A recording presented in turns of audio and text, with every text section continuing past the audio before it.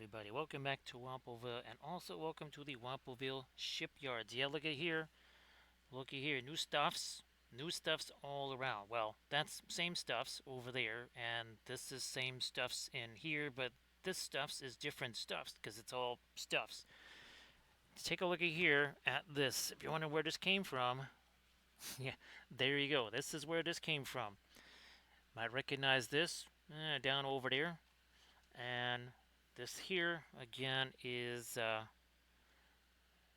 this guy. Look at that. So yeah, this is the Triton class armored troop carrier from our fabulous starship guide over here, Landress. Check it out. That ain't horrible. I gotta say that was not too shabby. We're gonna do the usual deal, painting a space. I want to say landscape. I think we're gonna go with this here color scheme though, Landra. I think we're going this way, going back to the purples and such. But actually I want to go a little snazzolier. We're gonna try and go a little snazzolier on the background there. So I'm gonna get that up where I can actually see it. I'm also gonna drop that thing apparently. Let's bring that back here, because people might want to see that. All right, we're gonna get this somewhere else that's not here. All right, that's gonna have to be good enough over there. I got the usual stuffs out here. Got the alkyds because, need this to sort of draw. Oh, I forgot to get myself a glove here. Forgot to get me a glove. Oh, well. Maybe this might work. This might just work. Thank you so much, Sledgehammer. Appreciate that. So welcome back, Sledge. I hope that you're doing well. And nice to see you there, Mutu.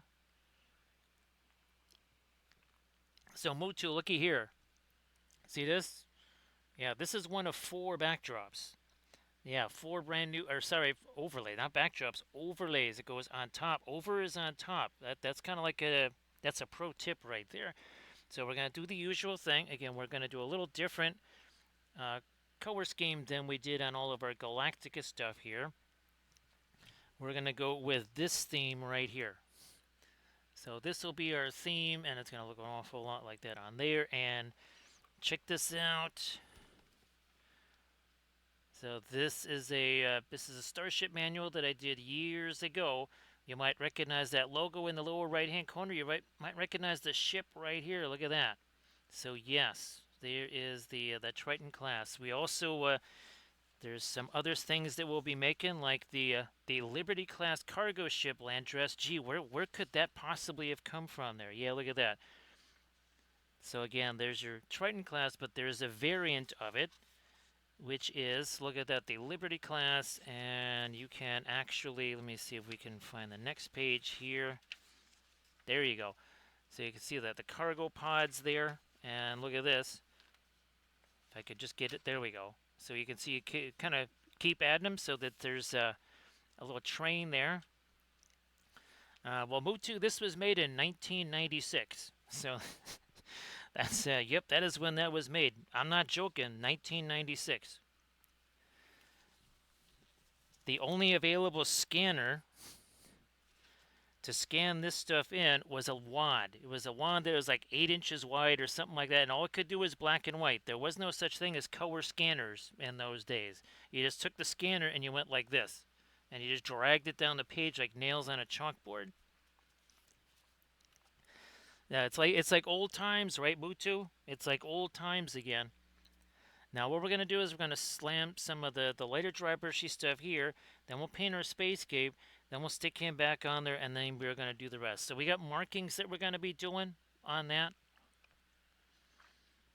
Got some markings we're going to do. All right, let's just do some, again, super quickie dry brushy stuff. This is nothing snazzy, nothing fancy. Nothing snaz, nothing fancy.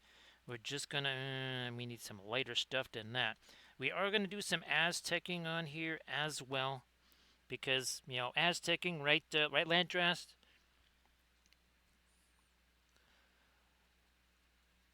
There we go. Again, we're just gonna drop this in here. Now I have made massive progress on the starship stuff. I mean, actually, Landress, basically, I have to almost, I don't want to say scrap all the original stuff, but the new stuff that I'm making is like exponentially better than that, just because, well, I've learned a whole bunch, And actually, you know what? We're getting towards just about the anniversary. Well, what, 3 month anniversary when I started working on the Cybertheria stuff. I only started working on this 3 months ago, like the Starship stuff. That's crazy, Landrast. We're talking all of this outside of what the Lord of the Rings gummy bears, outside of that, and that was December. Yeah, that started in December. That's crazy. It started December, basically about December 6th. Yeah, we're just gonna drop a little bit of this on here. Then we'll set him aside. We'll set him aside, and then we're going to do our spacescape thing. Because, you know, reasons. Mutu, there's another where there's the Captain Picard's Guard to Celestial Mythology. Now, that that had color plates in it there, Mutu. Now, Mutu, I really like the 3-hole punch that I've got now. Because it can do about, it can do at least 40 pages. I don't really try to push it quite that far. But what was that crazy stupid machine, Mutu? Did I have a name? Because we used to have one of those for binding stuff, for 3-ring binding stuff. Now, of course, Armored Wolf. Do you remember back in the bunker? The first thing we did is like all of the Lord of the Rings players, because the books were paperback. First thing we would do is we would take them to the Office Depot or whatever. I think it was an Office Depot right next door, and we'd have them rip those things open, and then we would have them 3-ring bound. I still have those books, those 3-ring bound books. I still got those babies. Those are still around here somewheres. I'm gonna use this now. Oh, by the way, there's your Triton class right there, getting ready in the hangar deck too. Let's see, maybe it's gonna take a little trip out in space there. How do you like that? I almost forgot about that stuff, Armored Wolf. Yeah, that's and again, that's kind of how we're gonna paint it right there. Is essentially in that sort of a color scheme right there. So it's part of Task Force 47. Again, this is gonna be super fun. I will try to do that for for every ship that I'm painting on stream. You know, time allowed, of course.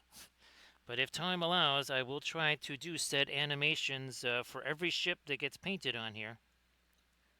I do actually have one at Galactica. And also, too, Sledge, it makes it way easier to just envision this. Okay, with a more realistic, if you want to call it that. I know it's not realistic lighting scheme, but something that just looks, it has a little bit more to it than, well, we're painting it up like, well, any old regular figure that's just standing in front of us. Just again, doing the lighter dry brushy stuff. Now, this is exactly what we used to do. Now, Mutu, I think you got a chance to see some of at least maybe the last few Galactica ships. I mean, we did tons of those. I believe the number was 15 at minimum, possibly as many as 16. All right, now we can set you aside. They'll probably still get, might still go a little lighter. Again, that's the same deal that we did on those ships right there. So yeah, Sledge, it's just, to me, instead of guessing, or you find images of some other ship that's not your ship, it's like, why do that? What good is that going to do you? You might as well make something that's as close as possible to your own ship. Yeah, Mutu, I think, was it right before Adepticon, Mutu, or was it right after Adepticon? Oh, also engine glow, too. We're going to be doing that. It's like the old Armada Mondays there, Landrast. All right, that's going to be good enough there. Now, I'm not even going to bother changing this. I can get rid of these, though. I even have green stuff ready to rock and roll. Good, I have my glue here. All right, let's start doing some sky thingies here. That's a complex term for let's make a spacescape on the base. Right, Camda? Now, Camda, did you see the animations that I know I sent them to you, right, Camda? I'm pretty sure that I did. Hopefully I did, anyways. I meant to. Yeah, I think I sent them to you. We're just going to start to chalk in some stuffs here. Now, we're going to have panel lines cammed. No, these animations right here. So, again, there's your Triton class in the hangar. Look at that. I'm bringing up some munitions right there. And then, well, once they put the munitions on there and the dudes, there you go. There it is in space doing Triton stuff. Again, that is an armored troop transport. And there is a variant of this, which is, here, let me get rid of that brush. Let me get this brush. There's a variant of that, which is the Liberty class cargo ship. Right now, actually, Camden, I've got basically a special base that I made for Kathy. Oh, Armored Wolf. Oh, that's what I forgot. Sorry, Armored Wolf. I have pages of basing bits. We're talking dozens and dozens of basing bits that I'll have to send you there. Oh, geez, Armored Wolf, did you click it? Well, don't do it now because I'm doing this. But click on for the cat. Yes, the cat directory there. The Google Drive folder on the cats. So yeah, Mutu, I think we probably painted the last of the Galactica ships literally right before you started watching. I'm not joking, Mutu. I mean, like right before. Because the last few, there was like 3 or 4, let's see, at least 3 Armada Mondays that were the Diasporix fleet. Yeah, the Diasporix fleet. So yeah, that's, oh, look at this. We're going to throw some periwinkle out here, Camda. So yeah, Armored Wolf, I sent that, was it last night, I think? But I think it's a time-sensitive thing. So if you send me the request for access, I need to, it's either one way or maybe the thing that I send you is time-sensitive. Either one of the, I forget which direction it's time-sensitive. If it's me sending you that link, or if it's you sending me the thing. Thanks, Camda.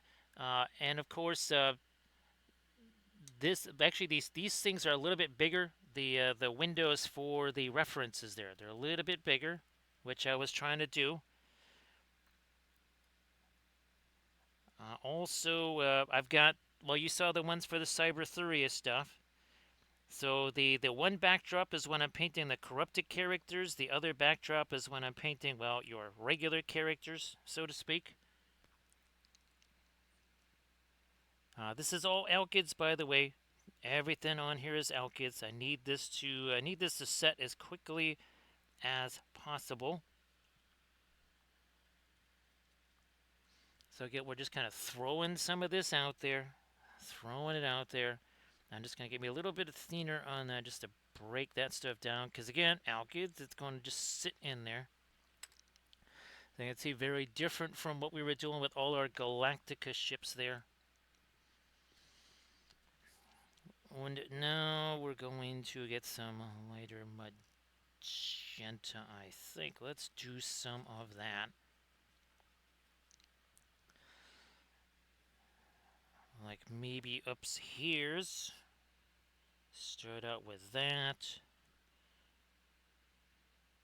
And let's start doing some nebulous stuff here. Some very nebulous things, right, Switchblade? Switchblade, boy, lots in the look at the new overlays. Switchblade. This is the first of actually 4 new overlays. The stream Wednesday is going to get its own special overlay.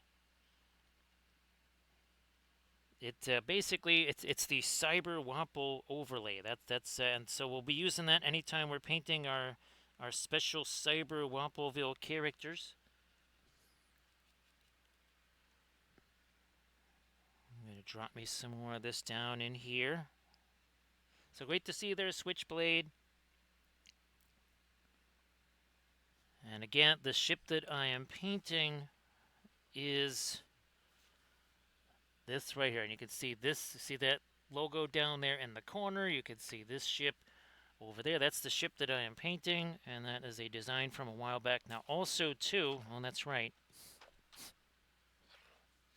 we've been experimenting with all the different resins. So there's the blue. That is that actually is much, that is pretty much as cyan as I figured it might be. And there's your green. So, oh, I also have these. So we're going to try and mix some new resin colors with those together. And also started printing out things like these, where I'm thinking of trying to mix up the red and the smoky black to sort of create a violet, because I think red and this is just going to make brown. So, oh, also too, I almost forgot, tokens. Yes, fabulous tokens here. There's a Gwenny, and here's a Morgan Le Fay token right there.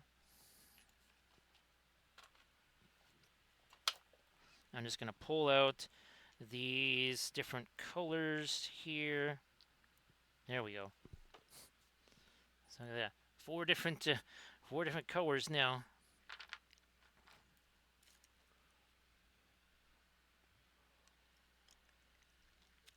Let's see.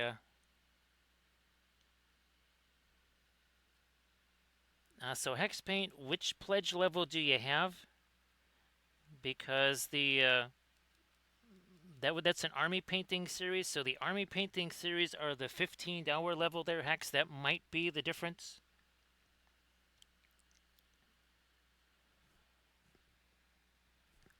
But Hex, if it's like a regular video or something like that, and that's it. Yeah. So Hex, the army painting stuff, that's its own special pledge level there. So that would explain it.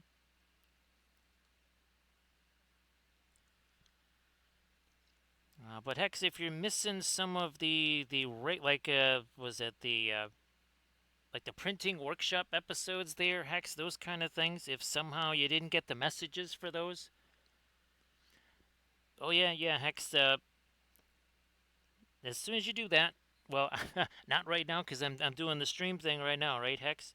But you get yourself another email, and it's a mile long, Hex.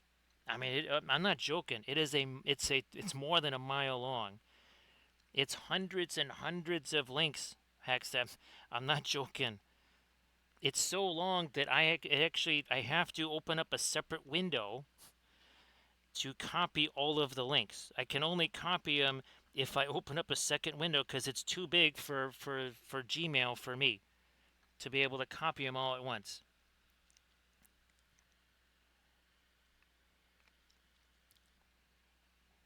So yeah, Hex, what you'll do is you'll get a fresh one of those, and also too, Hex, you're gonna get, and it'll be at the very top of the message. You also get a search thing, and right, Camda, you get that search thing there, and that's designed to help you be able to find what it is you're looking for. So yeah, you'll get like a search link there too. Hex, what you got is about a third. Well, no. What you got is maybe maybe like 45%. Sorry, it's more than that, but it's about 45%. That's what you have right now. Because think of it this way, Hex. All of those army painting series, those are 5 episodes long, and I'm just about to finish series 47. Hey there, Valfera. So Valfera, I think I sent you a decent amount of stuff, didn't I? I tried to send you as many pictures and vids and all that kind of stuff as I could. Of course, thanks for sending. What's weird, Valfera, is I remember those cars. I mean, the way they looked is exactly the vision I had in my head. I am not kidding you there, Valfera. That is exactly what I was remembering those looking like.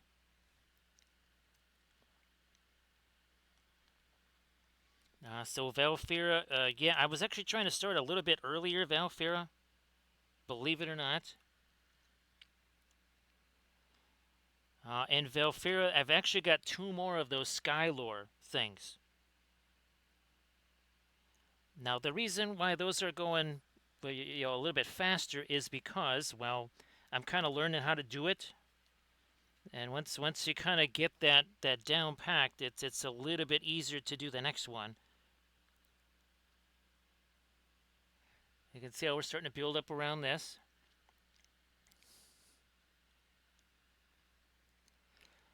I think the I think the autocorrect monster just attacked you there, Valfira. Yep, I think you just done got zapped by the autocorrect monster.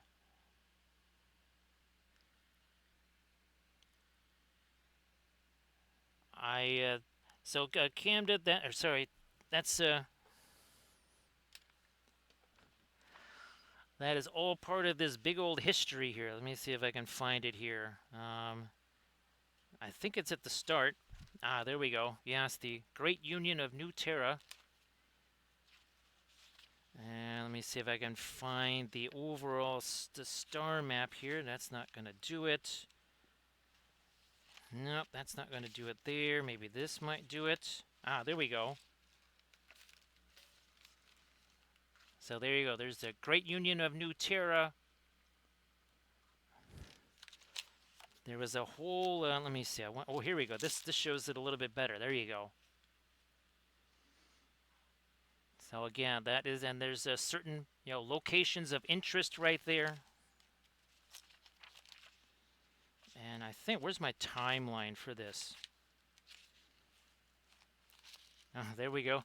There's the ship right there.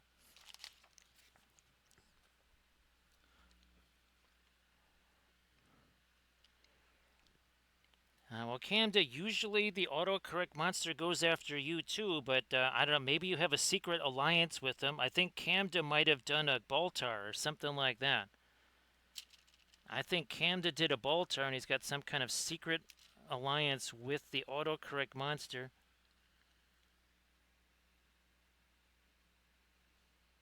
Yeah, I think that's it.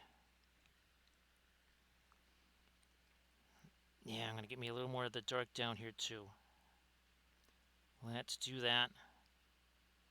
Because I never actually got a chance to paint our kind of magenta whatever scheme on one of the bigger bases. Never did get a chance to do that.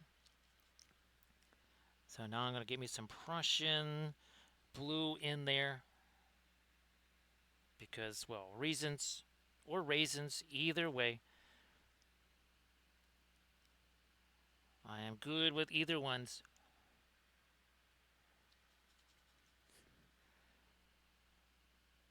Yes, I think Valfera has made some kind of deal with the autocorrect monster.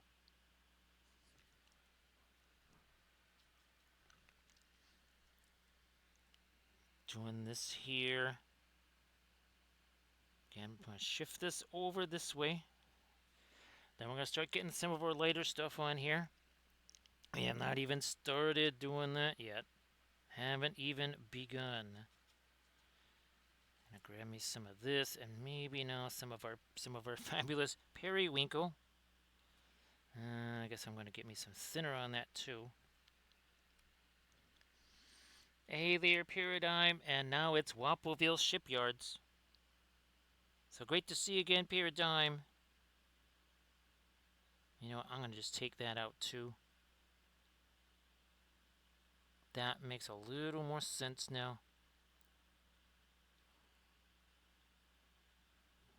Yeah, we don't want too much of that right at this central core here. Ah, that's better. That is better. So like it says there on the top there, Velfair, and like I showed you, it's an armored troop transport.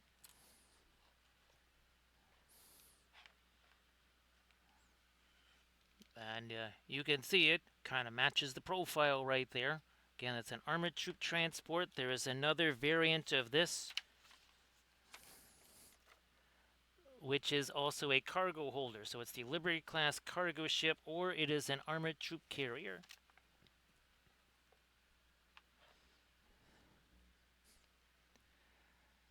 Let's get some more light stuff here on our magenta.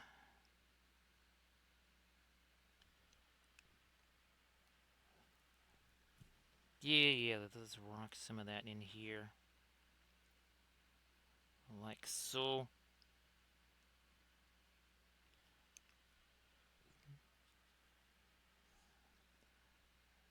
Touch more of it along here, sure.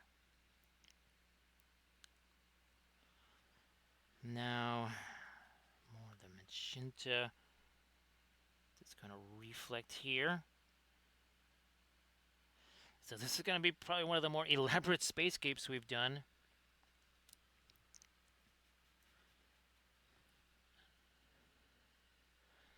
So Paradigm, this is my own stuff. So this has nothing to do with Battlefleet Gothic. Also to Paradigm, this is the last round base you're going to see from my stuff. It's all going to be hex-based. I'm going to be ditching this because printing this on the FDM printer is a nightmare. You can see I've tried to put like we've got lots of our modeling paste on top of it to try and smooth it out. So I'm done doing that, Valfair. I'm done with that.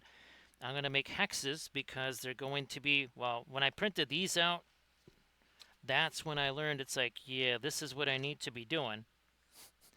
I need to be making hexes. So this is what you're going to see from now on for the ships. They'll be flatter, and they're going to have probably a little border on them, and then there'll be an actual peg in the middle. Because, well, I'm designing these myself from scratch.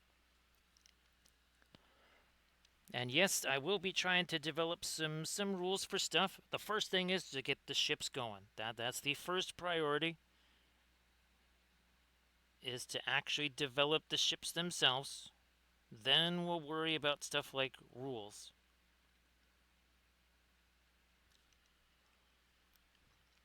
Yeah, Paradigm.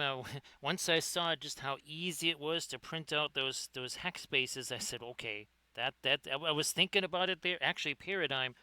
Oh, I don't have the ships here, but the latest tutorial video that I just put up today on the BFG ships, well, those bases are actually hexes. So the bases that guy made for his ships are actually hexes. Now again, so you can kind of see how this is starting to develop a little bit here, right? Starting to develop a bit. I mean, we're what, 20 minutes in, not even a half an hour in, and of course we did do this.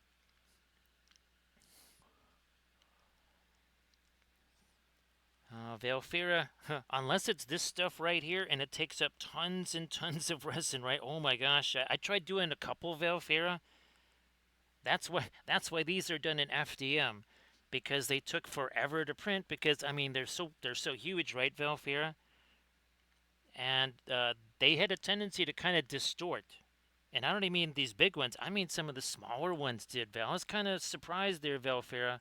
I was not too wasn't too amused by the fact that those were getting all kinds of weird things going on with them. So yeah, that's when I said, okay, when it comes time, I'm doing. I'm just gonna do my own thing, right? Right, Drex? How you doing? Or to Michael, if you want to share some links in the chat, please go ahead. So nice to see you there, Drexia.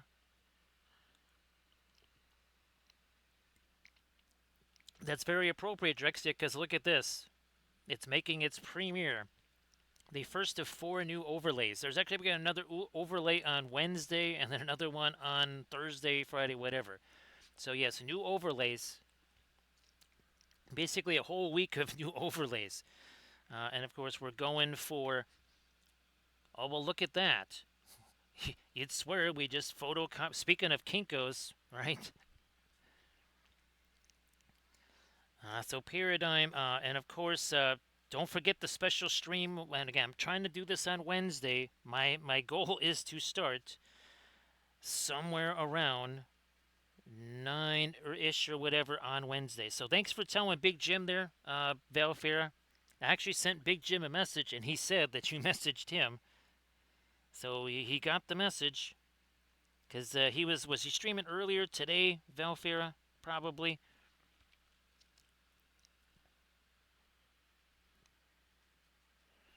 And again, we have now tested 4 types of resin. I'm actually kind of getting a liking for this. This might be the future of the Cybertheria stuff, ironically enough. Well, actually, these two, this seems to be a little bit gentler on the releasing of stuff. That this is going to be tested more. I've done plenty of the figures in this, so I know what it does with this. We haven't printed figures in either of these two, so we're going to see what happens with those. But again, thanks for doing that, Valve here. Appreciate that. Now we need this here. Fine. More Prussians here. More Prussians, more Prussians. Come on, get out here. There we go. More Prussians. Where we at here? Something like this here. I don't actually have the cathedral, or do I have them out in front of me here somewhere? I guess I don't. Now, Drex, did you actually get a chance to see Galahad there? I'll be posting this to the Instas tomorrow. Well, I was going to say later today, but wow, it's only... Oh, no, it is later today, so it is 12:08. And this is what I'll be mixing the stuff in. It was too hard to get the wider neck bottles. Again, I'm just mixing in here. I'm not looking to do, like pour the resin in here or something like that to clean out the vats.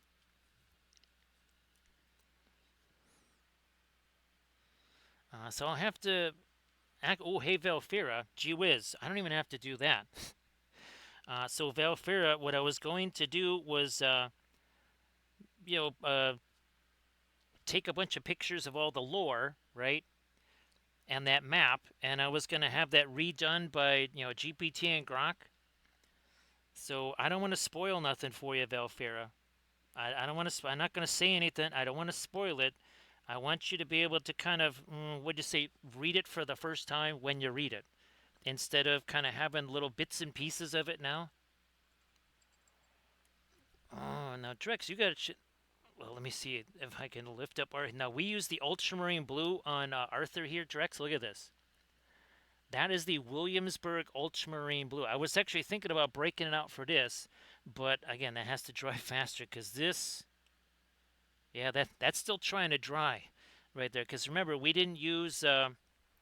we were using we were almost no alkyds on that. Almost no alkyds on that bad boy.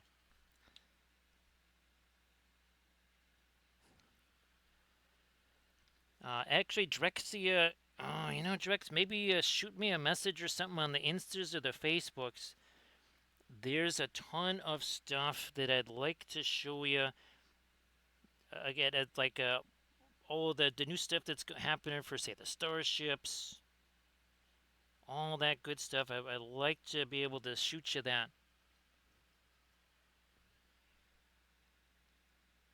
I think this is starting to become self-evident what's going on here. And again, we'll be doing our Spatterstar Galactica too. Don't forget about, even though it's not Battlestar Galactica, we can still have Spatterstars, right, Camden? We can still have Spatterstars. So here's that periwinkle stuff. That's going to go in here, like a so. Let me try to work in some light-war things here. Yeah, we can use this. Also, again, started to experiment with some tokens here. Oh, actually, this is something I was pondering right here. What I was going to do is take an opaque red and paint the back of this and see what happens. And then the same thing, for these... like a light opaque green or something like that, and then maybe some kind of light opaque blue for this and see what that does. All the sponsons, Camden, all the sponsons. Oh, there will be sponsons, Camden, no doubt about that. Sponsored by sponsons.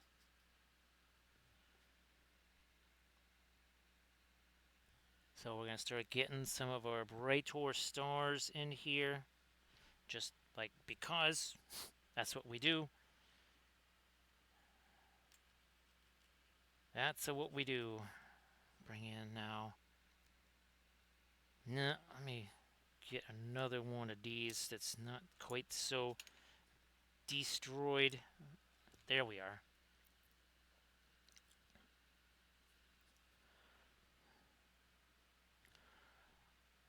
Mutu, I think we'll have to try all kinds of fun different stuff and see what happens.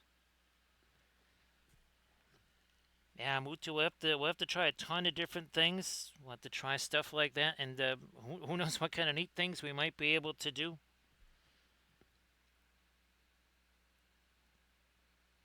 Again, we're just trying to work in here some of this lighter edge on our cloudy things. Again, that's another very precise astronomical term, right? Right, Cam, the cloudy things. It's like we're doing science here.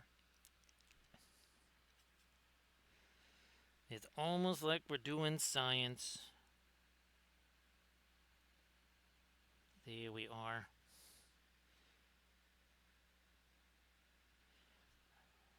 Now up here, different story. We need some magenta up there.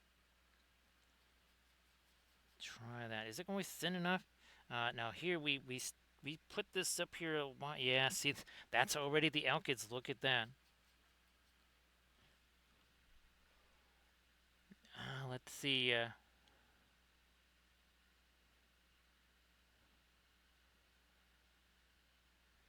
Drexia, they're very different. Just like I mean, even in Danthrin Blue, seems like it's just a darker version of Ultramarine. They kind of do different things. Oh gosh, what were they? Remember the Dark Sword ones there, Valfera? They were the weathering paints or the weathering inks or something. I think that's what they called them, weathering inks.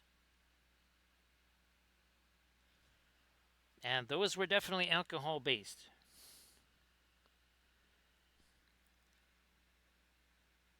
And of course, well, Prussian blue, the very first artificial pigment. And gee whiz, you can never guess where it was made, you know, where the whole kind of your petrochemical industry kind of started.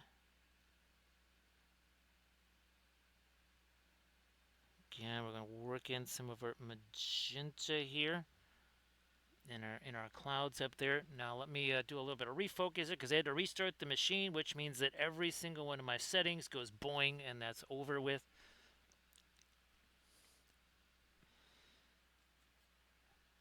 So there's going to be a little bit of refining some of the settings here. Because sadly, again, Streamlabs, whenever I'm, ironically enough, doing this one thing in Meshi, it crashes Streamlabs. It's like, what the heck is going on? So what I'll be doing with those is I'm going to be brushing the... oh, that's what I was thinking of doing. On these, I was going to actually try to stain the 405 flash curing resin, essentially making a wash of resin. It'd be like a resin wash. A resin glaze, there you go. Yes, it would be like a resin glaze. Because why not? That would be super fun. Again, this is the alkyd version of quinacridone magenta here. And you can see it's kind of getting a little less shiny, right, as it sets up further and further and further.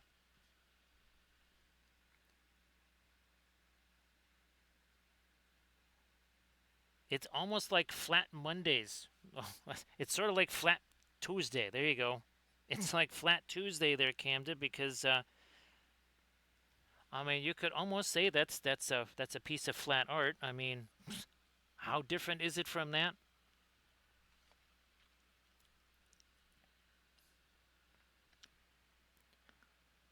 So I'm pretty sure you don't remember the video. It wasn't that long ago. It was it was the one we were trying to. We added some paint to the that flash curable resin. Yeah, I'm betting you. I'm guessing you probably don't remember that episode. And I wasn't sure. It seemed very, very dark when I first did it, and then of course, as I'm filming the video, I'm like, wow, that's getting a whole lot lighter. And that's why I didn't go with staining it with that stuff, because I thought, it's just going to make it too dark.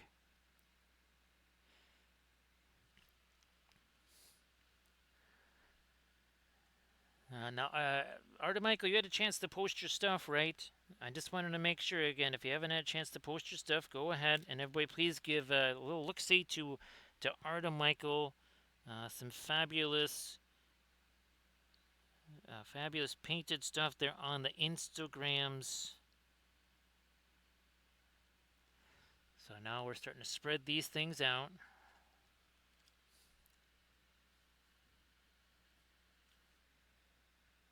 Let's do the same deal over here. The more this sets, the more we can do, again, stuff like that. Where's my... Come on, get in there.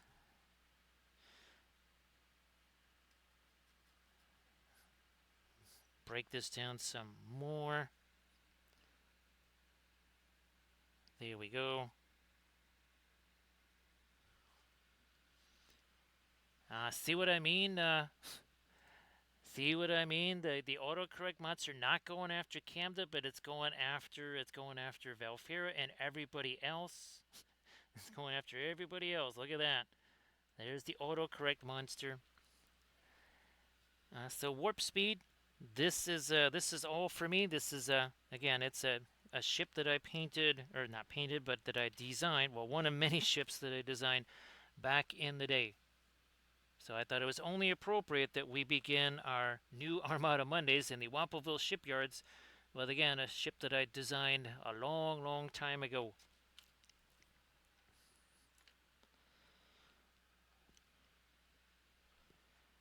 And this is just the first of many, many, many ships that's coming along the pike here. There's going to be a whole ton of ships.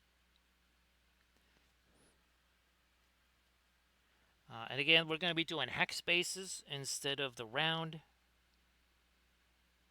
I'm designing the new hexes right now, the new bases.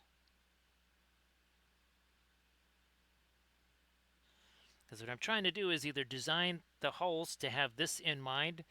You can't really do that because, well, some of the hulls are designed to, well, like that cargo version, right? The Liberty cargo version where it's extended like that.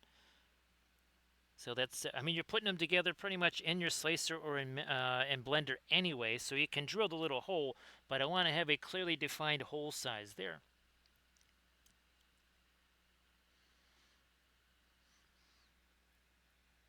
So warp speed, Blender is a very difficult, it's a difficult one to learn, but you can use things like GPT to assist that process. What I would say is that you would want to basically tell GPT, like, this is the very specific thing I want to do.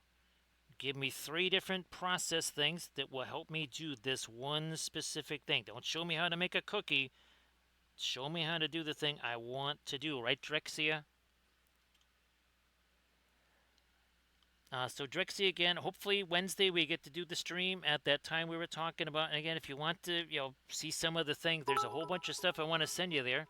I think I sent you some, right, Grand Oracle?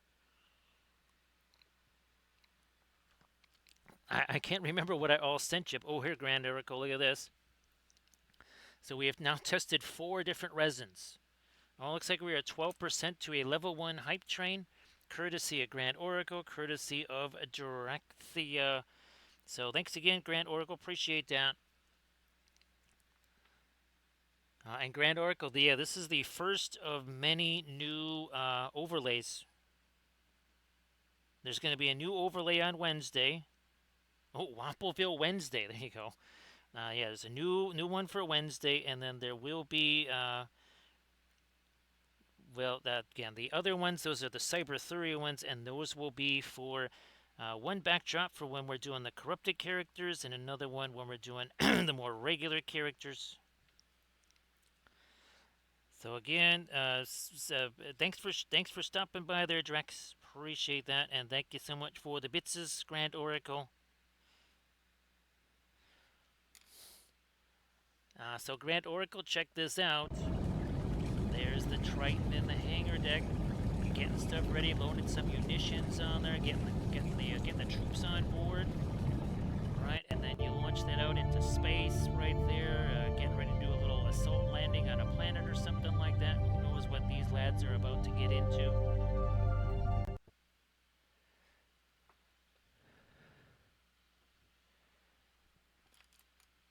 So Ugala, there's oh, sorry, I was thinking of the ship there. So Ugla, you're not rolling the dice that many times.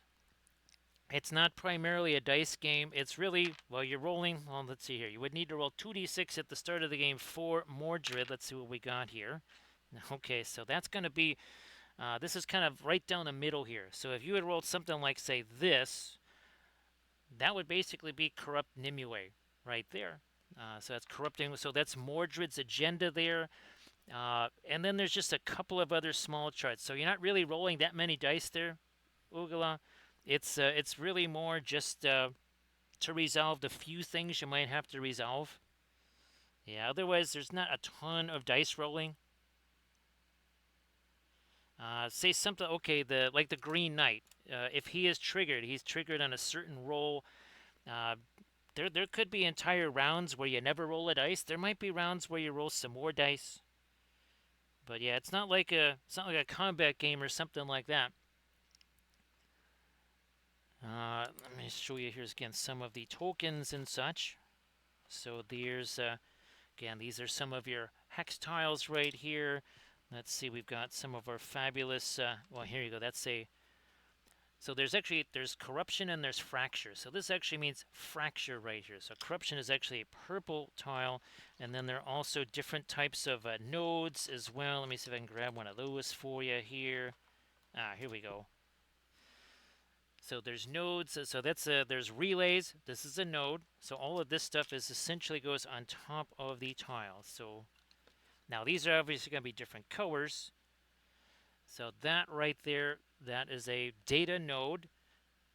That right there is a corrupted data node right there. So that's just again a little bit indication of stuff there. Let's see.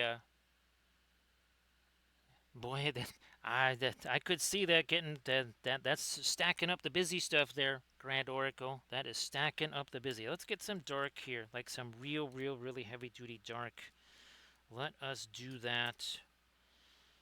I shall grab my violet and the pansy gray. Maybe a little bit of the black too. Let's see what happens with this. That's going to go in here. No, that's all too. Yeah, let's get more of the violet in there. More of the violet. And again, just looking to make this some more darks in here. We've been adding lots of light, lots of mid-tones.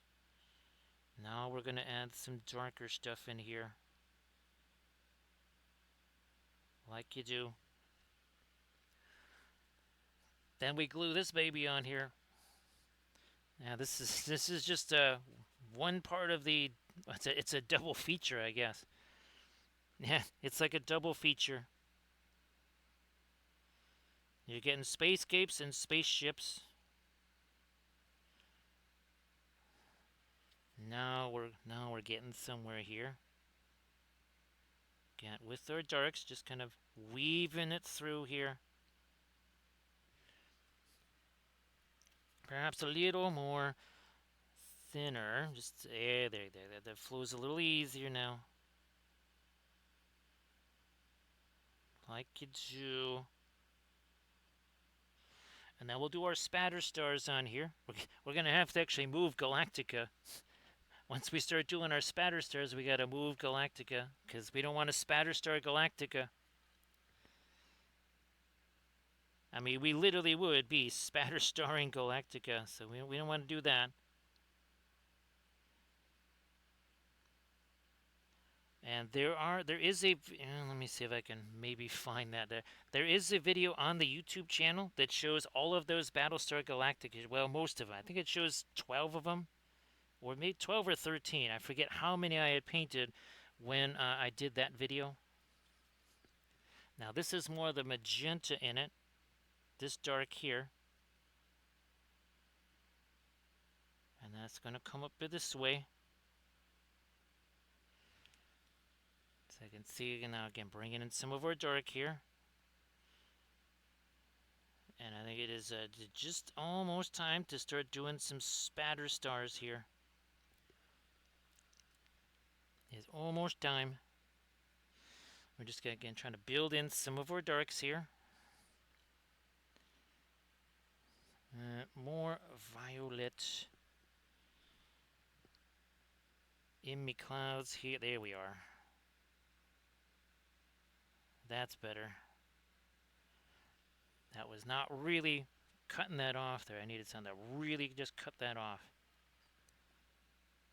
Something much darker, like that.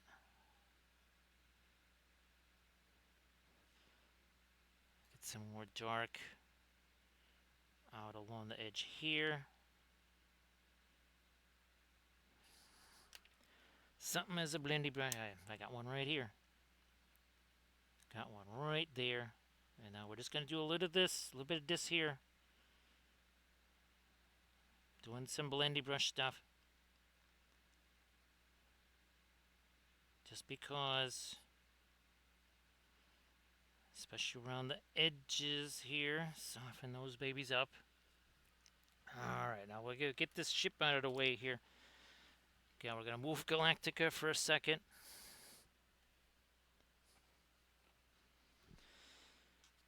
We shall find ourselves a spritzy brush here. Actually, our normal one seems to... Oh, I think probably I've got that off to the side here somewheres. Where might that be? Let me try this shelf. Ah, here we go. Here's some of the beat up brushes over here.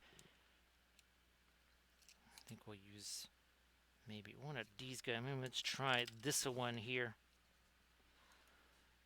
So we're going to use this. It's a new spatter brush here. It's going to be a new spatter brush here. Let's get this stuff thinned down, of course.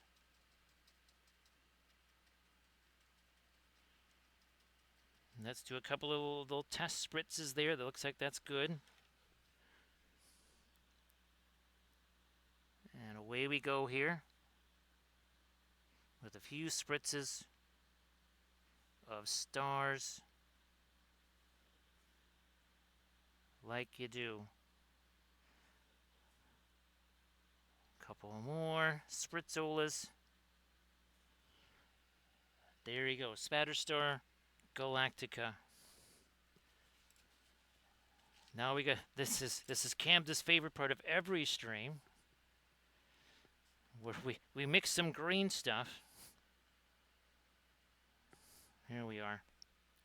So we're gonna mix ourselves some green stuff here, and then we're gonna glue our ship on there. Then we're gonna do some panel line.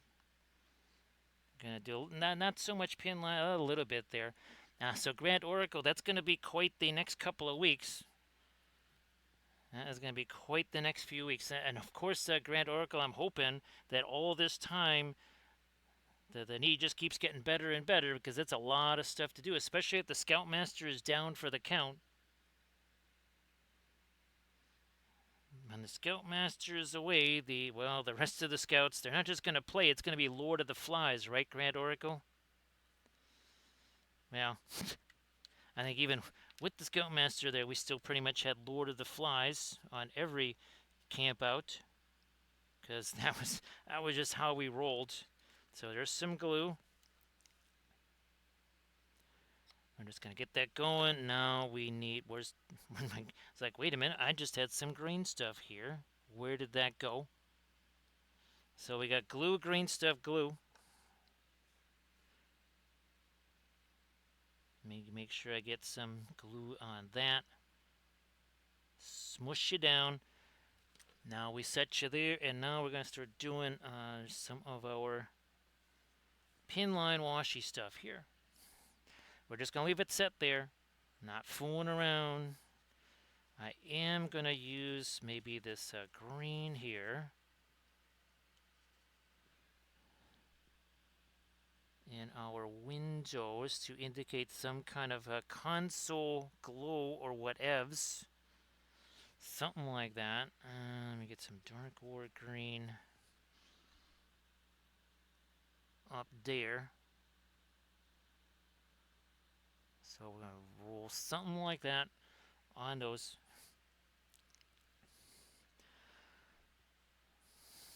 Bigger brush. Whoa, let me get the. There's a whole bunch of paint in there. That was an accidente waiting to happen. Let's get rid of that stuff. Holy smokes, that would be a no bueno. There would be no buenos and no O's there.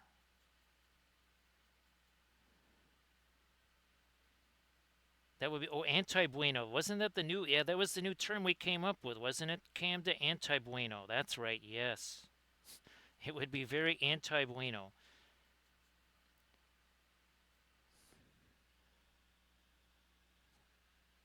Let me just start to rock some of this in here. Not absolutely everywhere.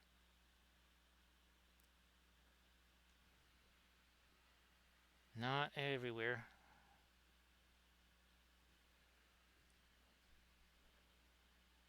Yeah, what we're trying to do is give that green stuff and the glue a chance to basically crystallize together. That is the plan there. First develop that. Oh gosh, infinity miniatures, because they were metal and they had little teensy tiny pieces, and there was no pinning those or anything like that. So what we did was we would take again glue. We would put on one part of the joint. We would put glue on the other part of the joint. And in between would be a teensy dot of green stuff. And we discovered that while that was not exactly invincible, it certainly was stronger than just like, well, trying to just use glue. Because the green stuff filled in the gaps. The super glue had just enough moisture in it to kind of like, again, the green stuff had just enough moisture in it to crystallize the super glue. So it was almost, what do they call those things? An accelerant or something? Speaking of Boy Scouts and bonfires, right, Grand Oracle? For Boy Scouts, your potential accelerant is everything within a 10-mile radius of your bonfire. That would be your, that's your accelerant right there. And again, since this is an astronomy channel, if your bonfire cannot be seen from a nearby star system, you are not doing it right.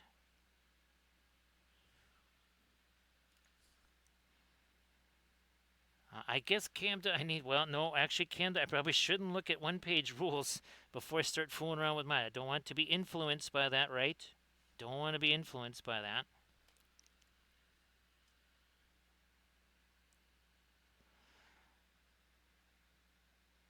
Now here, see what we're doing there? See how we're just basically, we're taking the existing color that's there and we're kind of mixing that together.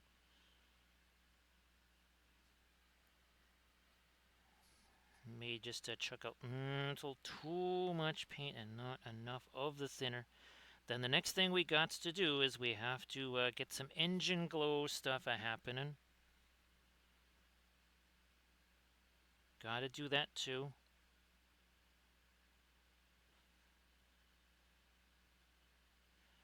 So let's think about some engine. I almost said engine glue.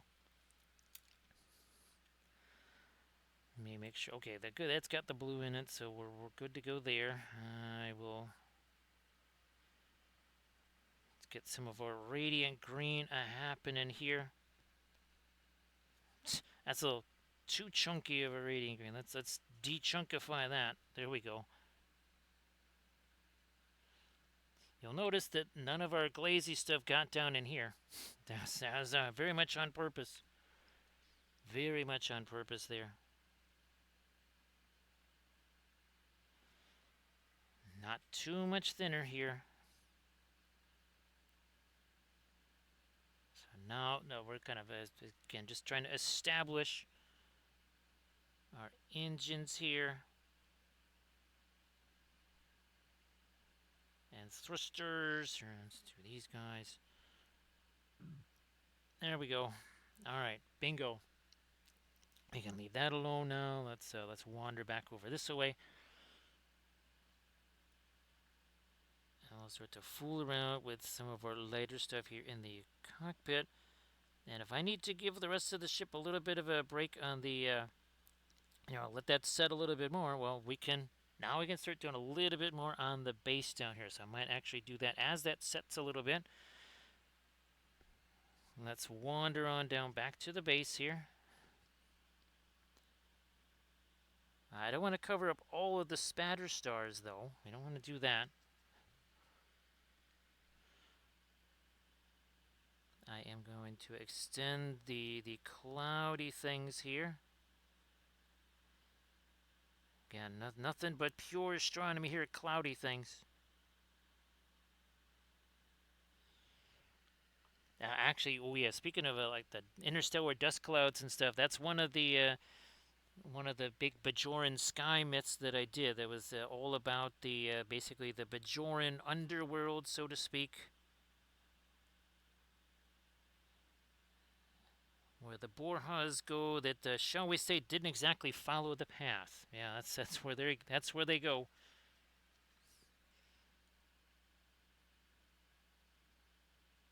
All right, we'll get some more of this in here.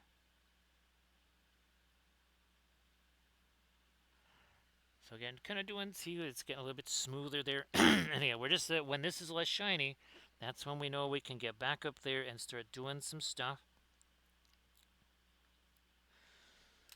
I think, here, let me get the, I'm just going to get all the liquid out of there, and I'm going to use that to just do a little bit of tap, tap, tap over here. We'll smooth that out nice and easy over there, like you do.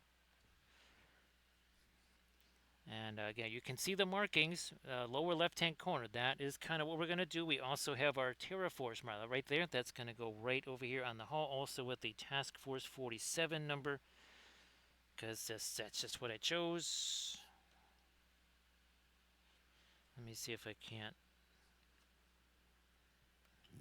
That sponge is not leaving the sponge group there. There's one. I'm just going to try and sponge up some of the extra stuff here, because we're not going to need all of that here. It's almost pre-glaze-esque. It's like a very super gentle pre-glaze there, Grand Oracle. Only it's a post-glaze because we actually did the lighter dry brush stuff first. Oh, by the way, the primer was very simple. We took the Oceanic Blue Stynylrez primer, mixed it with some black, and it's basically a bluish gray for both the base and for our ship.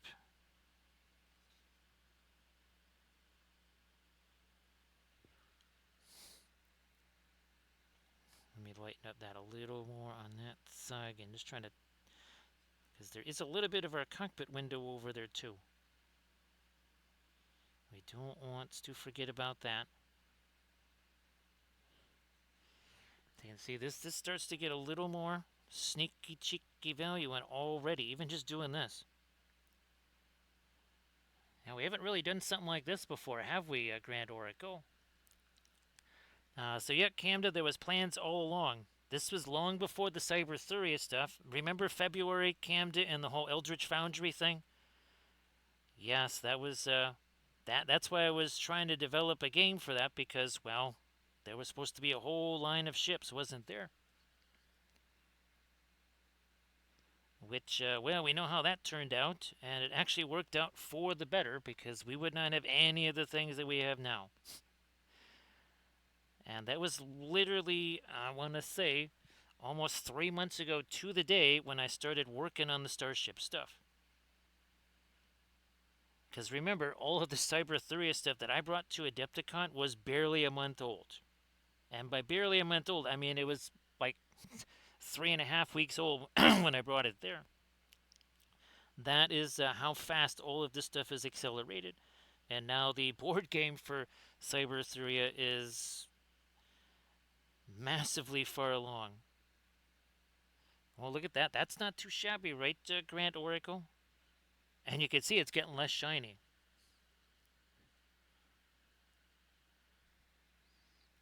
That was for Middle Earth. War at Sea, Camda. That was going to be part of our overall thing.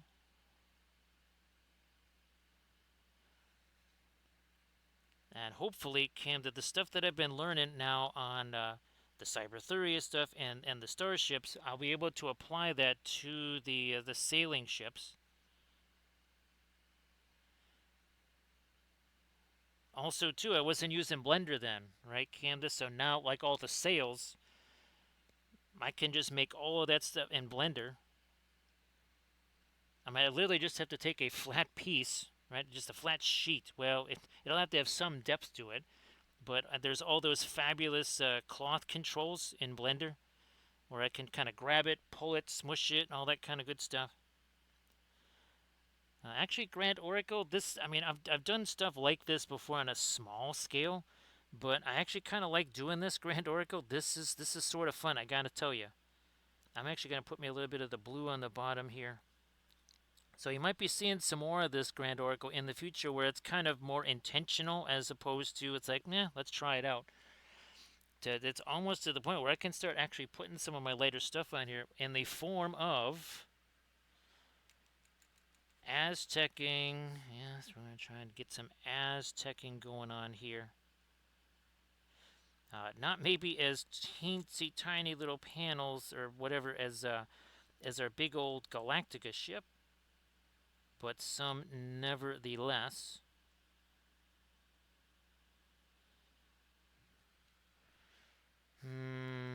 Where are we at with it? Is that violet? There's pretty much almost no thinner in that for, well, obvious reasons. We got plenty of thinner sitting on here already. Why would I add more? We don't need more thinner.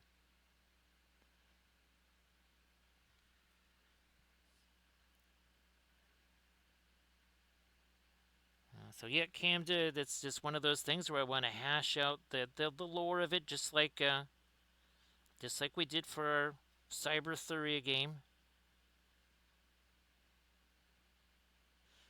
And essentially what the different your different star species, whatever you want to call them, what they would be like. Yeah, that's definitely starting to emerge a little bit there. I'm gonna get some of my. This is just that kind of a warm-ish gray.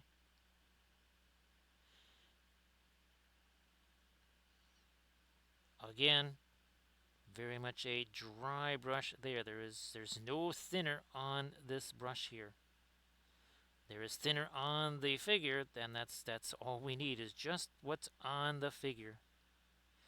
We do not need to add more.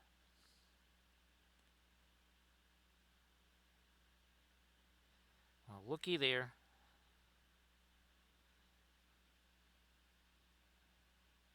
Like so. You can see that how many times I've cleaned the brush. That's lots and lots, right? We've definitely gone back and cleaned this brush several times, or basically almost none. Yes. Practically have not cleaned it at all. We're just kind of rolling with whatever's on the brush. Spreading it around.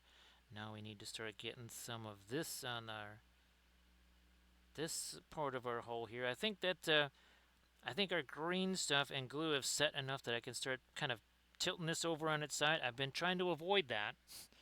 Right, until now, you can see this is getting way less shiny over here. Way less shiny.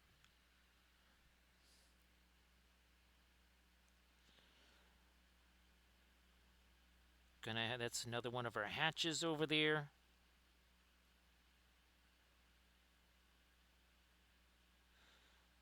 And again, from time to time, I'll show the original concept stuff, because there's another variant of this. Again, that is the Liberty class cargo transport, the cargo supply ship.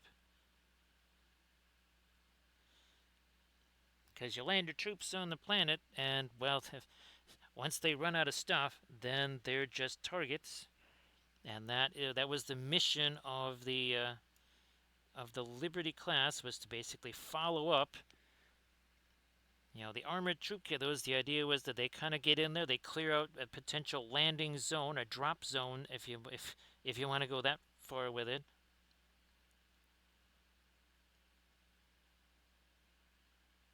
And I forget how many the Cetus class ship could carry of these, but it was a bunch.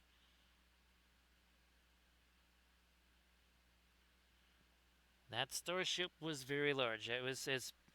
That ship was probably like a flying version of the Babylon 5 station. That's how big it was, because it was essentially a mobile space dock.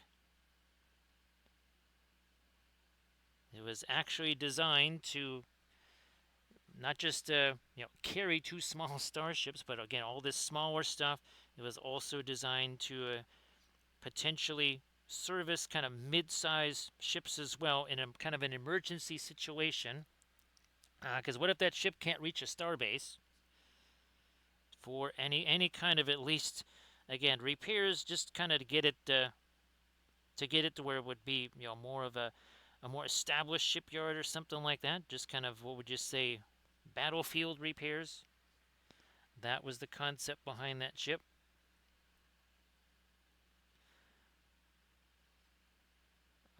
It did influence some of the hull pieces that I made. Oh, that's right. These were. Wait a minute. Time out. I needs to get some red out here. Or, you know what? The heck with it. I'm gonna go bonkers. Where'd that go? Yeah, I'm putting this out there. We're going strong to the hoop here. Wait, that was way too much. I literally just need a couple of dots of it. But I'm gonna go for it anyways here. Let me do this. Where are we at? Here we go. That is gonna go in here. I forgot about my thrusters here. There we go. Is nice. And you can kind of see how this is starting to take some shape here, starting to take some form. Get those up there. Now we want to, again, do our markings along the wings, and some folks might recognize those markings. Almost a little bit of June 4th right there. No, that's Battle of Midway. Sorry.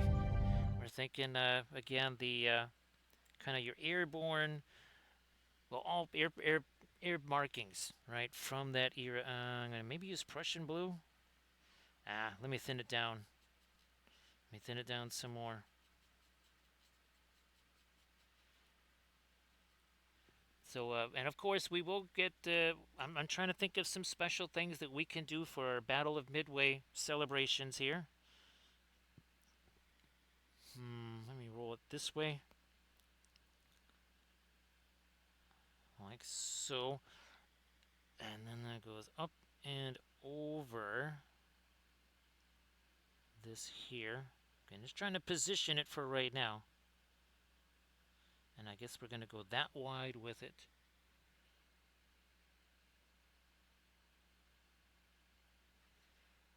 Okay, so that is going to be where our markings go here. Back to my Prussian blue. Hey, Dwarving, welcome back. Appreciate you being here as always. And of course, here's hoping that Monday was an easy, relatively easy getting back into the week kind of a thing. Not too much mischief on a Monday there.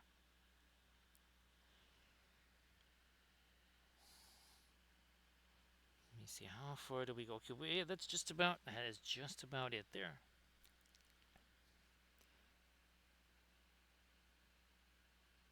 go. Oh yeah. By the way, the whole story. Again, well, no, I don't want to say what it because I want folks to be reading it for the very first time. So I'll try to get again like a PDF or something that I can send folks of the Lord. Because right now it would just be a picture of that book, and the formatting of it is not terribly fantabulous. Because again, we're talking 1996. And that was us doing it ourselves as shall we say, economically as possible in 1996 too. Yeah, that's not exactly showing out big bucks 1996. Ooh, look at this. Look at this. Here, we're going to get some of this. I guess we need more thinner on that. Let me try this here. Maybe when I do the when I go to get some more medicine, I'll try to see if I can grab a couple of the BFG ships from the new, again, for episode 4 of series 47. Okay, there we go. Now that's starting to make a little more sense. Yeah. Take away a little bit of the lighter stuff. I'm going to push that up further, this a little more. I guess I'm going to need to get me some more of my weight out here, but let me start out with some more of the not radiant green first. Again, trying to kind of simulate a little bit of a interior lighting on the cockpit here, like you do. There you go. Now let me see if I can get something lighter here for the wings.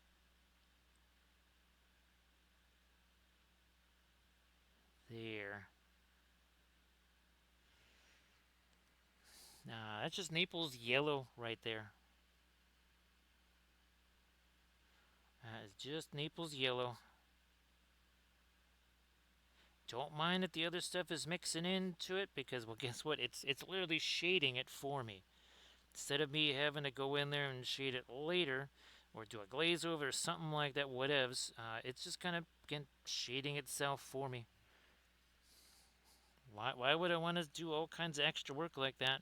Nah, I don't want to do that. Ask not what you can do for your oils, but what the oils can do for you, right, Grand Orco? We used to say that all the time back in 2020 when all this was getting underway.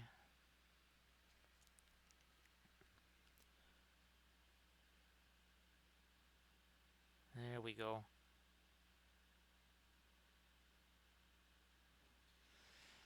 So I will. The goal is to be filming a. Let's see, probably Wednesday. I will be filming another Blender tutorial, and I really wanted to go strong into the Starship construction on that Blender tutorial. And then, well, guess what? We'll not only paint some of those up on stream, but there will be painting videos on those ships. Guess what? Part of our painting small scale. Again, I'm just kind of using that warmer gray for right now. I think we can finally get some lighter stuff along the sides of our ship here. Been waiting a while to hit these. So too much. I shall take some of that away. Look at that. There we go. Nice to see you there, Doji. So Doji, I'll try to send you some more stuff. I think I tried to send you a few pictures there of things. I got more stuff I can send you there, Doji. Everybody, why don't you check out this some fabulous oil painted stuff that Doji's going to share. So Doji, why don't you share some of that fabulous oil painted stuff? See, this is still a little bit, even though this paint is super there. See, it still is a little bit too early there to try and mess with that. Now here, different story, right? Because we did that little experimente with removing some of this. Everybody check out that Instagram link that Doshi just shared. Again, some super fabulous oil painted stuffs. Oh, I can zoom back in. Sorry about that. There. Like, why does that seem so far away? It's because I was zoomed out to paint their little spacescapey thing on there. Now we're zoomed in.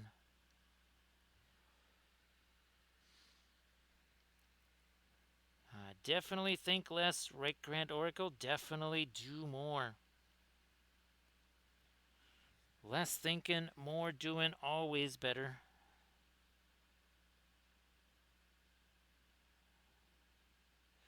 Now, yeah, you can see this is really starting to set up pretty well. I'm able to really go in, right, and establish some of my markings there. Again, we got a whole. Not gonna be doing a ton in here because there's a logo that's going in there. That would be this symbol over there is going to go over there.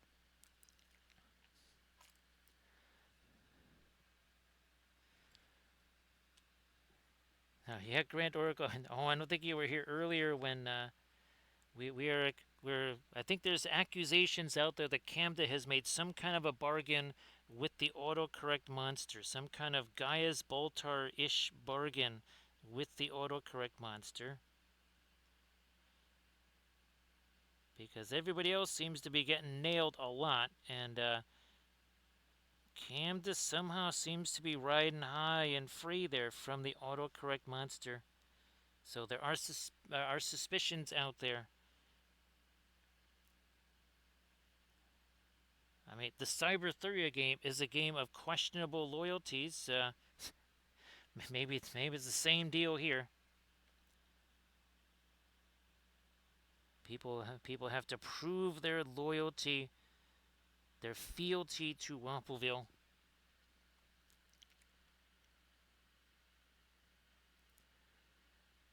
So Grand Oracle, that is not. That is literally just there as a shelf. Yeah, that used to prepare food. Oh gosh, years ago, Grand Oracle. When Kathy was sick, I used to use that. So yeah, Grand Oracle. That is merely. Well, you probably can't see it in the pictures, but I want to say about maybe a foot and a half above that Grand Oracle is the heat vent. So what goes on top of that microwave is actually the resin jars that I'm trying to heat with the heat vent, and also the resin stuff that was printed that I'm trying to dry. Because again, we're just washing this stuff.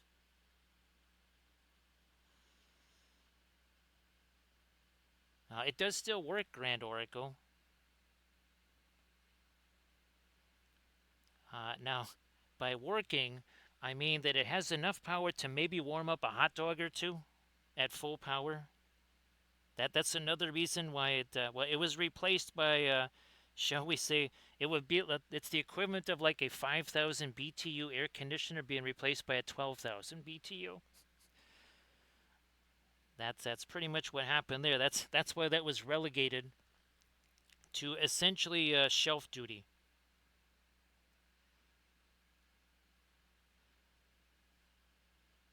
There we go. Nice to see you there, Inganes. Everybody, please give Inganes a follow. So Inganes, the what I'm hoping for is somewhere ideally 9 Central. It could be 9:30 Central. Again, Wednesday. When Wednesday happens, I'll know more of what Wednesday entails. But that's the goal anyway. Inganes is for again a 9 or 9:15 Central time, because we want the folks out east to at least have a chance to join in.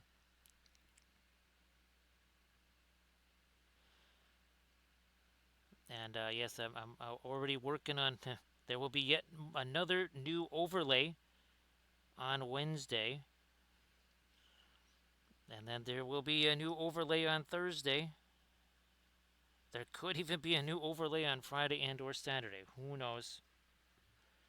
You could potentially get 4 new overlays in just 1 week. I cannot confirm nor deny that I was basically waiting on these until I had the stuff to go with it, like this. Until I had this ready to go, there was no point in doing that. There's and when I say there is finite time for those kind of side projects, there's well, none. So that's why I did not invest any time in making those until I knew that this could at least be ready to roll.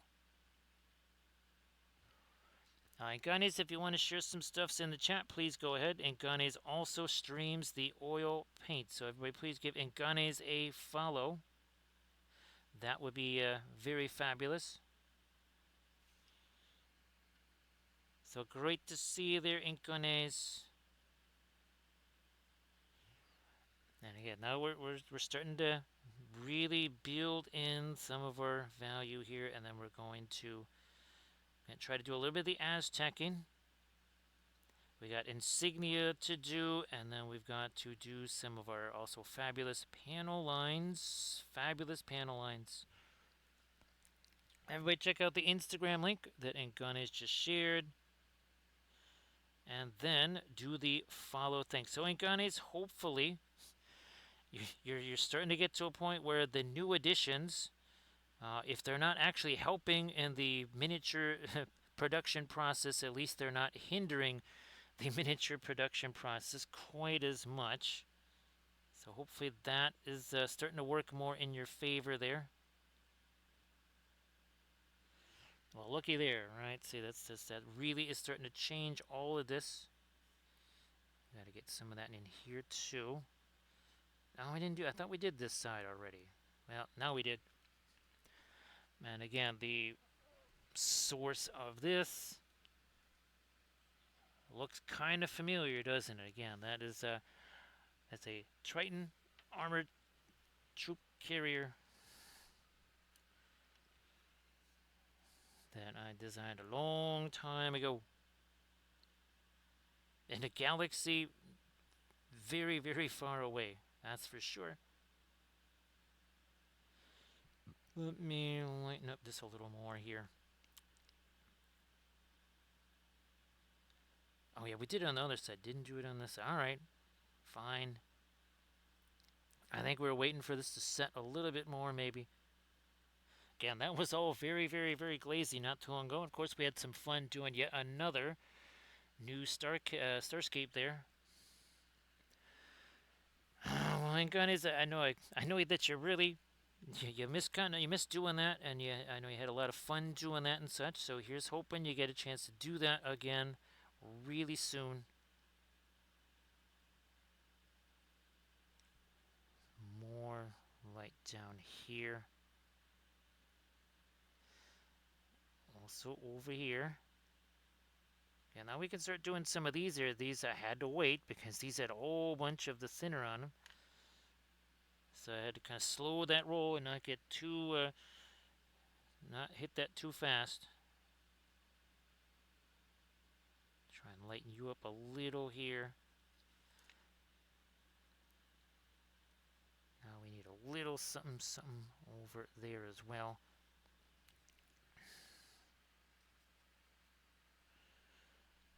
And none of this is white. I know it looks light. That's only because we were able to really, really, really establish some hefty darks there. I'm actually going to lighten up that dark a little bit to more of a mid-tone there. Same deal on a bunch of these vertical surfaces here.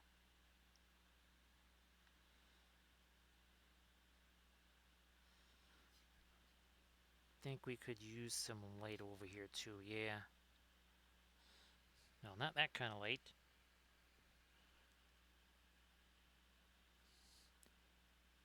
Do the same thing on this side. Super quick. There we go. Now, let's see what we can do over here on these. Here, let me get the... I'm just going to bring out my not fast melt white again. I'm going to do this. Well, look at this. We're actually 90 minutes in. Look at that.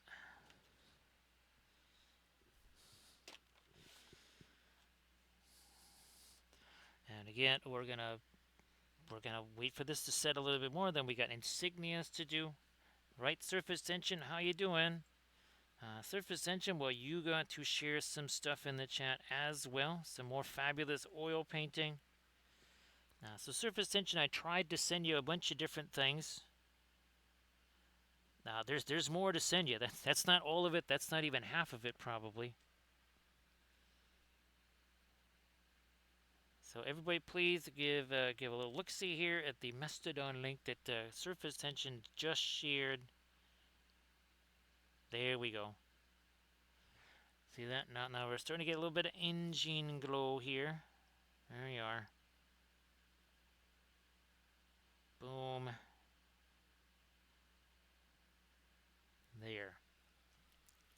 So everybody check out that link again that Surface Tension just shared.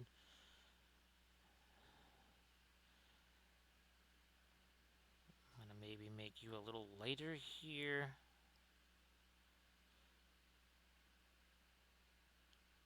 So if you're looking to kind of get an idea of, color-wise, very similar to, that's right, it's kind of overdoing. We'll show you what it looks like in space. There you go. That's what it looks like in space. So that again is sort of what really, you can see all the panel lines on there, right? You can see some of the Aztecing on there. That is what we're going to try to do with this ship here. You can see the engine glow and such.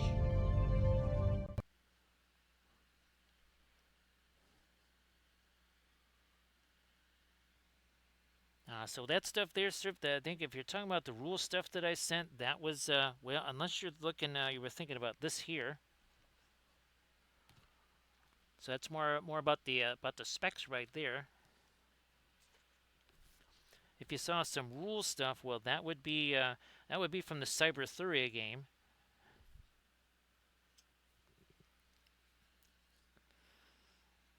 So again, once I had the ship down, I could actually go in and do fun stuff like that.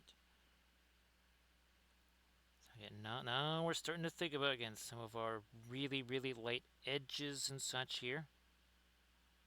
Look at that. Now we got ourselves a very clearly defined edge there.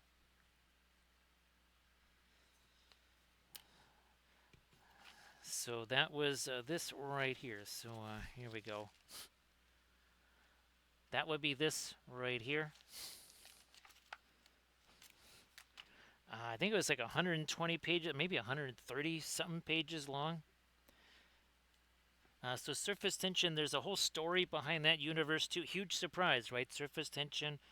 So like I was telling a couple other folks, I'll send you. I'm gonna try and because again, it's just in the book. That's the only place where it exists, and that's the only one of those books that I know of. I know other people bought them and they have them, but that was 30 years ago. So essentially, surface tension, what I'm trying to do is kind of redo that book, but with all of our new ships, if that makes any sense. Because all of the lore and stuff like that, that's completely fine. It's just, well, that ship is not going to work for what I'm doing now. Because, well, we've got all of our designs that we're doing here. So yeah, that we'll be sort of doing a new version of that, I guess, if you want to say. So it will sort of be like a new rule book. Now again, we're going to start getting some of our panel line stuff in here too.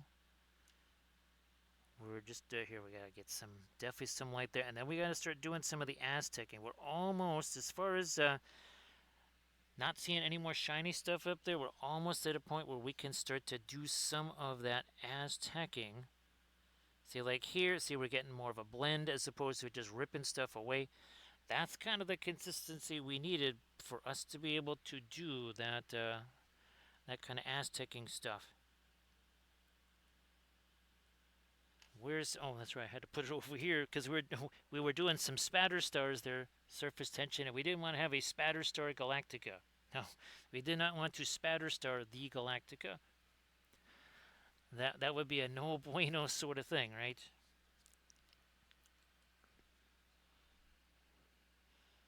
Come on, in you go with that lighter. There we are. And I'm just using one of those one happy choice junky old crafty brushes. Again, here is where that logo is going to go. As we welcome in AD Creations. How you doing there, AD? So AD, I promise I won't get you stuck with making 960 color charts on this stream. I don't think Michael was here there, AD. So yeah, sir, I won't get you stuck doing endless color charts. That's not as fun as endless breadsticks, is it, AD? I don't think so. Everybody, please give AD Creations a follow. We are doing another one of our old Starship designs, which has now been brought to life. Look at this.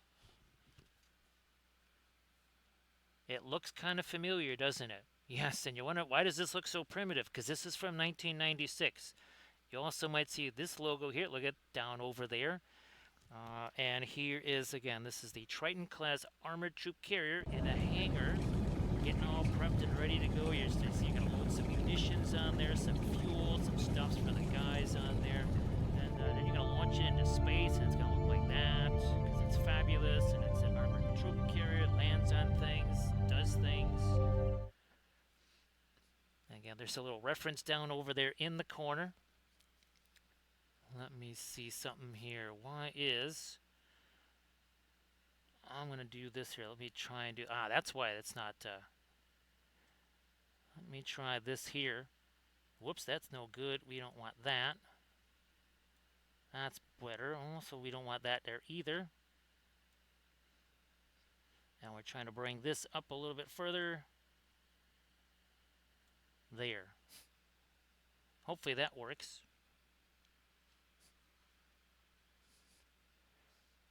Is it on top of it? I think it is now. So everybody, please give AD Creations a follow. And of course, AD, if you want to share anything in the chat, please go ahead. Let me see what happens if I do that. There we go. So again, these are all new overlays. Somehow the overlay was on top of the chat, so sorry about that.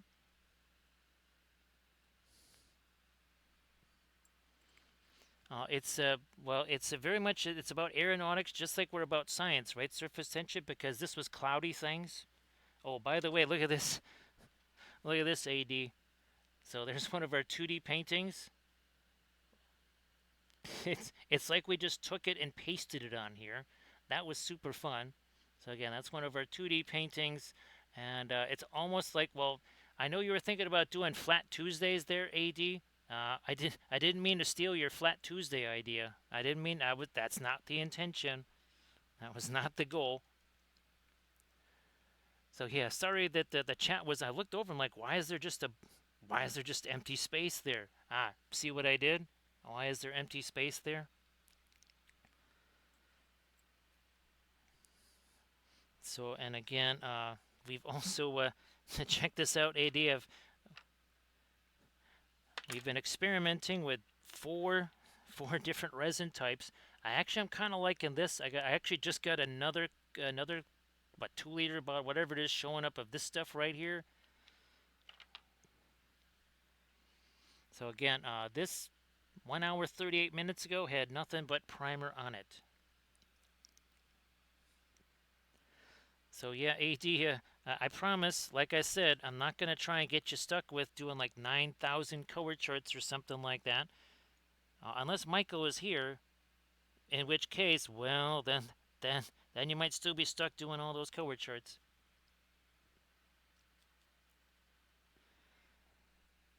That's what we do here, right, Valfira? Let's do some of this here. Let's get a little bit lighter, and then we're going to start doing things like antiquing. We got insignia to do over there. We got stuff. We're going to be doing stuff.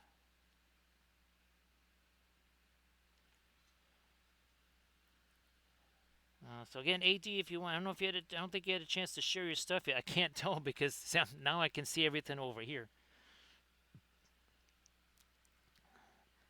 Yep, Paradigm. This is Wappelville, where we think that multitasking is very lazy.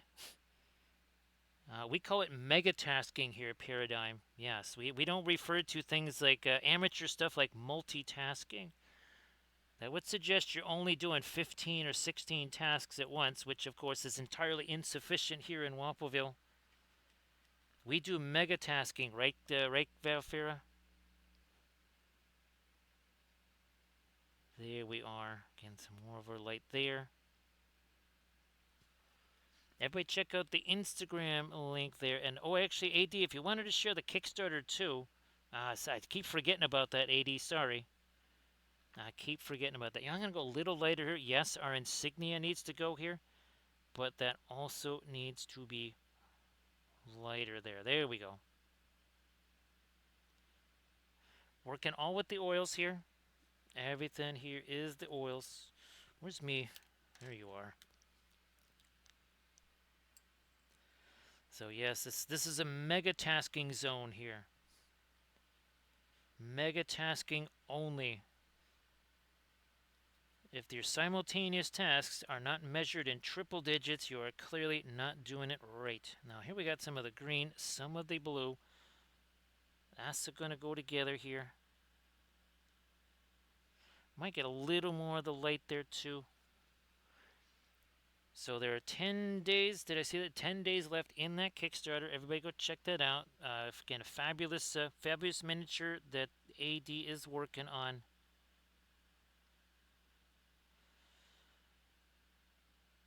So AD, there's a bunch of stuff I'm going to send you. I almost absent-mindedly sent it to you. And then I realized, just as I was about to hit send, I went, oh, AD is streaming right now. You would not have been amused, AD, because your alarm or your chime thing would have gone off like 30 times.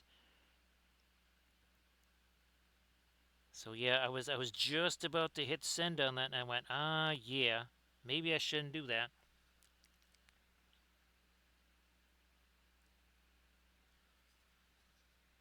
I mean, my finger was literally on the send thing there, and I was like, that could be risking a little bit of death right there. So maybe I don't do that.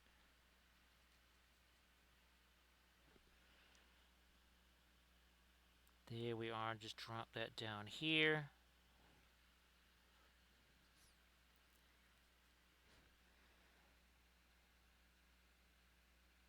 Yeah, AD. There's I used to. I think it was. Oh, I think Roy. I used to send him stuff. Not so much to make alarm go off on his phone, but trying to make, because I had a sound for him on my phone that he hated. So I tried whatever I could do to make his phone like automatically like respond to mine or whatever. I'm sure you're totally shocked that that would be the case. I'm sure that absolutely you're very surprised to hear something like that. Let me see if I can. Let me break this down some more. I'm trying to work in to get a little bit more of our unit recognition here. Spin you around, get the other side. Now we are ever so close to putting some of our Aztecing on. I've just kind of been waiting and waiting and waiting for things to set enough. This right here is telling me we're getting pretty close to that, especially if the paint is of the right consistency, which means in this case thin enough, not glazy thin, nothing like that. There we go. We're gonna push this up a little more. There, okay.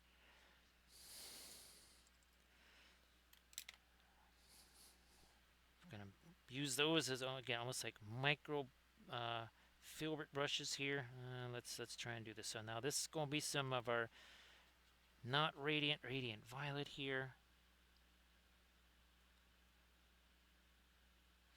And then we're just gonna put in what looks like some separate little panels here.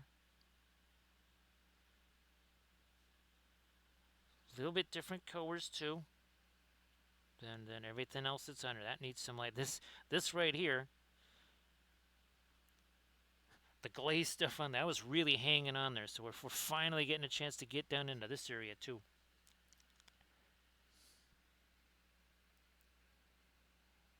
It's very amateurish, wouldn't you say there, surface tension? That's why we say that those elder gods are really just kind of like beginners, right? Surface tension. Think of the universe as like that stuff, like art that your 3-year-old does that you put on the refrigerator. That's pretty much what the universe is. It's like you put it up there just to make them feel better, right? Surface tension. You don't want them to feel bad you want to discourage them when they're young. Here, let me get some more of this violet up here.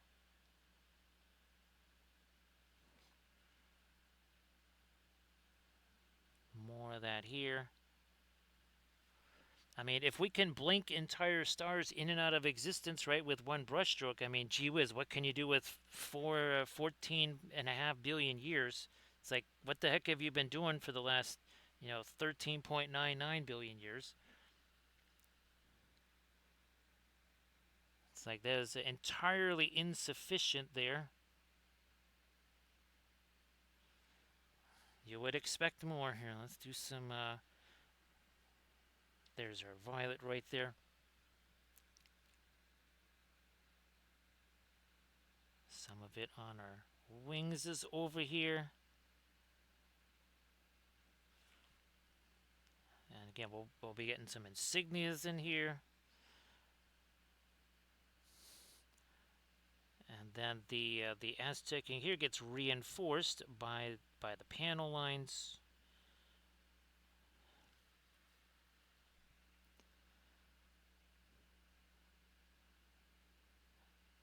I mean, well, you know how it is, right? Surface tension at any work site, you've got 10 guys with notepads or something like that, and walkie-talkies, and there's one guy actually doing the work. That's kind of how the universe is. Yeah, let's do more of that lighter stuff down here. A little more of our lighter stuff back over here.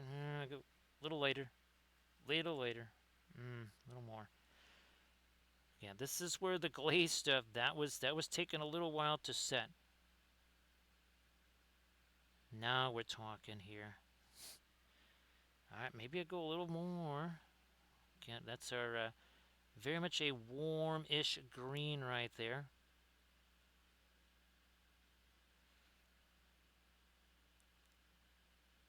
More of it here. Let you mix in there.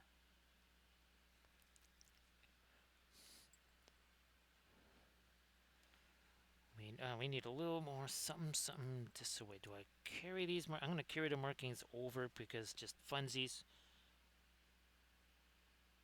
We'll carry that marking all the way over.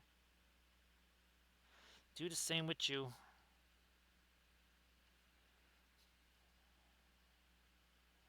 Teensy bit of that back here. There we go.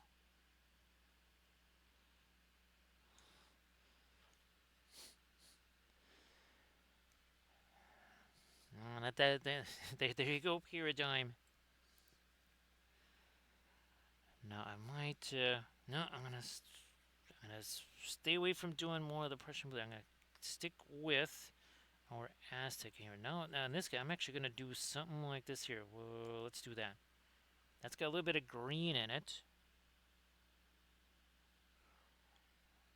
A little bit of green. Again, we're just kind of throwing in a little different color here than we have been. Again, that's actually a little bit of green. We've been doing all that warm gray. This is not warm gray. This actually has some green to it, like a seafoam green.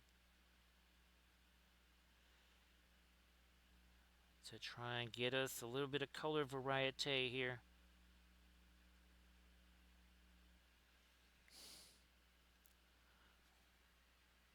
That's why I was like, nope, we're not gonna mess with that blue just yet. Let's do this first. Let's get this variety in here first before we start fooling around with that. So see you on Wednesday there. And again, Paradigm, I'm hoping to start at that time. If something really, really weird and crazy happens, then it might change, but that is the plan. So hopefully we can just stick to that plan. That's what I'm hoping for. Let me do something like this here. get a little bit of that. You know what? I'm going to be some thinner in that. Bam, there we are. Have thinner will travel.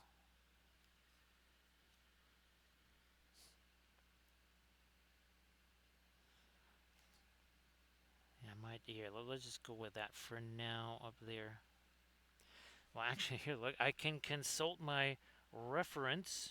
Right, so again, these are as much for so think of these. Oh, yeah, they're fun to look at and all that, but because it's moving, right, I get a chance to say, okay, from a practical standpoint, what do we want that to look like? Actually, I'm going to change that based on what I'm seeing. Let me see what the in the hangar scene. Yeah, I'm going to go, okay, based on what I'm seeing there, I'm going to make a change on this.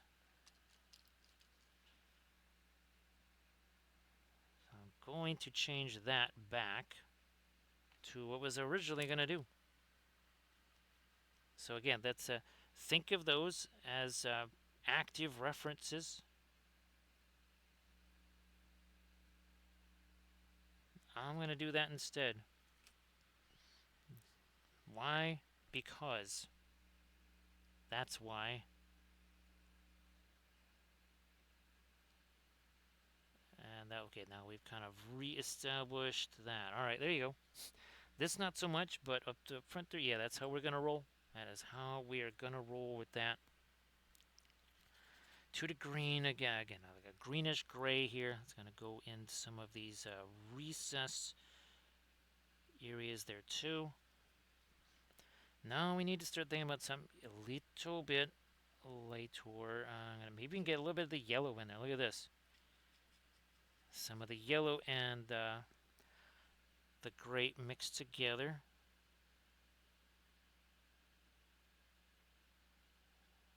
Some of that up here. And then we're going to get some of the darker teal around our engine nozzles there.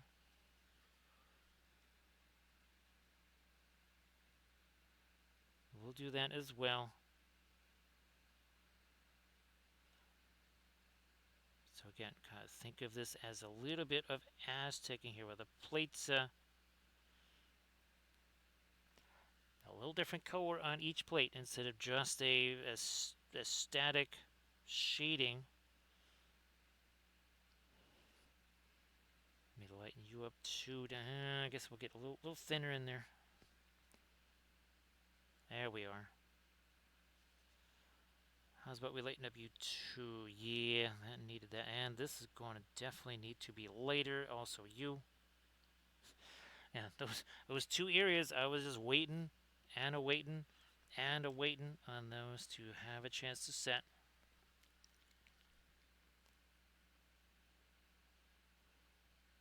Say like up here. A whole lot easier to do now. I got a little bit thinner in there. I don't know. It was like maybe 60-40 mix thinner to paint ratio along those lines. Again, I'm going to have another bit of symbology about this. So we're going to have some other markings on here too. I mean, we're not even 2 hours in yet. Yes, we haven't even been working on this 2 hour. That includes this here. That includes the base. That is not just the ship itself. That is the ship and the base.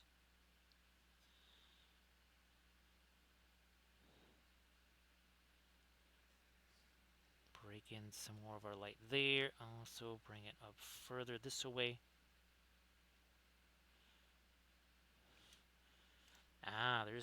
Wait a minute. Let me roll back to this.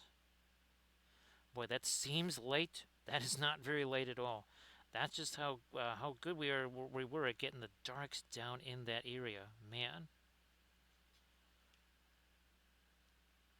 We were very, very efficient with that.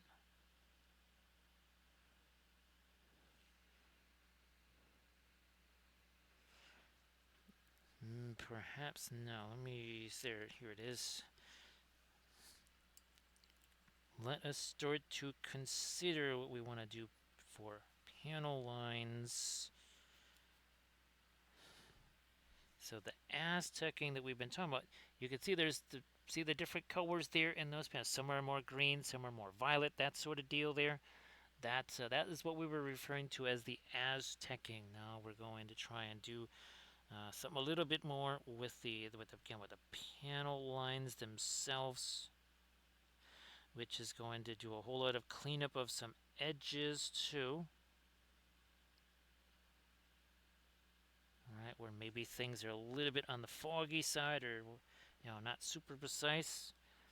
We're going to try to make those more precise. Aside from that huge blob that's on there, get rid of that. We don't need the big old blob on there.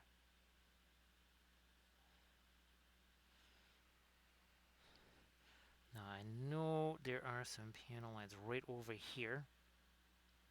Nope, that's too much. Still too much panel. I gotta get rid of some of that.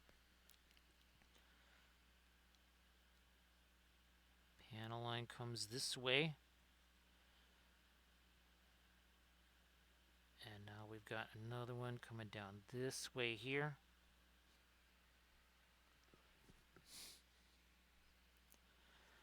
Actually, let me see if I can't scare up my my reference here real quick, because I forgot all that stuff got closed down when I had to restart the machine. So I'm just bringing up my reference here.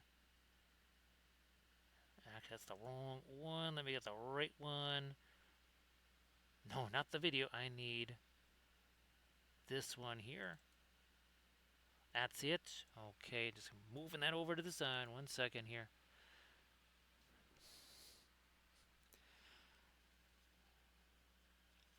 Here, let me get this ended right there. So you're starting to see again our fabulous panel lines here.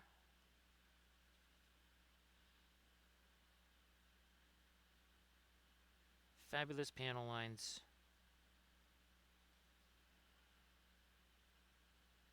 More here, and then that's going to come all the way down over that edge there. Nope. Send it down. Refresh. Thank you so much, Raven. So, Raven Studios, thank you so much for that. Appreciate it. Ever since I was able to create this design, I've been really looking forward to doing this. And now I was kind of also looking forward to doing my panel lines on here. Finally getting a chance to do those. Now, in some cases, some of our panel lines might also follow the Aztecing, because we don't want it to look like just, like building blocks. Hello, little hobbits. Spark my gun, John. Thank you so much to Raven Studios. So are we back to these again? It's like, well, this is way bigger than some of the other ones that you complained about. It's like, so let me get this straight. There's no atmosphere here. There's just this tin can, and you'll just kind of ride around in this, huh? Sounds fantastic. Now, what's going to happen on our Gandalf 6 here for Raven Studios? Oh man, it was a 6, and then it hit something, and then it kicked back to a 2. So it's a third of a 6. It was almost a full 6. But thank you very much for the follow. And again, this was from a flat Thursday here. I just thought, it might be really fun to kind of have that, because we've done several different types of spacescapes. Again, here's our Galactica, and we did this on all of our Galactica ships, our Galactica era ships. From like 15 of them, we did that same kind of spacescape thing there many times. Oh, and that is also on the on our tutorial series. All of our, I gotta remember to grab those. Again, it's almost 2 hours, so we might be refreshing the medicine at some point here. There we go. Yeah, now some fabulous panel lineage happening in here. So appreciate the follow. Thank you very much. Of course, Gandalf appreciates all the little Ravenses. There are all the little Raven followers there. Appreciate that. No, I'm going to go this way. one more line like this, and it will connect in there. And if we need to, we can just kind of, again, go in there and do a little bit of blending brush on that. Start thinking about some of our panel lines over here. I don't want to just do the one side. So we kind of call it Armada Mondays. Now we do starships, but we also do these type of ships on a Monday. It's a 1/1800 scale ship, and we also do these ships here. So Armada Mondays and Wappelville Shipyards. Again, that kind of that tells you what it is. And then of course on our other days, well, we'll be working on our Cyberthuria stuff here. These are all sculpts that I made myself. All the ships, all of the figures. Here's our Nimue here. Fabulous Nimue. So that's generally what we work on, especially on the Friday/Saturday streams. I really love doing the ships there, Raven. I absolutely love doing the ships. I used to, again, make tiny little ships out of modeling clay when I was a kid. And of course, well, now we have all of this fabulous stuff available to us. I would have loved having some of this stuff when I was a kid. But I suppose it's actually a good thing that, well, kind of learned how to do sculpting of ships with nasty old modeling clay when I was just a kid.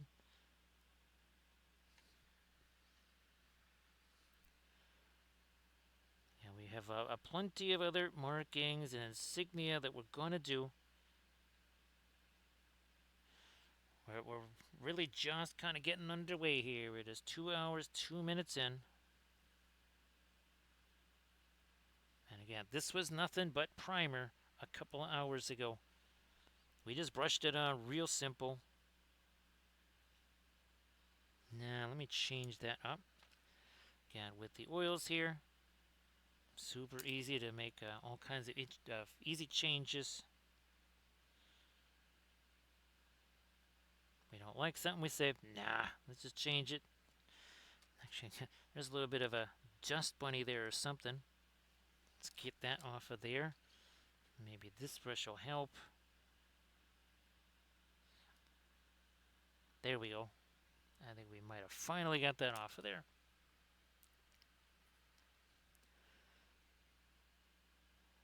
Actually, Raven, if you head over to the Linseed Fellowship YouTube channel, you can see a lot of those painting sessions of the warships, the starships. All of my Twitch sessions, they end up getting saved there.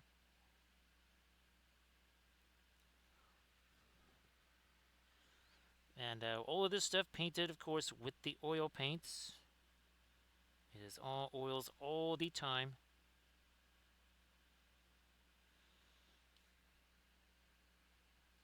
Maybe yeah, something there. And of course, I want to get the panel lines on here right before we do anything that involves our insignia. That's for sure. Get that there.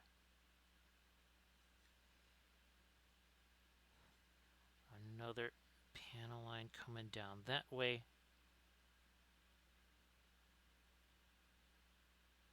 More panel lines. So you can see this is starting to divide up into some fabulous little metal plates here. Some of it is following, stuff that's sculpted in there, and much like our Cyberthurians, right, where I added things that were not actually sculpted in. I think here is a good example. Let me see if I can bring him out here. There we go. So on Arthur here, the filigree stuff, a good portion of that was sculpted in, but all of the digital type stuff, that was just added in because we wanted, again, that mix of the digital and the not digital. And we did that with, same thing with Morgan Le Fay, and added in a lot of the extra digital stuff that was not necessarily there to begin with.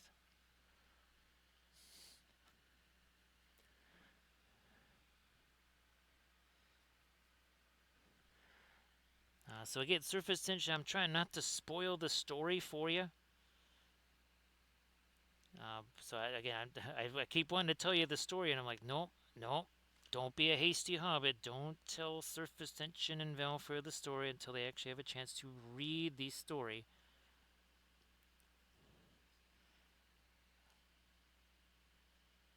Because there's a reason why it is called the Great Union of New Terra instead of the Great Union of sorta Old Terra, or slightly less old Terra.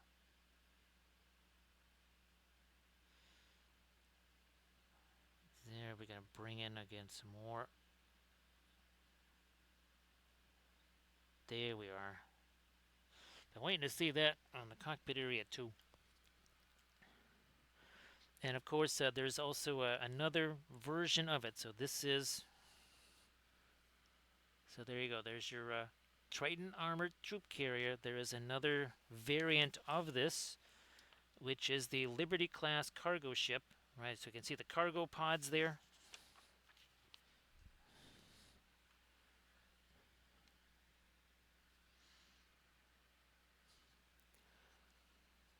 Yeah, so Valfair, I just keep thinking, well, okay, there's no guarantee that, well, maybe sleepy buys happened or something like that. So I wanted to make sure that you were not going to be able to hear any kind of story stuff there. Don't wanna spoil that. Nah, I'm gonna change that like so. Okay.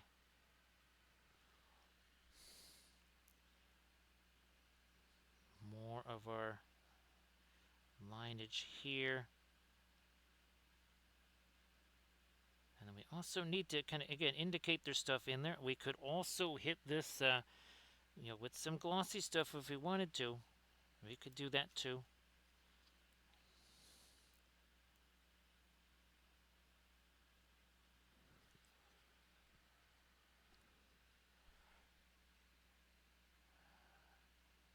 Yeah, now the scarier version of that planet there, of course, surface tension would be Terror Verte, right?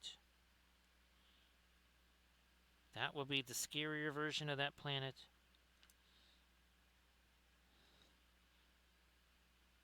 That's where all the greens are hyper translucent and grainy. Yeah, it's a very terrible planet there. Not recommended.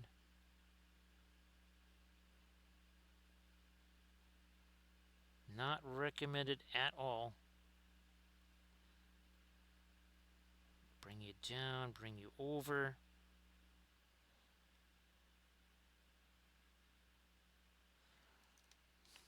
Did we? Oh yeah, okay, here we gotta get this. Come down and then over.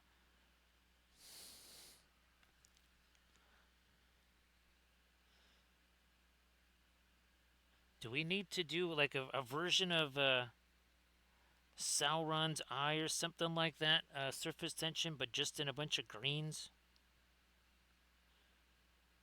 to indicate Terror Verte.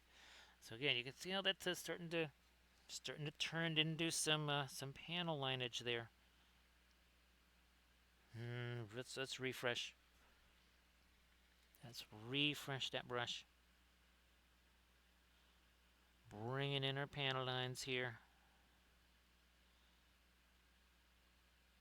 Another one that goes that away.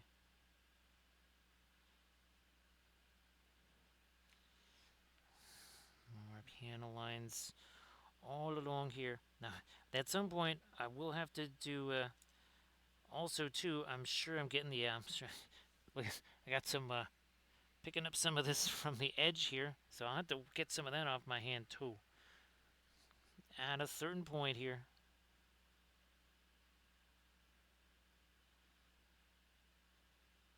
Now up here, yeah. Well, let's do this first. Let's do that. We know we got to do that. Now again, up here we'll do our panel line stuff, but that's also where we're gonna have a significant amount of our insignia and markings there,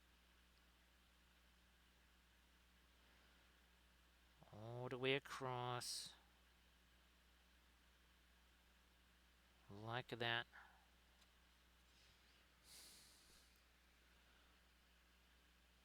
Start breaking this up here.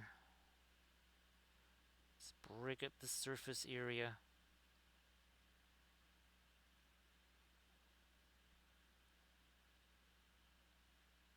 Like that.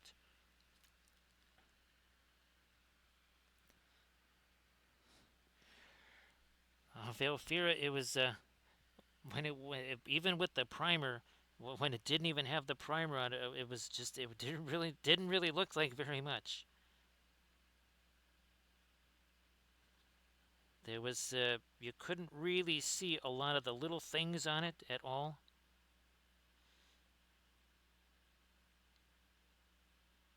And it was just one of those things where it's like gotta be patient. So again, putting some more of our panel lines on here. Then we'll also start to get some of our lighter edge lights. There's a bunch of different things we'll be doing. Not that. Not that. We'll get rid of that, whatever that was right there. It's supposed to be that way.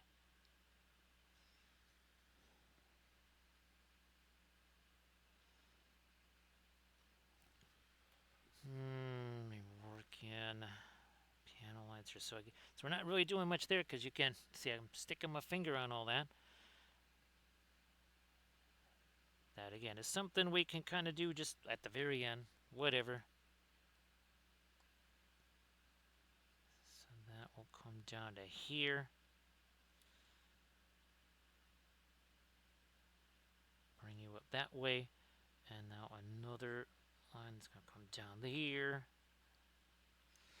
So even through our markings, we'll be coming back over the top of this too. Not to worry. I'm going to go this way with senior panel line.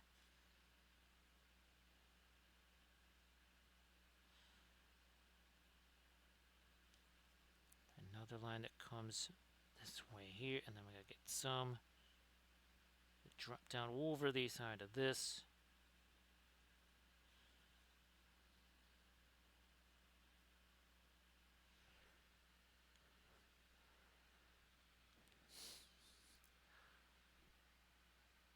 Yeah, I guess Valkyria, there's different philosophies of it too. There's the very much everything is symmetrical, and it very much follows the textures and such of the ship. And then there's here where some of it is almost kind of anti,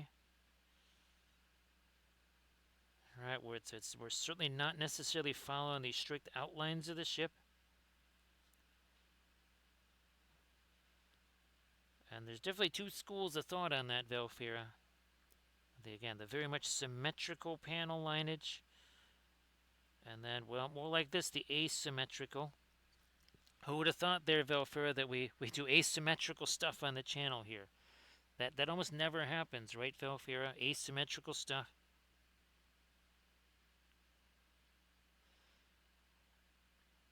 We never paint in an asymmetrical way. It's always very much according to how everything should be done.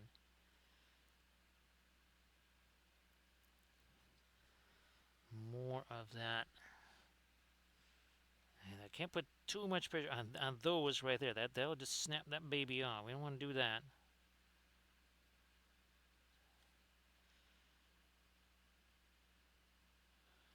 Get another set of panel lines here. Now I'm going to do it up there. And then another one that comes down like so.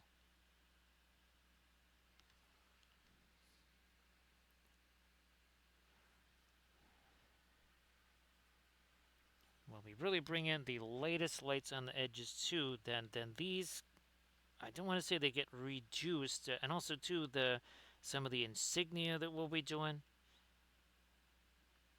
it's going to take away some of the visibility of the panel lines, which is kind of, that's what we want. That is actually something we're looking for. It's going to come over the top here. That'll come down that way. So again, you can see then the panel lines don't even match wing to wing necessarily.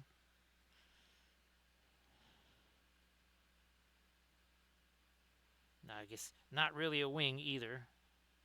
Where there's a wing, there's a way, or it's in the way.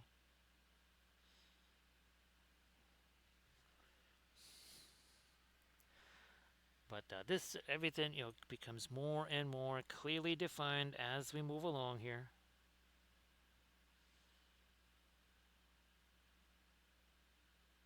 Get you going like so. And then another one. And then maybe some of them follow a more regular path and some not so much.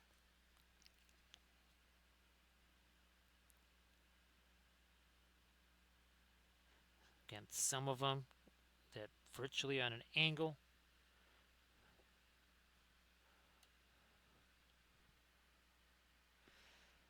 That's why we say don't blink, right, Moot? Oh, I still gotta make an STL file, the Weeping Angel. I tried doing that a while back. It was not successful, but that's because I had no idea what I was doing. I think it would be very different now.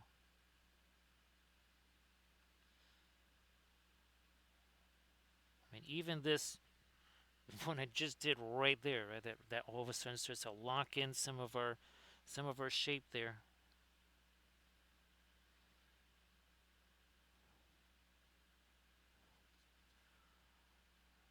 Here we are.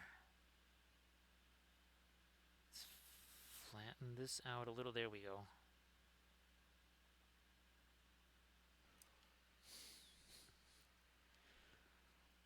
Yes, we will eventually. We'll bring out the Weeping Angel again. That's another one of those cookies that's looking a little bit worse for wear, right, Grand Oracle? That is not in the best of shape. I mean, it's from 2026 after all. That's kind of part of it, or 2020, sorry, from 6 years ago.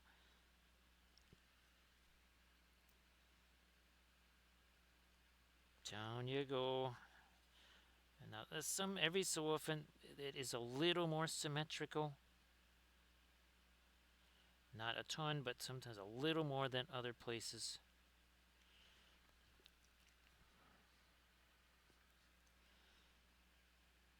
We got a bunch of these little things over here too. Okay, we've got those somewhat mirror here. Let's strengthen these lines back here.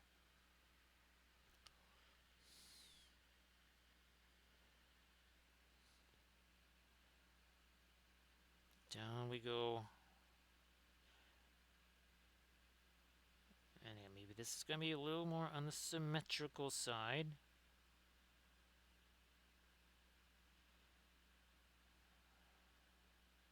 Bring this to the side there. Okay. And now this will go up and over. This one also up and over.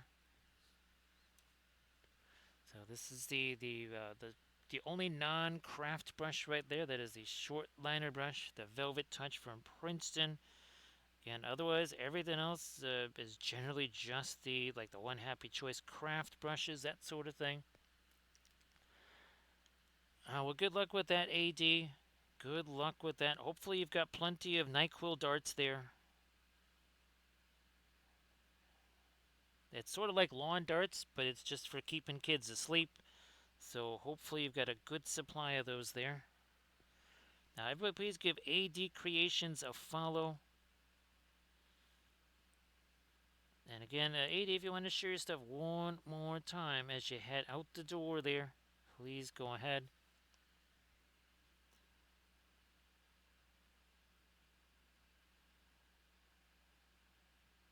Bringing that down.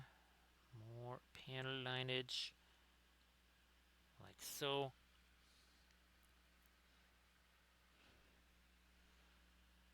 And of course, best of luck with the project there, and of course the Kickstarter. What was it like? I think there's 2 weeks left, right, on the campaign.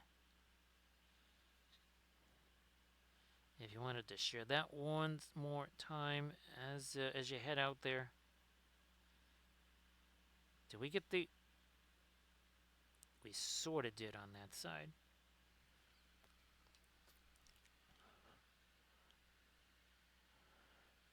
So Mutu, you're probably thinking about spotter brushes, liner brushes, and spotter brushes. Definitely, they are very different. The spotter brushes, those are those get beat up real fast, and by real fast I mean like instantly. So yeah, this is not a spotter brush. This is a liner brush. There's the spotters. Even the ones like this that are the spotter version, they'll just get beat up right away because, well, you have that, like Felfer says, the ferrule is real close to it, and that just means way more damage going to happen, way faster, and I mean like orders of magnitude faster for sure. Okay, so now we have kind of festooned this with our initial panel lineage here. Now we have to start to kind of getting into maybe some of our final stuff here on our insignia and such. Now let me also start to plan out where this here is going to go. So we got our big old symbol right here.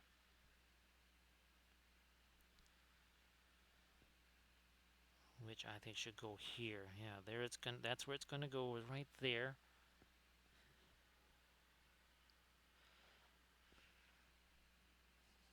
So I'm not going to be doing anything here because, as you can see, I just got to stick my hand there. It is what it is. So everybody check out, again, that's the Kickstarter link to that campaign, the figure that AD Creations is working on.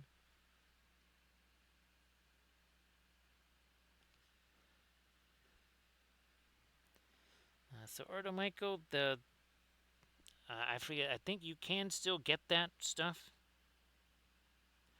You just have to look for it more, and I forget exactly, because Armored Wolf was saying that it is out there. I will also again be doing my own little look-sees there too to see if I can locate that. Again, it could be, say, like a Hobby Lobby type thing or whatever.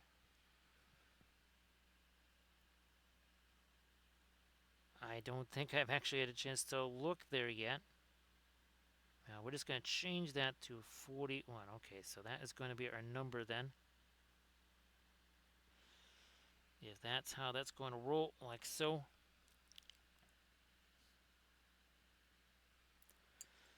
So I think you can, the word short, you think, oh, that means the bristles. No, that refers to the handle, because if you don't get the short liner brush, you will get one that is, again, the handle is long enough. If you were to take the wood from it, you chop it in half, you would have enough wood to basically power a blast furnace for 3 years. I mean, there's a tremendous amount of wood that comes with the not short liner brush.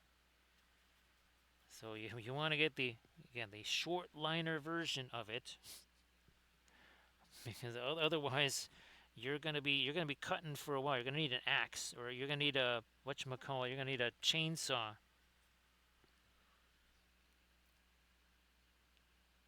You will need yourself a chainsaw to be able to keep to get the thing down to size.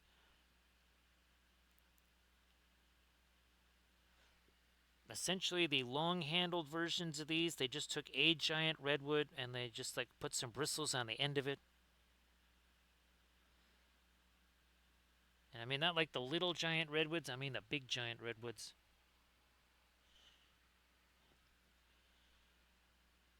We're going to start getting our leafy things here, get that part of the symbol going.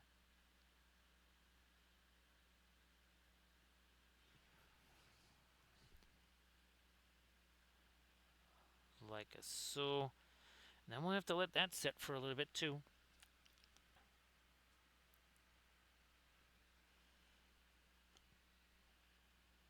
Let me see what this shall look like when we put our outlining around it.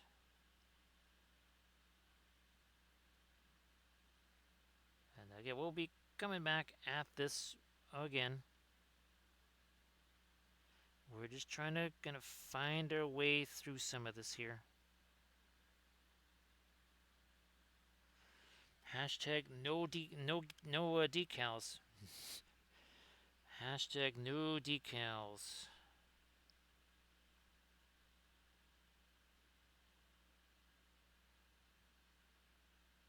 So there.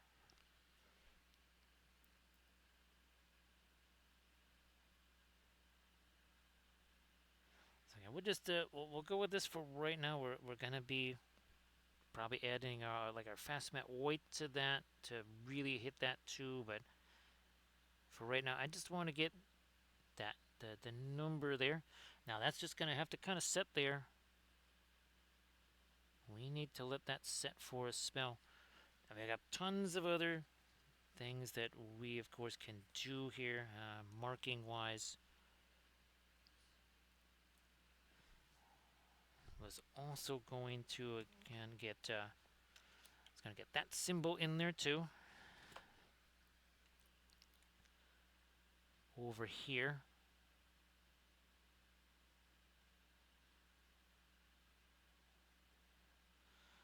No, actually, I'm gonna do it. I want to do something different there. So we'll change this up here. There, it's like it was never there in the first place. It's like it was never there.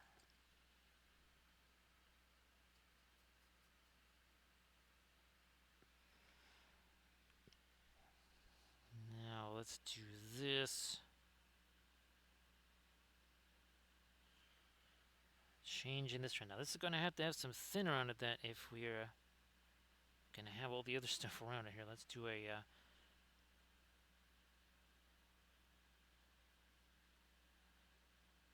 here.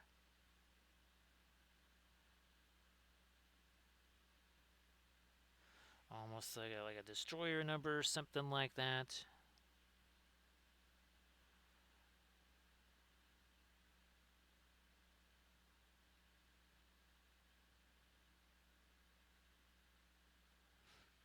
There.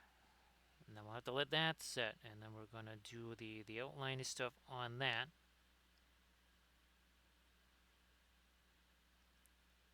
Later. And after that has a chance to set. Thanks Armored Wolf for posting a link to the Patreon page. Now I just posted the latest video to the Patreon page, which again, when I'm gonna go refresh the medicine and such, I will see if I can't ski-daddle over to the photo area downstairs and snag some of the ships that we did in our latest tutorial series, which is we're just almost done with Army Painting Series number 47. Each of those Army Painting Series is 5 episodes long. It starts with basing, and sometimes it kind of ends with basing and final details. This latest series on the starships is very different because, well, the bases were all painted in the first episode. It's always the first episode is basing the figures. Well, once we had them all painted, there was nothing else to do on the bases, which left us free to do much more on the ships themselves. Nice to see you there, Recoil. So Recoil, I keep forgetting. I sent you an email. That's it. Same thing, Cam. I sent you an email too with the Bajoran Skylore. in the hopes that you guys could actually hear that. Because I remember at the last second there, Rico, it's like, oh yeah, well I can send you the stuff on Insta, and you're not gonna be able to hear anything. So hopefully the email did play out and actually let you hear it. So yeah, great to see you there, Recoil. And oh, check this out, Recoil. Here is the. We have now tested all 4 of them, and I'm doing another. Actually, I'm printing out the base for the Kathy miniature and the first of my brand new basing bits. I'm using the blue on that. Yep, using the blue on that. So we'll see how that works out. Again, we're going to try and tighten up the line on our unit markings here, our recognition markings.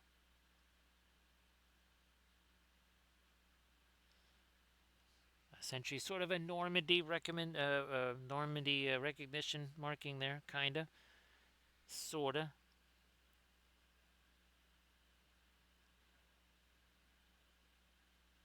And then we're gonna have to work in some of our later stuff too to really get that nice and sharp. And okay, we're letting that set so that we can go back in there and let me get. We need our circle that goes in there. What are we doing? There we go. It's like, what am I missing here? It's that. And again, what we're doing is the logo that you see over down there in the lower right hand corner.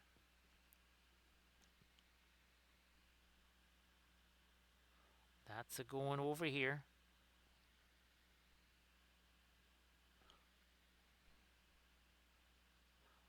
Move that up a little more. There we go.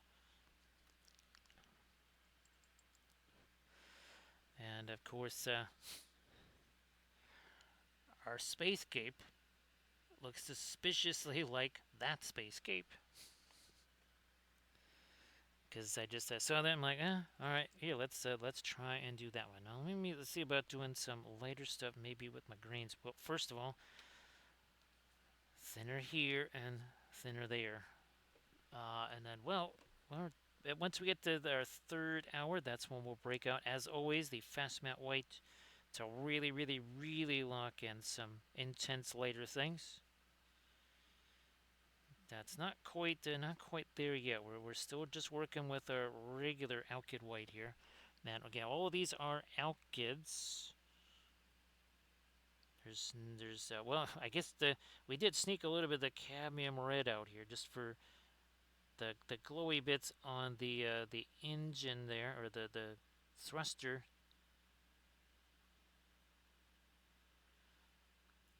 Come on, lighten you up a little. There we are.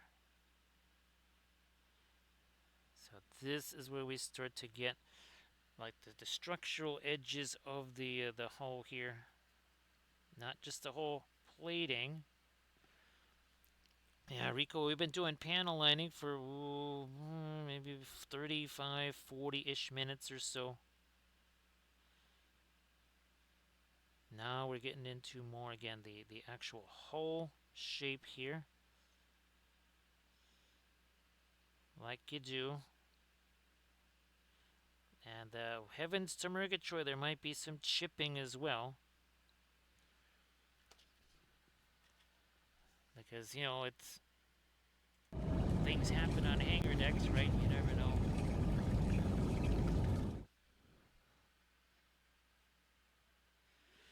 So, Rico, what I'm hoping that I can do is, every time I'm doing a ship or something like that, I will be able to have an animation like that and all the references and such.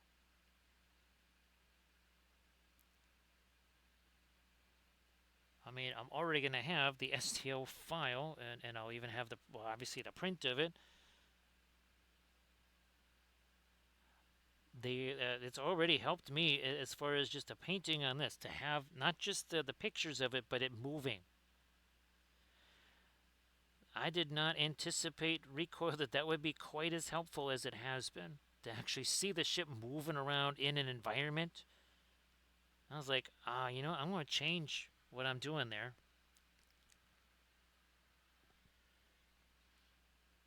So now we are starting to again get some of our valve. Like here, I'm not going to bother doing that because I'm just going to keep sticking my hand there.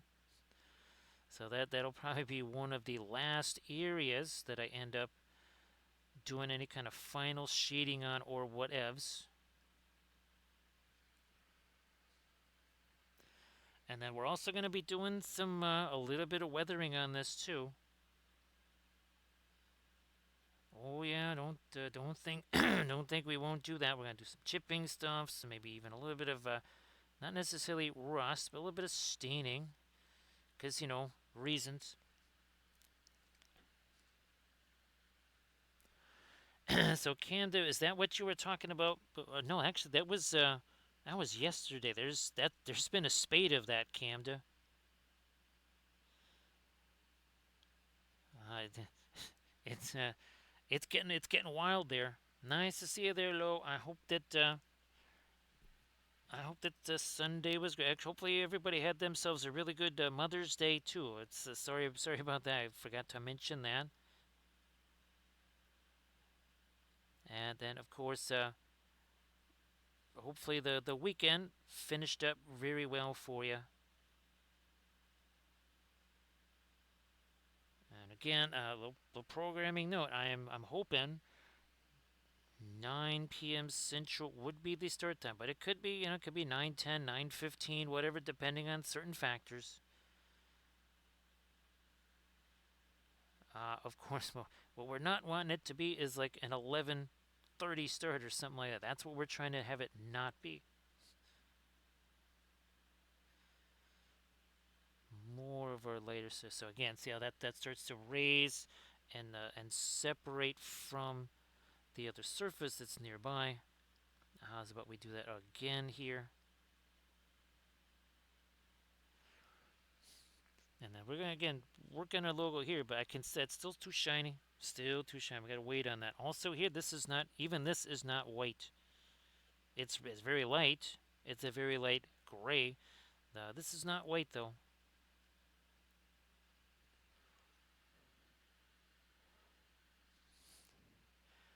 No, I'm not gonna jinx you on that, Arda Michael. I will not jinx you on that.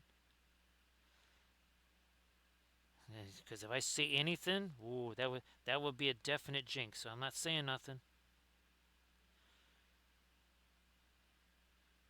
It's just like resin printing. You don't mention anything about it because that will jinx that print for sure.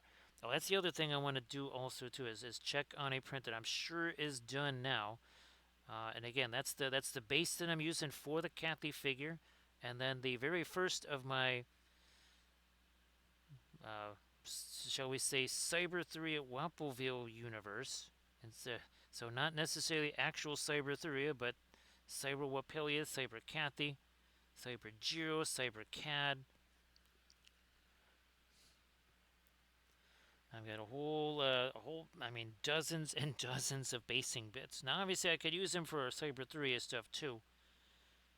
These are a little bit more kind of industrial, not quite as, shall we say, cyber or digital in nature. They're sort of kind of a halfway in between. Okay, now we're starting to get a little bit, again, more of a light happening there. Let's start doing some of that on the starboard side over here, shall we? Start doing that.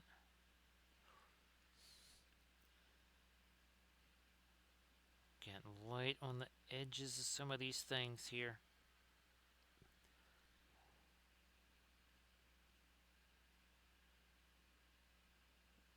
There we are.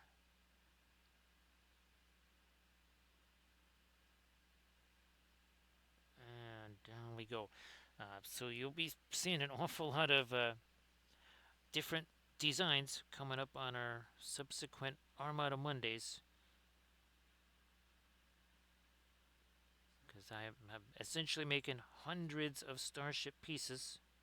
and those all get they can all be combined in different ways. They can be resized.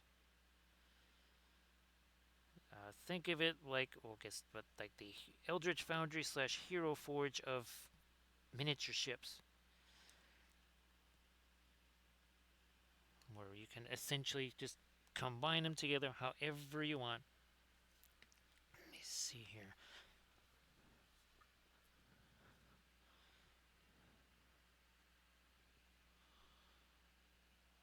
Get that lighter, a little bit light there, and then we also want to get some of some of the cockpit stuff going there too. I might even, again, since I'm sticking my hand on this over and over again, might as well do that now too.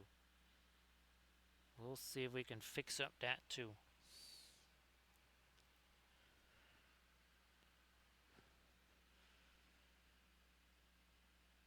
I think I could still get away with putting some there now. Phthalo green and our white here. So maybe not so much of the radiant green. We'll just have these two together.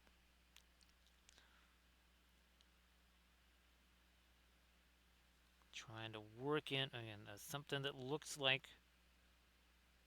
there's activity going on inside the cockpit here. A little bit more on that phthalo green.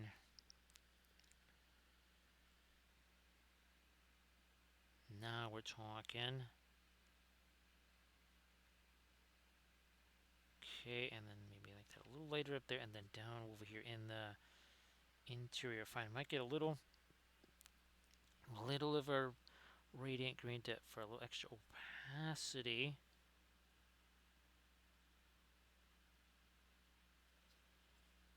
This side too.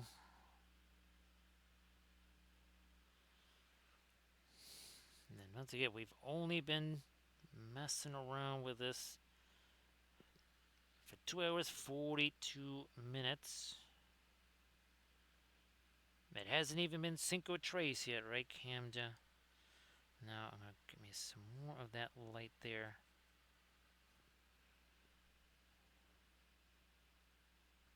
And go even light right down in here. So that maybe some consoles, whatever, that is creating that.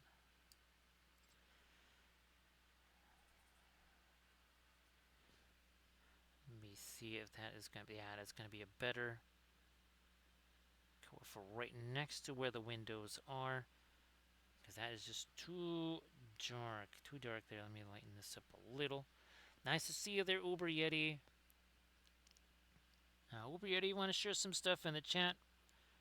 Please go ahead. So Uber Yeti, I tried to send you some of the things that I've been working on. And I can't necessarily send all the pics everywhere because there's just so many things to send. I appreciate you being here, Uber Yeti. Lots and lots of fun things going on. And of course, Uber Yeti, like we've been saying, looking to have that somewhere around 9 p.m. start there.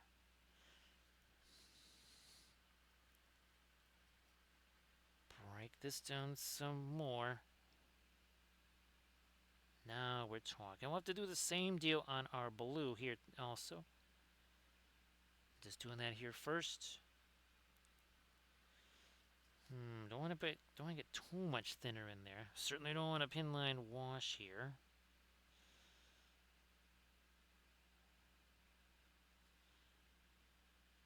Make that a little lighter there. Nope, there we go. It's like I was starting to grab the wrong stuff there. That was get that right along this edge. So you can see even now our recognition markings here, those are starting to have a little bit more dimension to them. Not necessarily looking as, say, flat.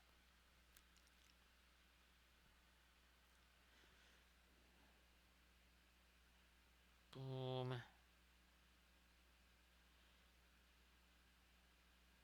So again, I appreciate you being here, Uber Yeti. Now I'm gonna go with the later stuff here on our numeral, and then we'll put the darker stuff around it. Now we gotta We got more on the engine glow to do as well. Maybe I need to thin you down some more. Now we're getting there. Yeah, that's it. That is more like it.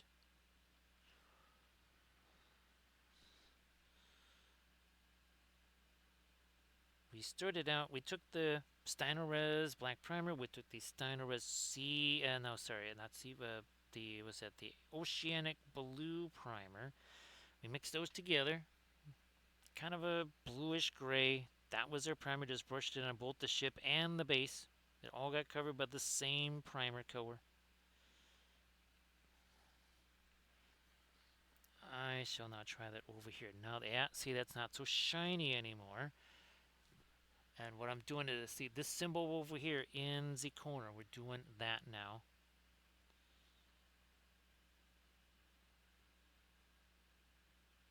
That might be a little too thick there. We can, again, always come back with our blue and get rid of some of that, but it's kind of fading on its own anyway. That's what I kind of wanted there, a little separation for that.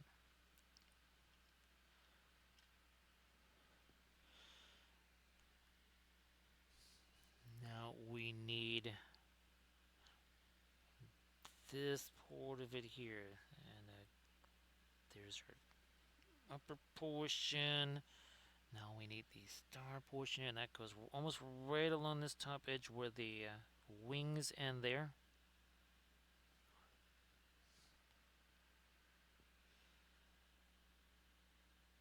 So we're going to do a couple of rounds on this where we kind of go back and forth, trimming away some of the lighter stuff with the dark, so on and so forth.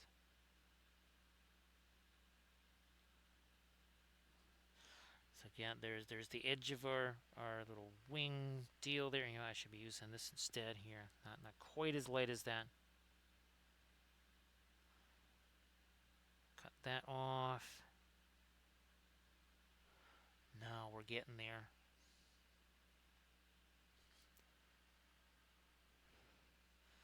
Ooh, no, to the line of stuff here for our task force unit number here.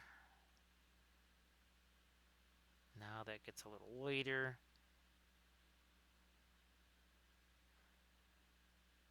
When I first was putting that there, I wasn't even sure if I wanted that on there. And I thought, yep, I kind of like that there, so we'll leave it there. Let's refresh.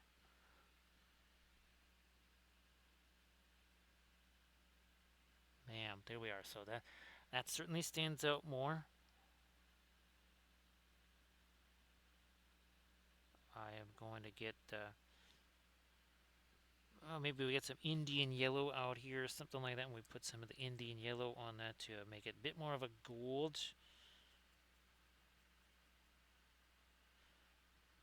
Some more of that blue. There we are. Better thin this down some more. Again, these are all oil kits, so well, now that we're going towards hour 3, they're going to be a little bit, I'm going to say this, they're not dry, but they're kind of on the coagulated side. Just a little bit. They're going to get a little sticky, a little gummy.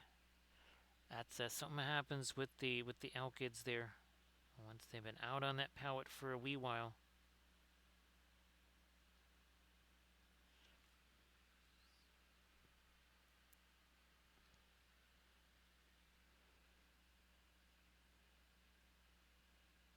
Bringing it out here.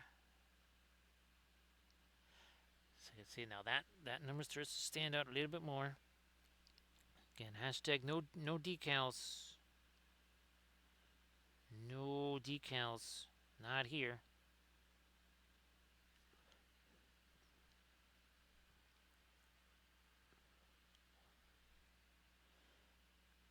Let me trim down this just a smidge. Back to this. Refresh this brush here.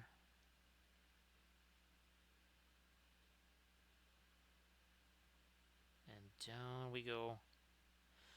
And then over. Now we gotta get some of our light over here too. Oh, that's why I almost forgot. some of my floral green here. I'm just going to put some of this out, just a teensy little bit. Even that's more than what I'm actually going to need. Prussian blue. Oh no, that's right. We got the manganese blue out here. I forgot all about that. I'm still convinced that that one fluorescent blue is just manganese blue hue. They're really the pigment numbers don't match up, but then pigment numbers are tricksy. They are false. Well, now there you go. That's a nifty little cyan right there for some engine glow. Let's get you over here. Yeah, not on those, because I clearly just keep sticking my hand on those. So how's about we just do this out here?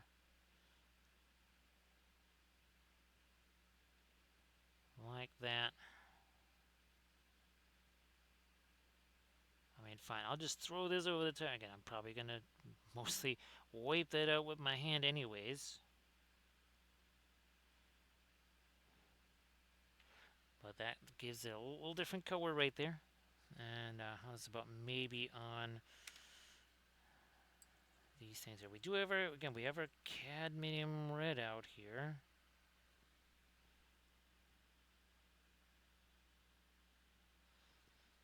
Let's do some of that, and I might break, yeah, let me do that here. Let me get, in for a penny, in for 1,000 pounds, with some pure orange perhaps here. And by some, I mean that tiny little dot. That's it.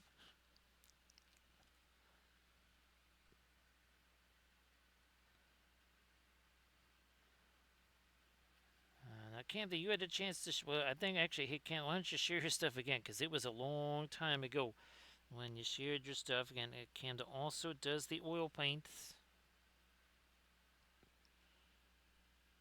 Now we're talking. Then we will also take our some of our magenta with the cadmium red, where we have some of the darker part of the engine glow here. So there's some of that. How's about more of that? There we go.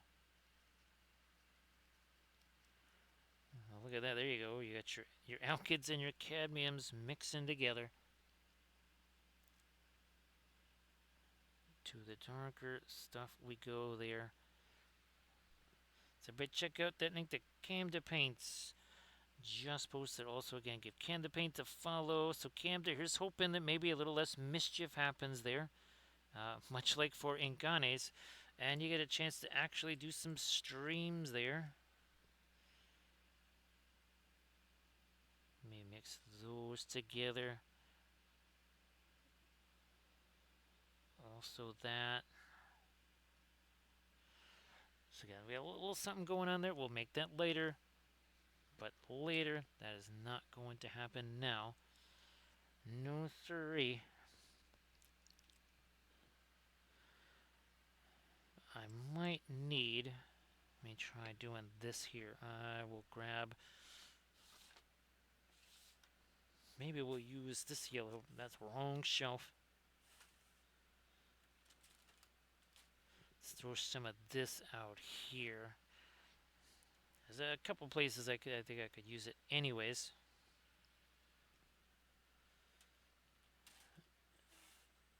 And of course, well, look at this. We even have a collection of these now for our experiments in mixing resin colors.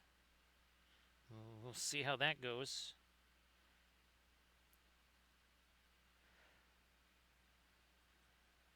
Break this down, maybe a little bit of our white in there for one extra little kick of opacity. And that is going to go around this here. Let me get that broken down a little more.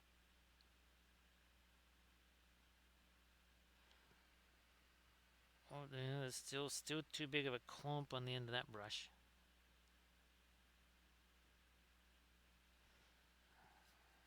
This side now.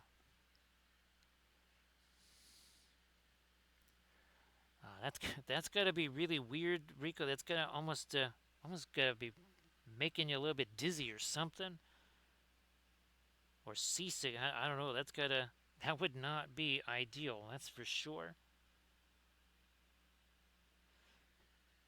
Definitely not. You're just hoping it stops doing that, right, Rico? Because that would be super, super, super annoying. Where's my here's my lighter red. Let me get some more of that. Make these a little smidgeola lighter there. And then over here, let me see if we can't do something like. That's going to be way too dark. How about this? There we go.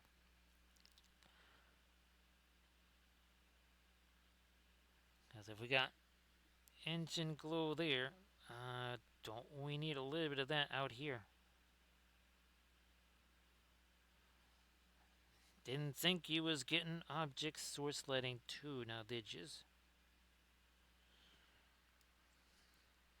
Do the pure orange to some of that. Start making that a little bit lighter there too. So again, great to see you there, Uber Yeti. And I appreciate everybody being here. And again, hopefully everything works out for Wednesday. I might just have to wait. I know any number of consistency games that we play that are gonna really matter, but here I think we're gonna be okay over here with that. So again, that is this casting a little smidge of a glow here, just a little something, nothing too crazy. There we go.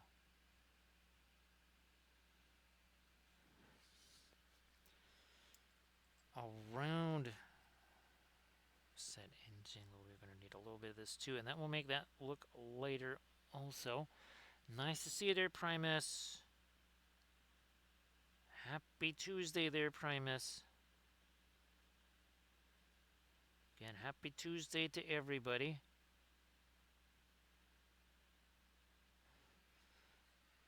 Well, technically it is not quite Tuesday for everybody yet.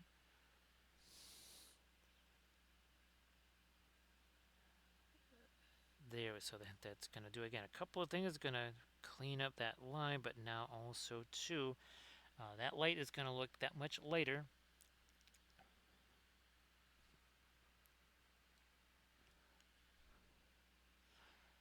So thanks again, Primus. Let's see. So it's 2:34 in the morning here.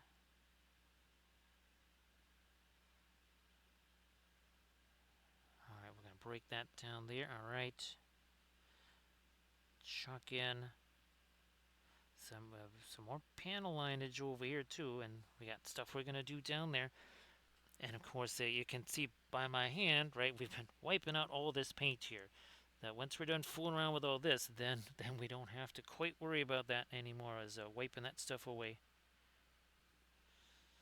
But here again, I've got to do this, so I'm just gonna not do that one front corner there. We're just gonna leave that go for now. We'll get our dark in there. We'll refresh this a little. And I might even, here, let me use this blue perhaps. It's not quite as dark of a blue. Let me see if this is going to work here. It's some of our stuff again from our fabulous Spacegate base there.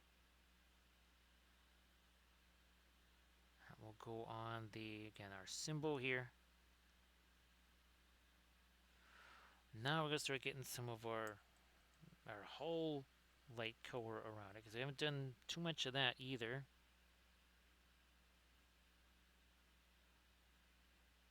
And that is also going to help me kind of break up some of that shape there, because that's sort of like your typical laurel leaf type of a pattern right there. That's what that is supposed to be.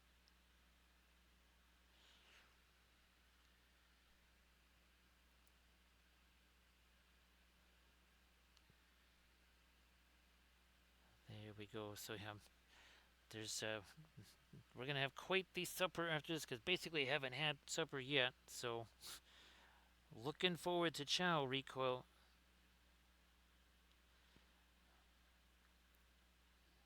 Looking forward to that big time.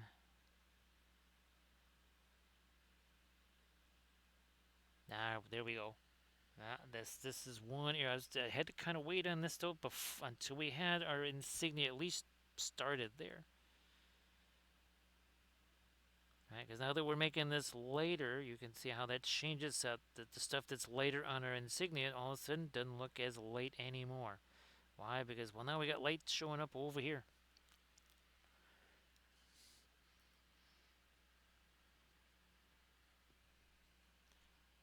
Yeah, I sort of, I ended up accidentally pulling up both of the pork tenderloins that I had made, was it a week or two ago.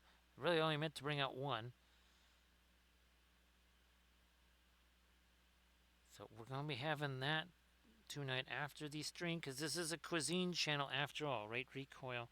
It is most definitely a cuisine channel.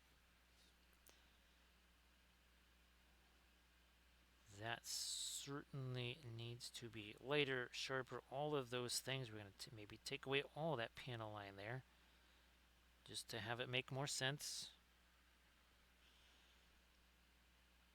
There we are. Yeah, and I shall do something like that here too. So again, even where we have the markings, and we're going to also do that same thing with our blue. We haven't done that. Hey there, Aaron. How you doing?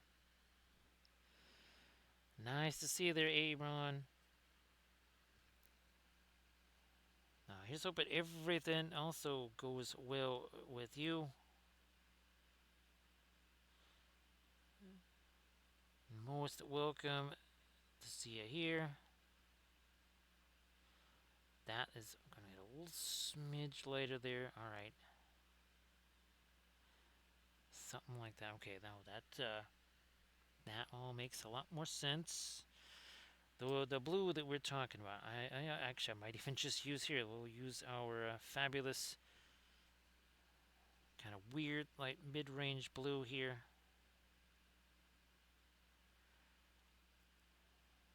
And then we're also going to put a little bit of a little spot of some weathering stuff on here, because reasons. We'll do that too. Let me get this going here. Yeah, maybe some of the panel lineage I'll have to maybe work that back in again.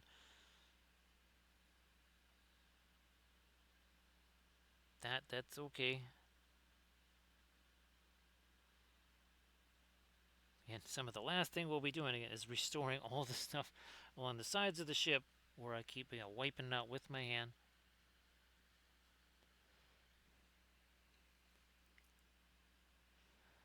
Yes, this most definitely is the Omni channel again. You can see here, this is a good way. You can see there on those markings on the wing. You can see there is some shading on there.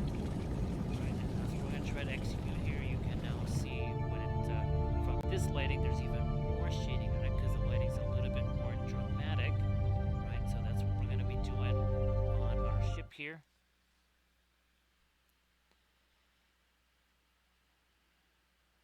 Maybe I'll use some more of that violet there. Let's see what that will do here. Okay, alright. Lighten some of that over here now. This has a decent amount of thinner in it, I'll say that.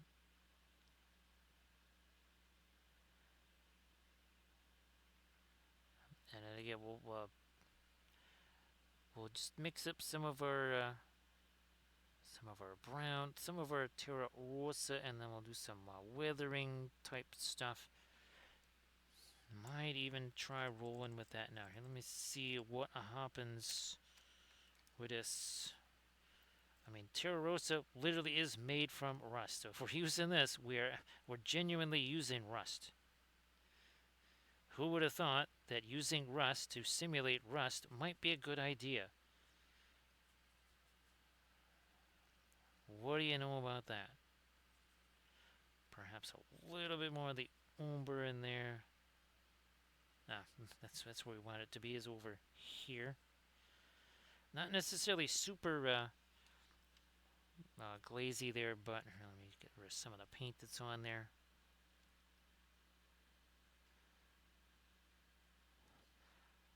And again, a lot of that just going to be replaced anyways. But I'm just going to chuck some of that in here.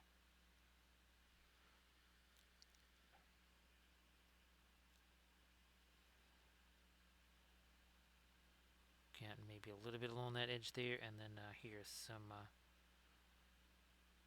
that going down our vertical surfaces.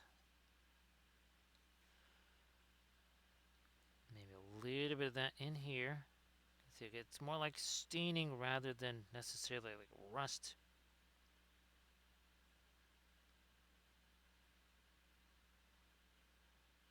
Again, a little bit more of the, maybe a little bit of chips and dips there. All right, again, not a ton.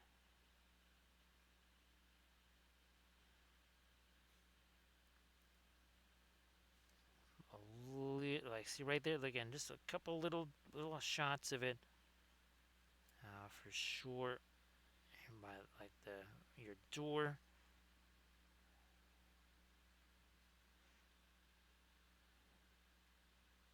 Get a little bit, again, just almost just kind of smooshing that in there. I shall refresh that a little bit more of a rust, actually, a little more Terra Rosa in there. So this is from my own. This is from my own universe, from a technical manual that I did a little while ago. Yeah, you can kind of recognize its profile there. So again, this is one of two variants here. The other variant, of course, is the Liberty class. That's the cargo version of it. Let me see if I can try and pull out. So there we go. And the great union of new Terra. And okay, here's again a little quick look-see at the universe map there. I mean, we got Cyberthuria stuff. We need to have our Starship universe take shape too.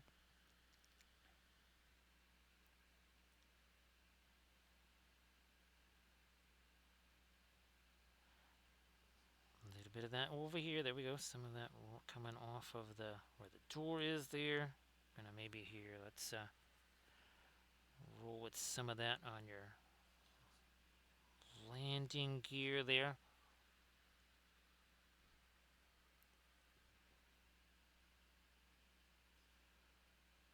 And I decided to break this out since, again, well, we have our brand new overlay here.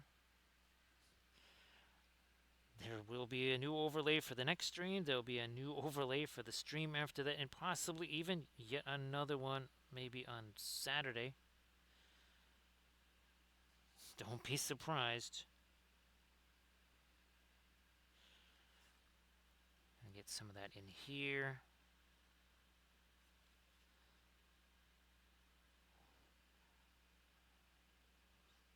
A little more, yeah, a little bit more of that down on the underside of that. See what we can get back here.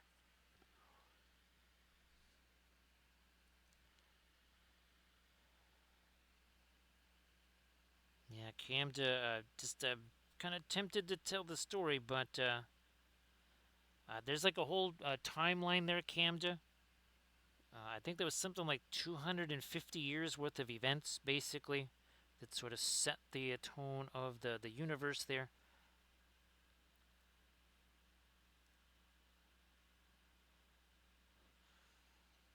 Much like I did with the the guide to celestial mythology there, of course, Camda.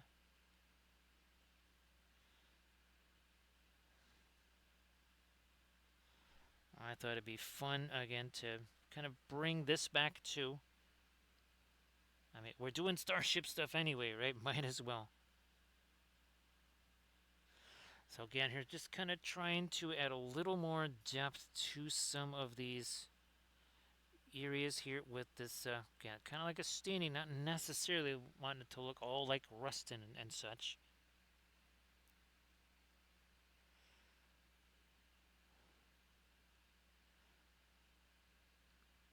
Again, think of it like, okay, on BSG, right? Those Vipers, they were, and even the Raptors, right? They were not exactly pristine. There was stuff getting chipped away on them as the flight crews were working on them. And this is a landing ship too, so that's yeah, being pristine is not really. I'm thinking what landing ships are going to be about, especially armored troop transport landing ships.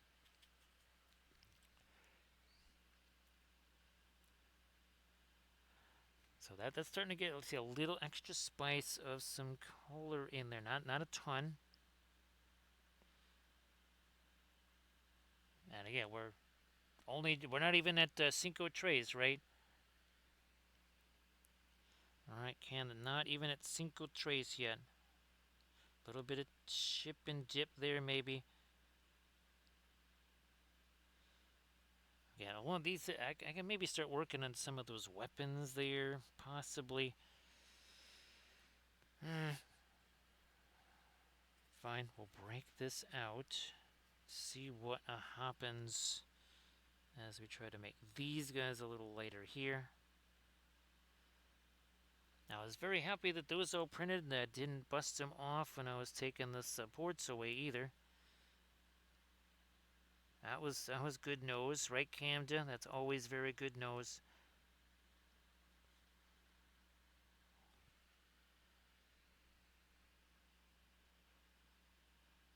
Here. And some of that over here. Yeah, there we go. Now, and two, when you hear this story, again, it was done in the mid late-ish 90s, and I didn't know what. Oh God, what is it? What was the one with the belters and everything? The Expanse. Yeah, I never heard of the Expanse until what 2023 or something like that. So yeah, if there's anything that might be somewhat similar to that in one concept, it's I had no idea what that was, even if it was. If I'm sure it existed back in 2023, I didn't know what that was. I had never heard of it until the TV show. We will say it only once, right, Cam? The only once. Let's go a little bit lighter here with some of our stuff on the hull here. Well, my hand is on this brush. You can't really get that much further away from the ferrule without, and still actually be holding the brush. It's a self-paint. Remember we were going to sell the line of self-painting brushes?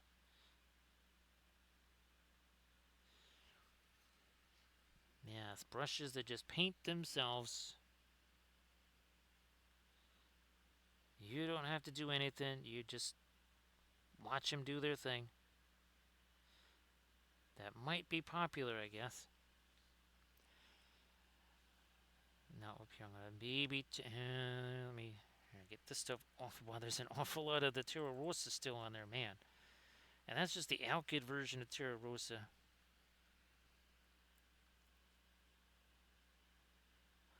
Trying to do a little bit of organization on some of the stuff here. Yeah, there's a little bit of choppiness in some zones. Also here we need to lighten up some of these zones, which we will now do like that. And then we got to do something with the engine cowlings there as well. I will take, I usually do this with our umber here. Not across the face. Not across the face of goal. Nice to see you there, Sea Dragon. So happy Tuesday, Sea Dragon. Yeah, of course. Recoil. The Bulldogs managed to. I think they must have beat Port Adelaide there.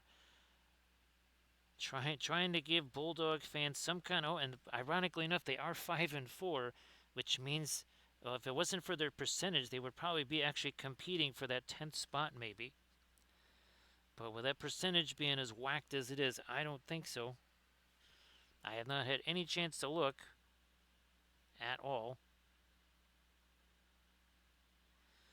So Sea Dragon here's hoping that the rest of the weekend was spectacular for you.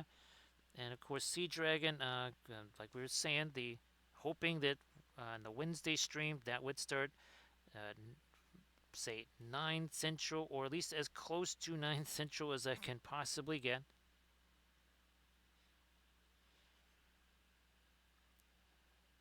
We're working this in here like so.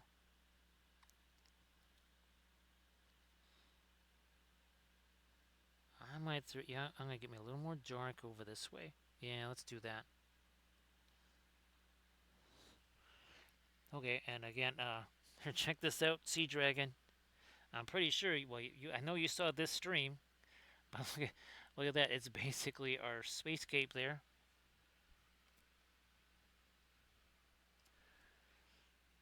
Camda, I was back in the day.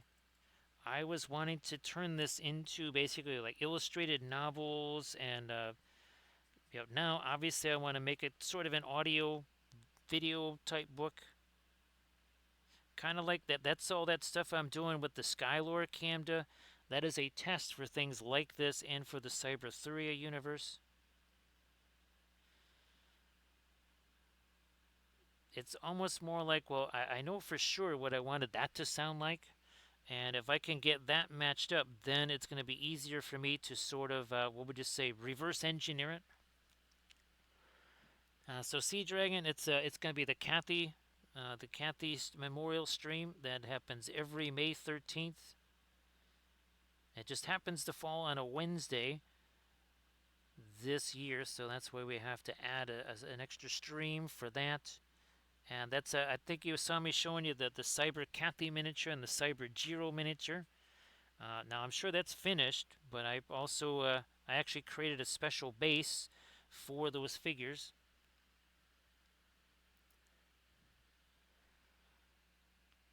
Recoil, there's a collection of folks. They also they watch things like 80s and 90s basketball because it's kind of like football on hardwood, which is very fun.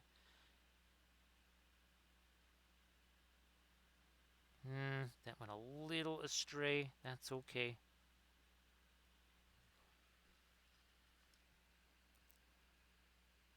So yes, again, the special Camp Day Memorial Stream that will happen. Again on Wednesday. Maybe lighten this.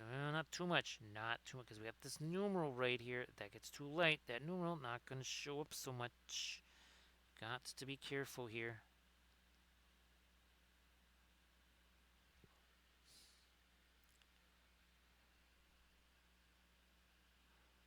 There. That's the other reason why we're starting early, because we all know what happens here when I try to stream on a Tuesday or Wednesday. That's where the internet company just says, nah, middle of the night, Tuesday or Wednesday, nobody needs the internet. We can shut it down for about a minute and a half, 2.5 minutes. Nothing's going to happen.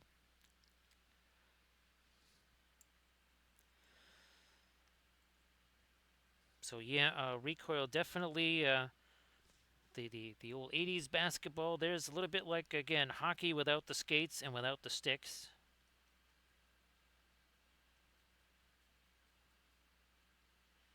Yeah, there was none of this Euro step or whatever, like, the guy walks for half a mile before he finally decides to take a shot in the lane. Yeah, you went into the lane. You were assisted to the floor very abruptly. Now I'm going to really try to lighten this up because, again, all this got wiped away with me sticking my paws on. Look at this. Look at the difference that will make. Now we finally have a difference here. It's like this was. Well, we were weathering it. Yes, we were self-weathering. See, the ship weathered itself. All I had to do was just stick my hand there. It weathered itself. Oh, also too, now that gee, it was again. We're almost at Cinco Tres here. We can definitely break out our fast mat weight now. That is definitely something we can break out.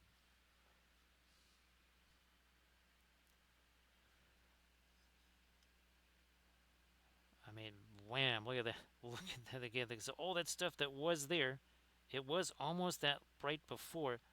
I just kept hitting it with my finger and wiping it all away. So now that that's restored, that helps. Because I was like, why is this looking weird and round? Because we weathered away all the paint. Somehow I'm thinking that's not quite the way the weathering, how we wanted that to work with our weathering. Ooh, I believe, I think 2019. Yeah, 2019 recall. That's the last time I saw any of it. Ironically enough, and I haven't seen college basketball either, but that is actually improving a lot because of things like the portal and the NIL. You have players that are just staying in longer.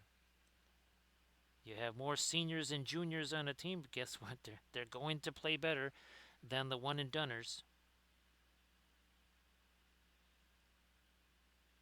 So that is one surprising positive impact there of said NIL. All right, let's break out that fast mat white because we need some of that on the base too for our brightest stars. Well, let's see. There you go. For our brightest stars, we need it there as well. Okay, we need a space for you. See what I did there? See that? It's like only like the fifth time I've done that this stream. All right, let me go all the nasty old stuff out of there. Now here we are. Here we go. We start to blitz in some of that. Now, of course, Sea Dragon. Again, if there's anything that you wanted to share in the chat, please go ahead. Just hoping you've had a chance to maybe do a little bit of painting here and there on stuff as well.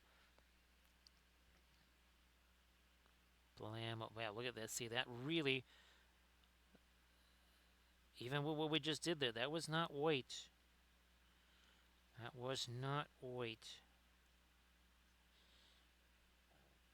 But this will be. For sure. Let me get this. Some of this lighter stuff going on the cockpit here. Hey Zelmar, how you doing?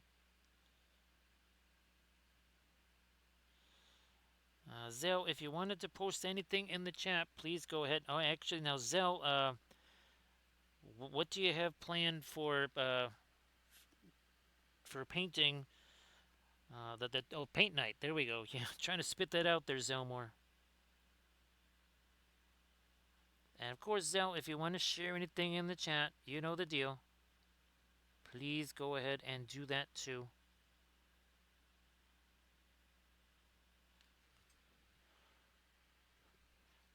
Oh yeah. Now I'm starting to see the edges here on our fabulous Triton class armored troop transport.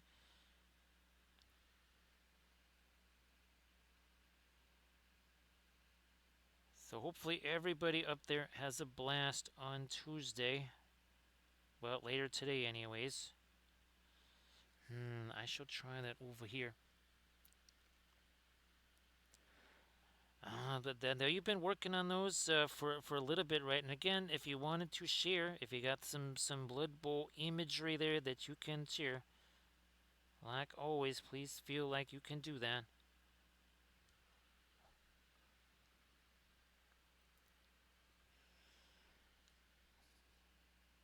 So yeah, so just having a blast here, painting up one of the new stars.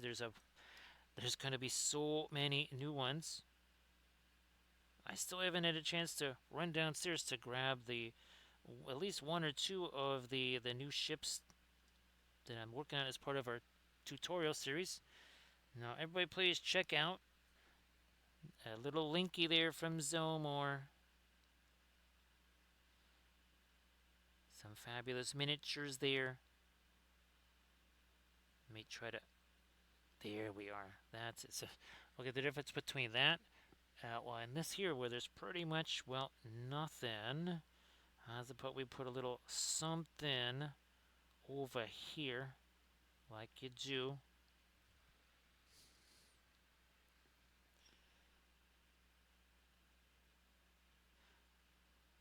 And again, hopefully, playing the teams is fun too.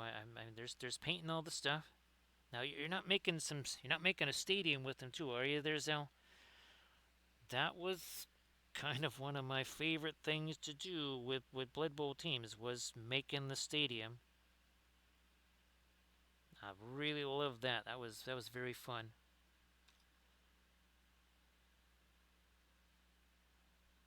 All right, see that? Remember, that was just kind of looking very smushy there. Not so smushy anymore. It's very anti-smushy now. And again, I'm gonna say that we're not gonna be sticking our hand on that too much anymore. So I'm gonna go ahead here and maybe try to hit this edge here too.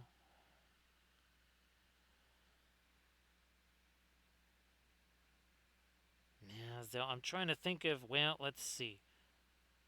I did have. Well, some were more transportable than others. There were some that were very much not transportable.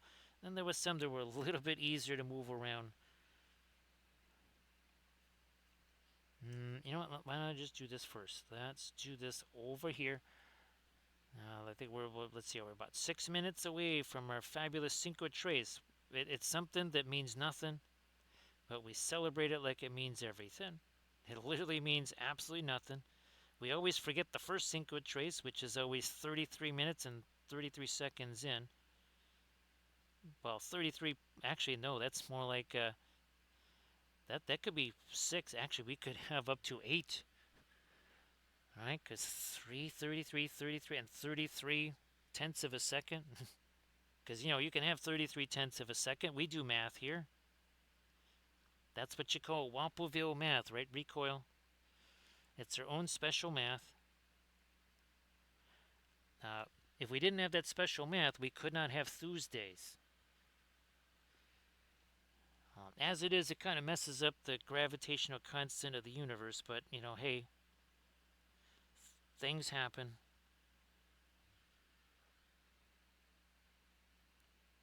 That might have wandered down a little bit further than I wanted it to, but we'll say that's fine. Also, we got to get light here. We got to get light there. More on the upper reaches of the hull over here.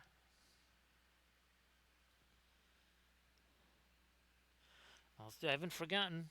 You know what? Before I do forget, because I will, let's just get that extra light there, and then over here on our little stars, and maybe, we're going to hit some of these guys too, because those are some of our spatter stars.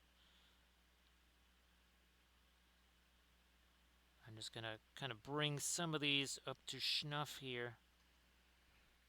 Bear with me while we do that.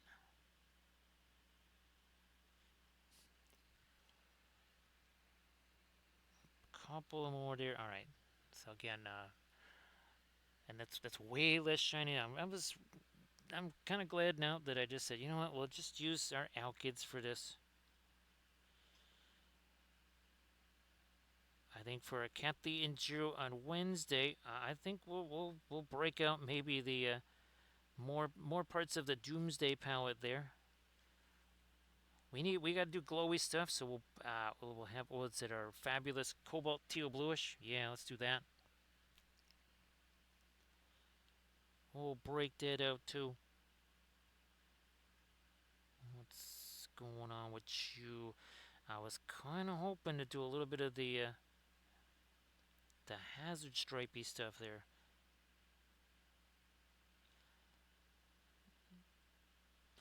Just trying to actually give that even more time to set than I am everything else everywhere else.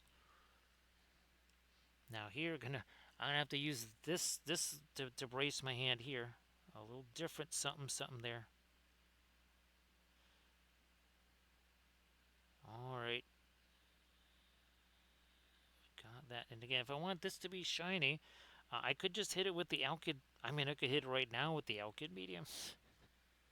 That certainly is. That's certainly very shiny stuff. No doubt about that. Ooh, before I forget this, let us get some of that light here in our engines.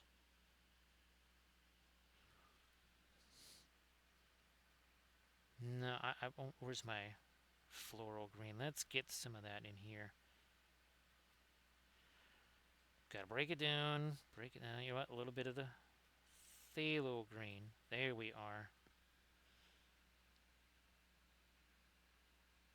Alright, that is better. Because there's a couple of these. Again, I forgot that I sort of zonked those when I was hitting it with the umber around outside. We'll need to get these guys back to shape here. Yeah, look where my hand is. I only got 2 fingers on that brush, by the way.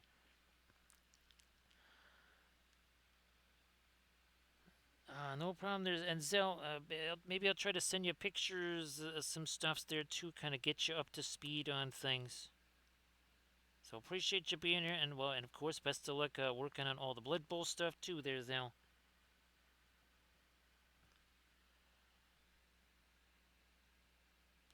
Doing that here. Yeah, now all of a sudden, we should have what looks like a whole bunch of engine glow here. Yeah. Now we'll come back with our really light stuff and a memento here. Okay, let's try this again. Boom. There. Also there. Alright. Much better. We had to go a little back to go a little forward. And now on these guys too. You two and you. There we go. To the phthalo green. No. More of this. There we are. Because now we got to get some other little light things going on here too. Again, like if we're gonna put the red glow here, we should have some of this glow happening over here. Let's do that. So cheers, Zell. Have yourself a good one. Lots of success with all the work.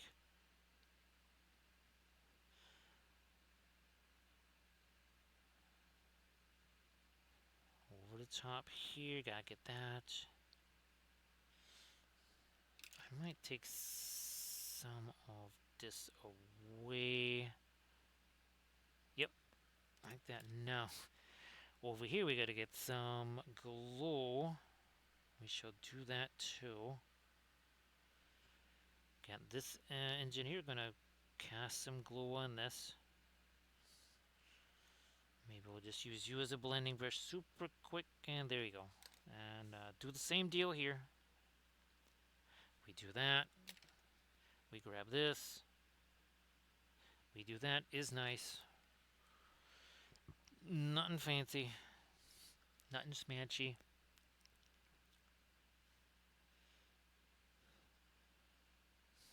Let me use this one. There we go. Just taking that down a notch. That's all. And now we gotta let that set. We've been fooling around with that. We gotta leave that alone. Now let me grab Good, good, good. This is still relatively active here, not too gummy.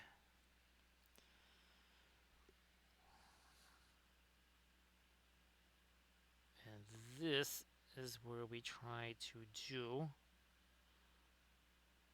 a little bit of our hazardy type stripe in here. Because, you know, you gotta have, it's a ship, you gotta have hazard stripes.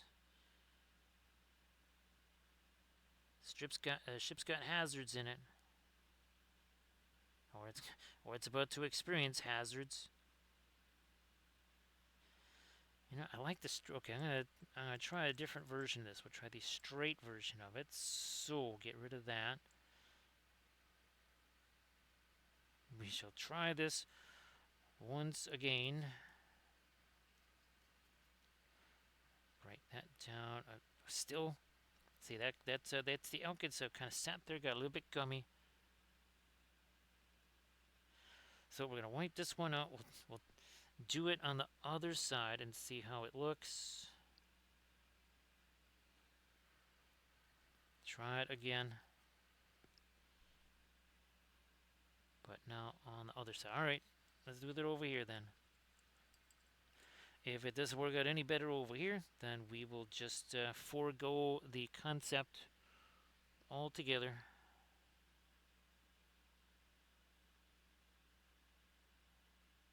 Teensy little lines here.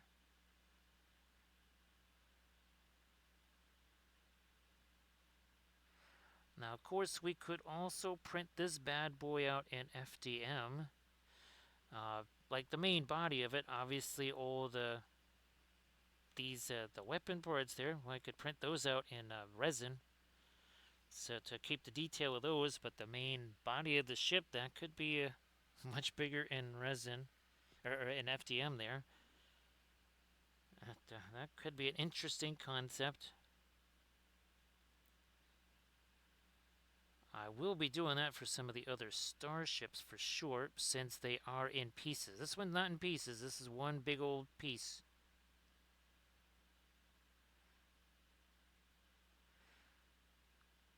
I'd have to do some slicing and dicing on this to make that work.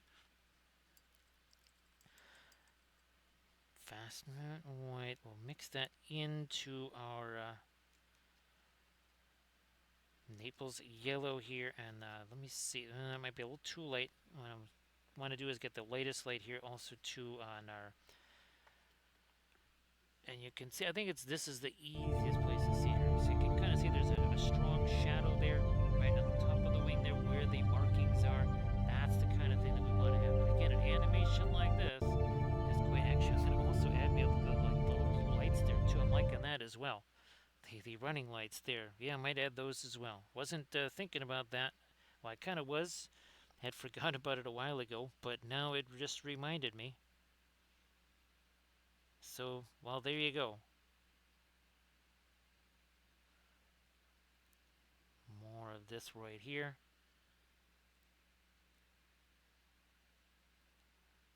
No messing around with the guns, right, right, Camda? More DACAs, more better.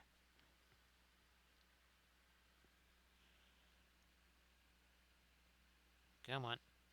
Turn you around.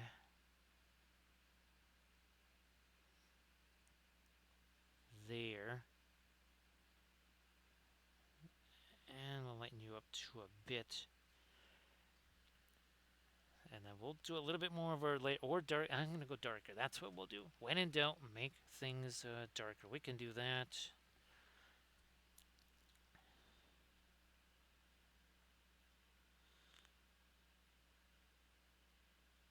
Got it here. That comes down. And this was not quite light enough. Now it's going to be definitely, yeah.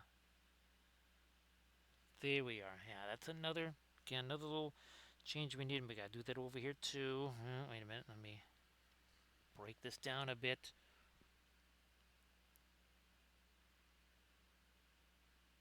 Is nice.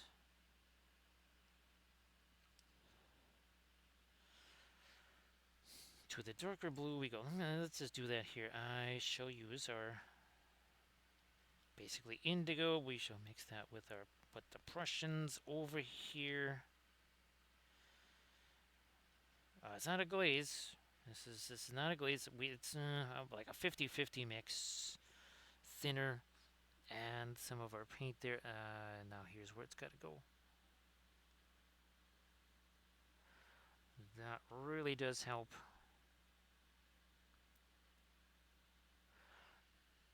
That definitely defined. Look at this. It's gonna really define this edge a whole bunch more. We're gonna make that lighter too. With I think yeah, probably gonna make that edge lighter. Where we at here? Spin you around. In goes that dark. Remember, with the oil paints, you can thin the oils all you want. It's not going to dilute them at all. That's an acrylic thing. That's not an oils thing. That's why when we were doing our pin line wash type things in here, it was still going to be white. Because again, that the oils are going to work very differently from the acrylics there. With the acrylics, you thin down that paint with the water. It makes the paint, well, very diluted. That is not going to happen with the oils. If it's white or if it's, say, a cadmium color or some kind of really intense color and you zonk it with a whole bunch of thinner, doesn't matter. What it's going to look like is that color. Now, will you be able to brush it on? Well, no. It's that final appearance, though. It's going to give you that same final appearance.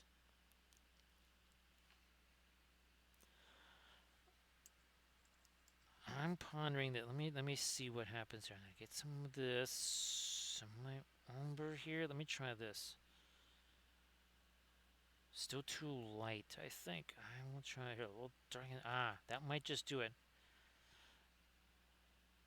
That is the yellowish gray? I needed it to get like all the way down here. That's better. And then just like we did with the blue, we are gonna also darken this a little bit. So see, now we're getting a bit of a difference between these two shapes right here. We didn't have any. Well, we had very little. That's wasn't like we had none. Also, too, a little bit of edge cleanup, like here. Look at that. Now you have a nice defined edge there. I mean, it still is, it still looks like a lighter stripe. It's just now it's kind of following the shading that should be there. I'll refresh. Yep. Yep, too much of the existing color had mixed in with the paint. So now, there we go. That's working out much better. Get all this stuff out of here. Let me, I don't have my Indian yellow, but I'm going to see if I can just with this. And maybe a little touch of Mercandinium red here. Let's try that.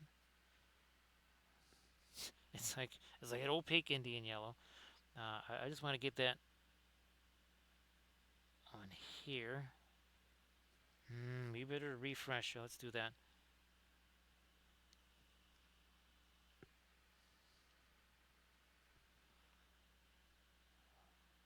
Let's do that here.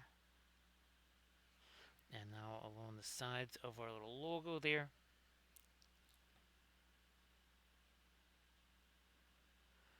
Canvas, since we clearly do not have enough colors with wacky names that don't don't let anybody know what they are, we should do more of those, right? We should clearly have more colors. We should have Giro green.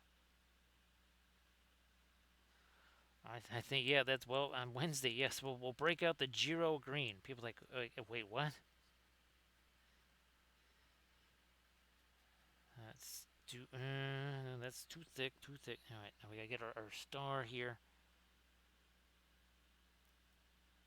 The Lamo, there we are, finally. Been waiting a long time to see this blaze out here. There we are. Finally. One more. Going that way. There we are. So now that we got our symbol there, I might even try to drop in a teensy bit more of our light there on our number there. Now let's try to get some of the edges around this too. Here. All along the upper hole here, I think we're going to do some of that.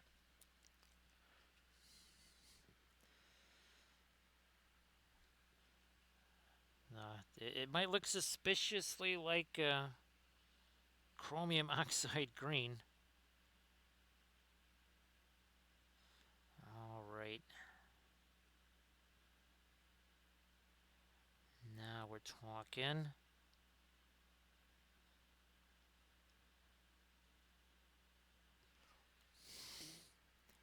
We shall do this.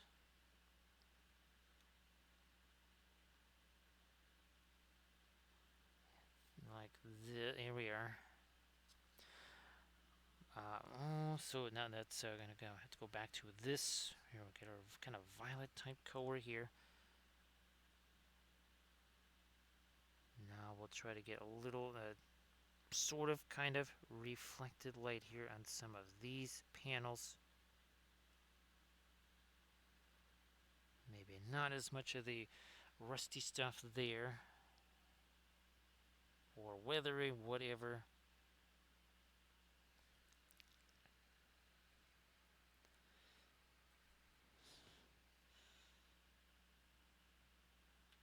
I mean, well, we have CAD red, don't we, Gamda?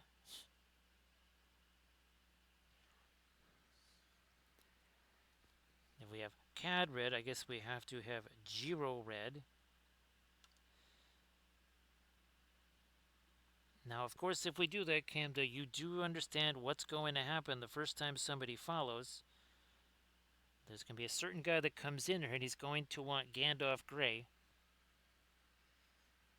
which looks suspiciously like cadmium gray shade stolen from the lands of Welshlandia. No, that should be lighter here. Let me just grab some of you. Bring that in over here. Let's back to this.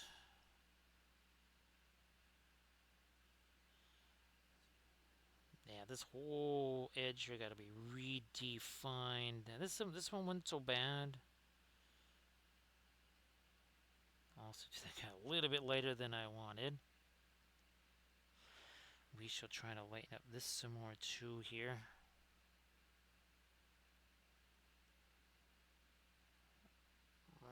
More thinner, I suppose. I didn't think it really. Oh yeah, that's. I'm not using the fast matte necessarily there. That's kind of more of the kind of coagulated stuff there.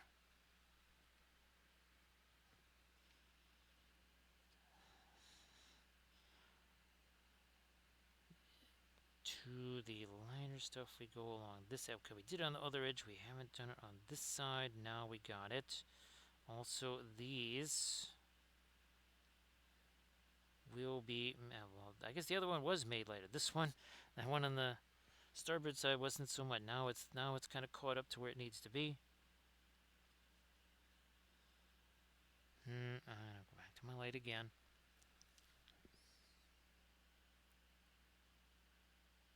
Down we go.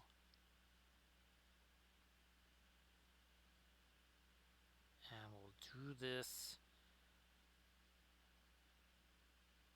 like so. Break in some of this here.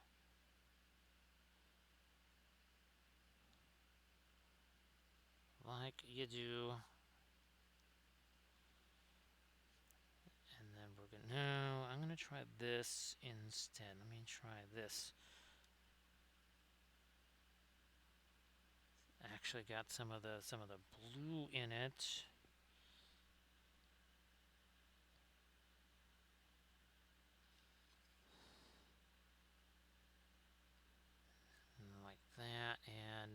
So, well, we got to come back up here with our later stuff anyways. So I think it'll be fine. Yeah, we'll hit this, and now this.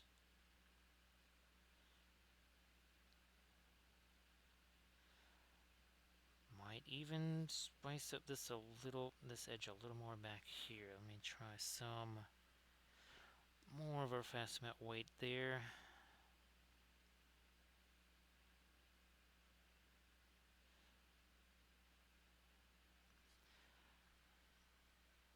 Where's something I can use as a really teensy blending brush? Perhaps this. Some little tap tap there. Now let me grab, where's my Prussian blue? Nah, not the Prussian blue. Let me grab, there we are. We'll grab some of that. That's our manganese blue with some of the white mixed in.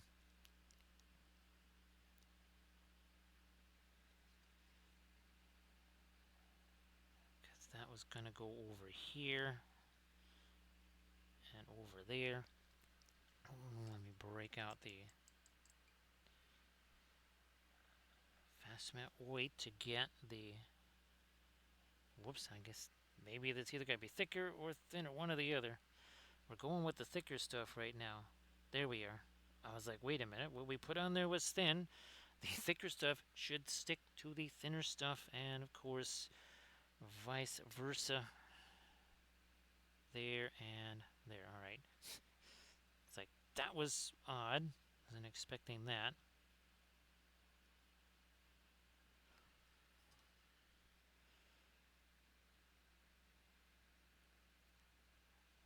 Camden, I think it didn't hurt, right? To essentially have a painted reference. And all kidding aside, Camden, that it made a difference. References matter. I don't know. That might have to be a new book of Wappel saying there, Camden. References matter.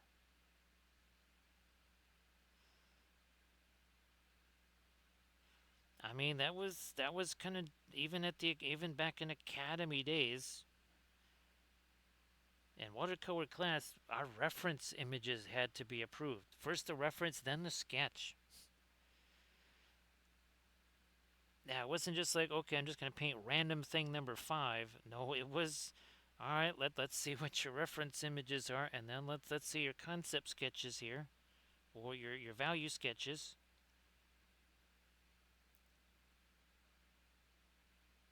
Yeah, there was no just like, I'll just wing it, whatever. See what I did there? No, it's fast and furious on the stream here with that Camda. I shall now try to get me a little bit more of our light on this again. I'm not going to be sticking my finger. Well, better not be sticking my finger on that anymore.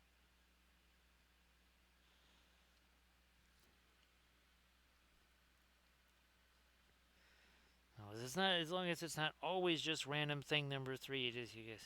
You vary the random numbers. Who would have thought that connotates randomness?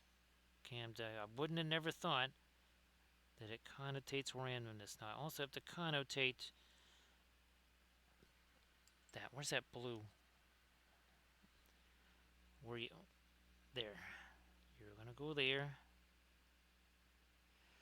There, and now we shall take our fast mat weight, which is thicker. Apparently not thick enough to sit there, and also over there. Okay, there we go. Ooh, this deal here. This deal here. So we got the fast mat. We got this teeny little touch of our orange here. Let me see what that is going to do. Because, yeah. See, that had a chance to sit there for a while. So, I think that helps there too.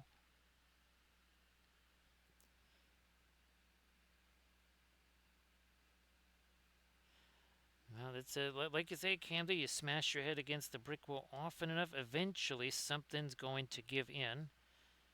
That's a guarantee. What might give in first, not so much of a guarantee. But it's worth trying. Yeah, let's get the upper light edge on our glowy stuff right there. Okay.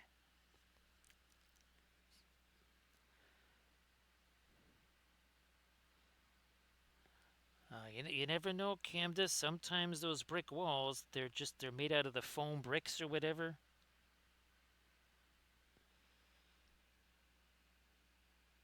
I do believe there was one of my family members did give me a foam brick, and that was in regards to computers, and that was a long time ago when they gave me that.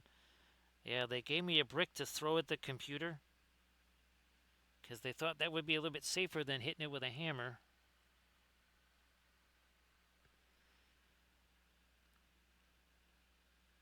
A little bit of orange there, and a little bit of it there. Okay, there we are. So now we got a little bit of glowy stuff going on those deals.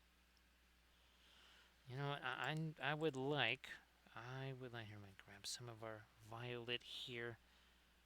Yeah, I think we gotta step out a little more stuff that's going on here. That's a little too dingy. Let's make that a little less dingy.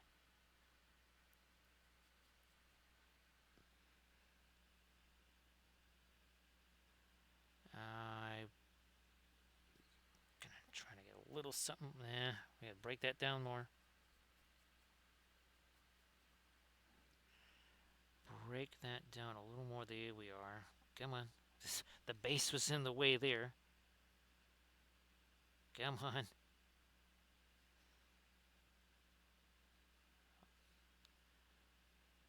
Let's do that here. A little bit on the side. And now over here we got to get something to separate that some more. There we are.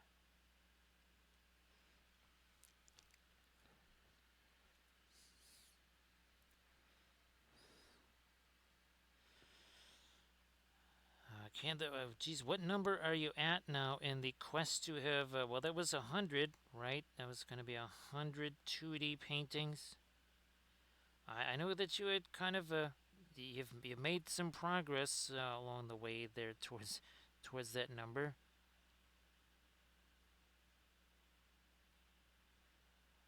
Gonna try to let's work in a little more light down here. Let's here. Let me go.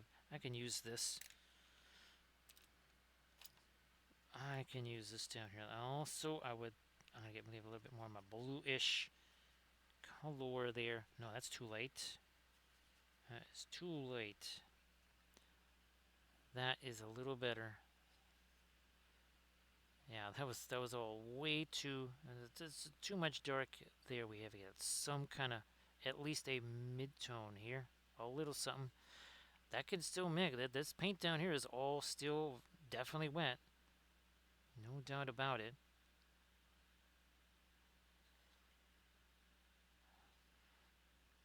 Trying to get a little bit more on that side there, and now under here. Doing the same deal.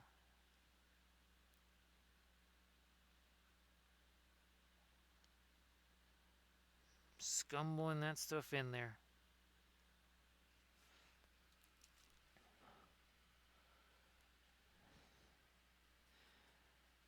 Well, I mean, Camda, that's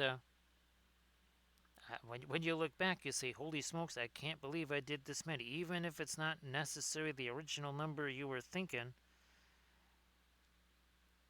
no matter what, it will be more than none, which is what there would have been, right? Without even trying. So yeah, I think you can still call it a big plus for sure. And well, like you say, you're learning a whole bunch of stuff along the way. Yes, that's also another definitely a factoid there. Even if it's things that you don't want to learn, like well, even some of this stuff, right? With all of them, making these and all the other stuff I send you, there's much like the bas reliefs, progress can be lateral or backwards. Yes, we believe in backwards progress, right, Camda?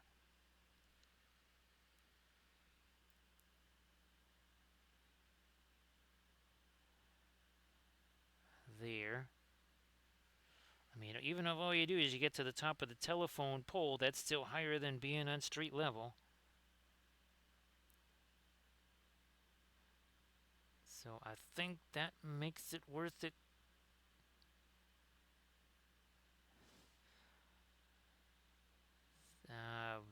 That's still a little bit still too raggedy back here.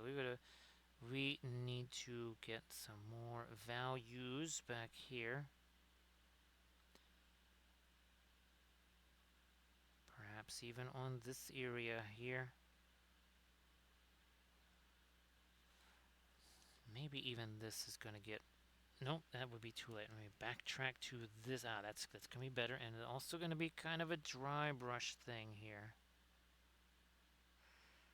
Like on the leading edge of that, not everywhere, just again on the leading edge of that, and then maybe a little bit here. Almost as if it's a reflected light. That was too much there. Let me take that, and again, that's a micro blending brush.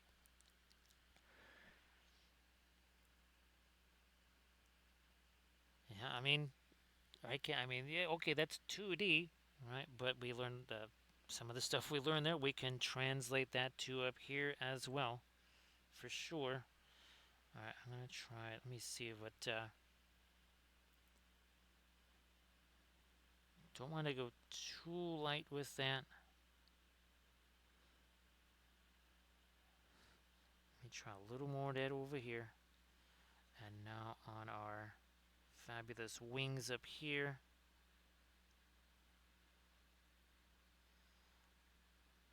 Oh yeah, we kind of missed on that area. Also here too.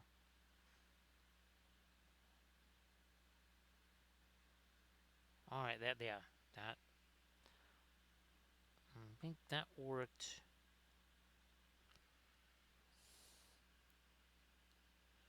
I do believe that it did. Yeah, we'll take it.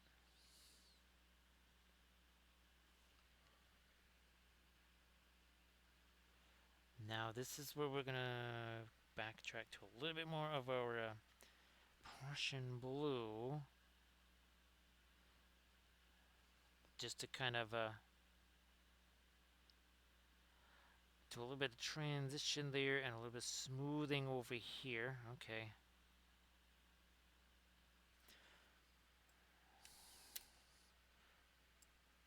Darker stuff up here.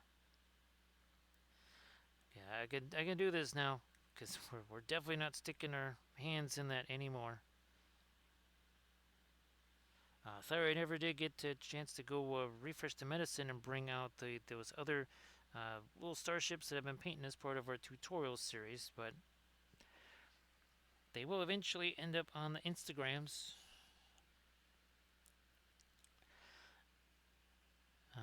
It's the demon tree there, Camta. It's the demon tree.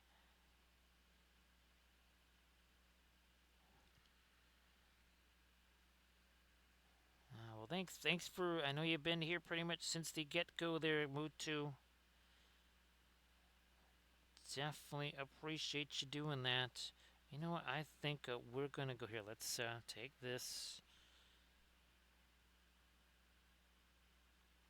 That makes a little more sense on those for sure. That was another little thing I kind of forgot there. Oh, it's a little over 4 hours ago. Well, what we started with, we had the Steinolres primer. We mixed the black. We mixed the oceanic blue together. Kind of made a nice bluish gray.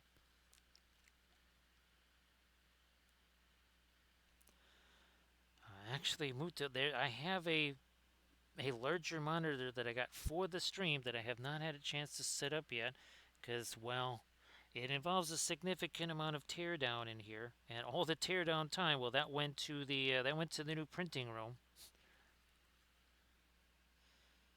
So yeah, again, there's a new monitor that I wanted to put here, but because the old one is it's getting flaky. It has a tendency to blink and do weird things. That is anti-bueno, right, Camda? I'm gonna get maybe a little bit of a floral green here.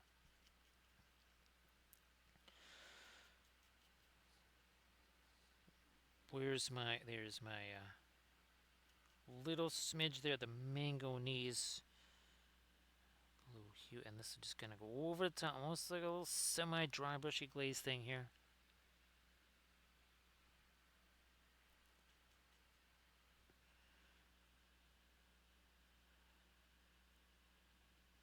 Yeah, that setting up the new printing area, that was, and there, I'm still throwing away some of the stuff that I took out of there.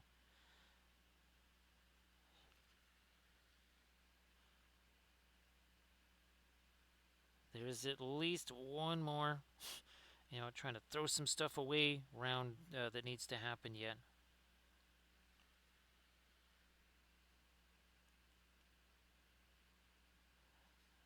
No, no, no, no. You refresh. There.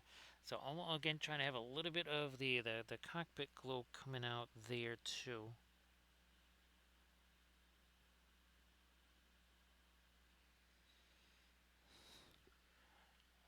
Alright, now that we can see a little bit better, I was thinking over here, let me at least try to get this in here. We haven't really done the panel lines going on these vertical surfaces back here yet. I shall do those a little more.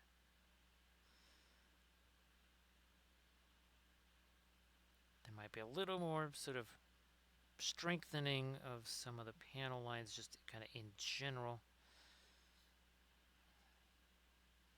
Yeah, these two need to be kind of redone a little bit here. Again, I just got 2 fingers on that brush. That is it.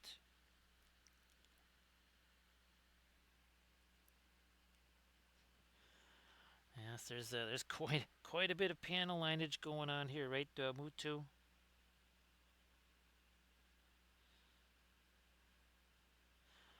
Well, this is again this ship right here. If you were to, so this ship would fit in. It would be a tight squeeze, but it could actually get into one of. It could get into the shopping mall over here, or it could get into the landing pod over there. So, scale-wise, this is very different. This is not a Galactica-sized ship. It's bigger than a Raptor and smaller than a soapbox or something. I don't know. It's not. It is not that size, but it's definitely bigger than a Raptor. I don't know. Maybe take about 3 Raptors together. Maybe that would be your size.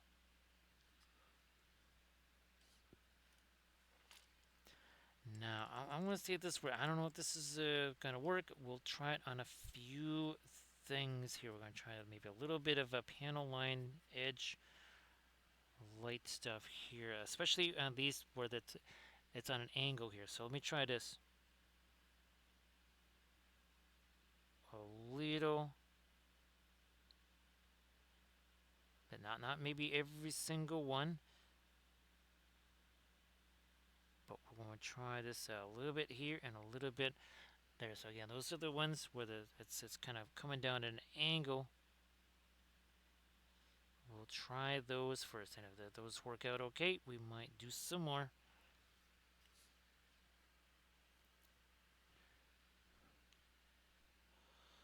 These guys now, like you do there, another one here. Oh, this going to get lighter here.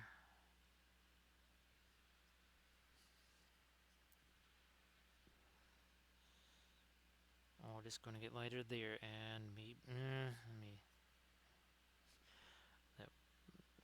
No wonder. It would be helpful, I think, if we also had the right one in our hand there. We got brushes galore all over the place.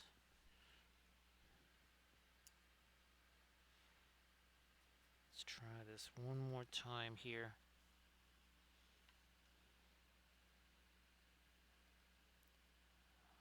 Maybe, that's got a little too light there. That's fine because I have in my hand right here. A little something, something that can take that away.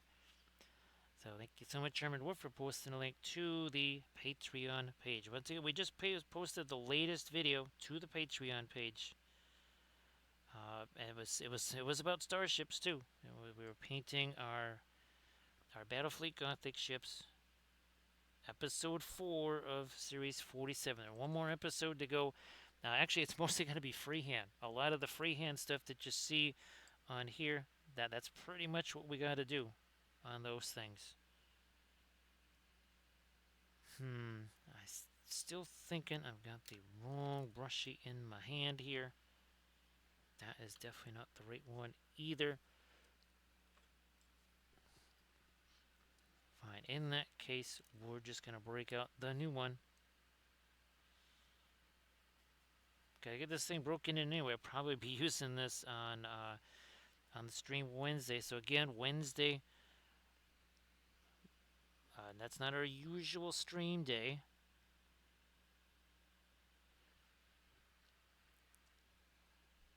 We've got some special miniatures that we will be painting up on Wednesday.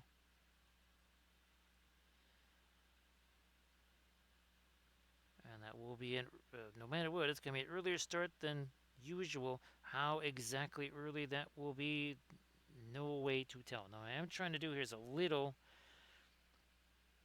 bit of an outline right up in here. Let me see if we can do this.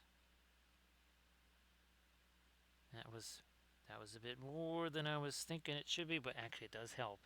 It does help to define that logo there. Let me get some more of my Prussian blue in here.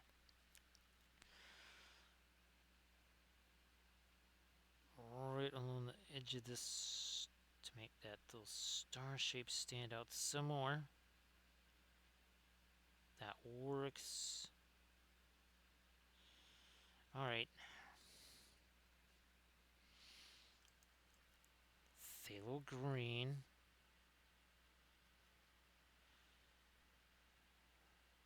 Look at this. It's going to be phthalo indigo, I guess. Taking the indigo here, we will mix it with our phthalo green. I'm trying to really make something dark here. Not necessarily glazed. I'm just trying to break it down because that's been sitting there a while.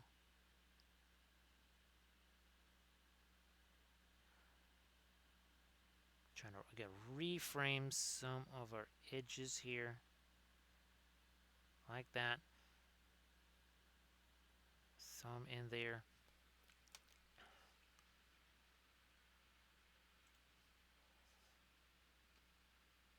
Nice to see you there, Rocky. It's been a while there, Rocky. I hope that everything is good. So happy Tuesday there, Rocky. Now, Rocky, what kind of stuff have you been working on? Hopefully, so some fun stuff to work on. And well, we believe it or not, Rocky, this the overlay here is brand new as of well, it was made definitely in the last 24 hours. We'll put it that way. It is not very old at all. It was just made. And well, there's going to be a new overlay on that special Wednesday stream. There's going to be a new overlay most likely on the Thursday stream, and then probably Friday and Saturday too.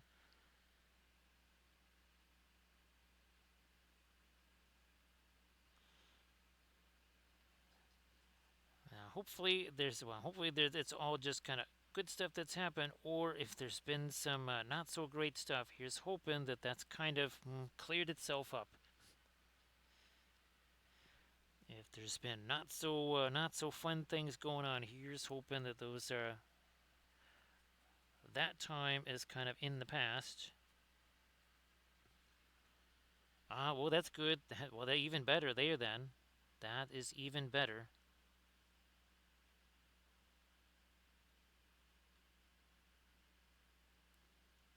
Hopefully all that good stuff. Well, I don't know. It could be also miniature related too. But if it's maybe it's something that facilitates a little bit more miniature painting too. on the positive side.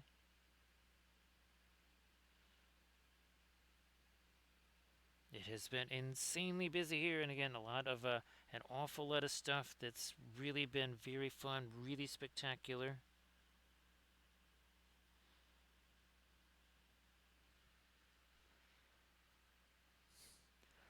Again, let's see, 4 hours, 15 minutes ago,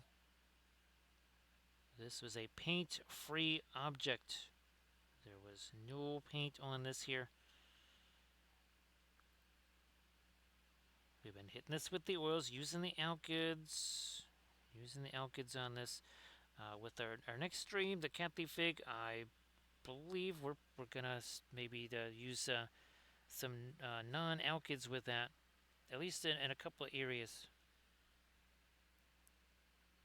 So Rocky, I don't know if you've seen, speaking of the Cyberthuria stuff, I don't know if you've been seeing that.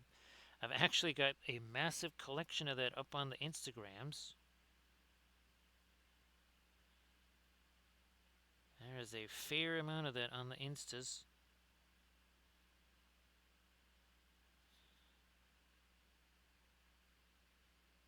And, well, there's going to be more because Cyber Galahad is going to go up there. So that will be right here. Let's bring him up. So he will be posted to the Instagrams.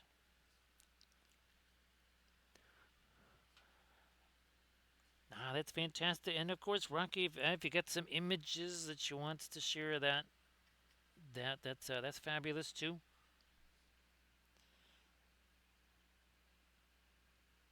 So yeah, we're just here. We're gonna start breaking in this brand new brush here, so that it's gonna be nice and broken in for the Wednesday stream.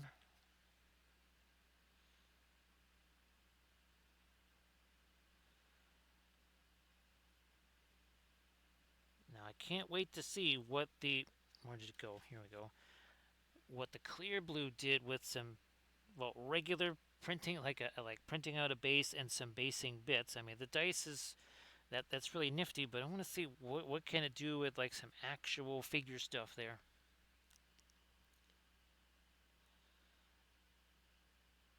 Well, hopefully it works good because it just happened to be cheaper on the Amazon. So I took the chance to look and I went, okay, that's cheaper right now. I better snag it while it is like 15% cheaper.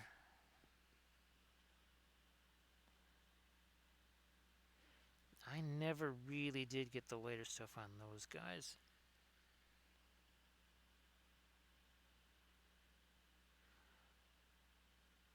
Also, this down here, we're just gonna try and get a few little edges and wedges with some stuff on them here. Yeah, nothing terribly fancy. Come on, I'm just trying to make that look a little more square, a little less rounded. Who knows? Perhaps even a panel line or two.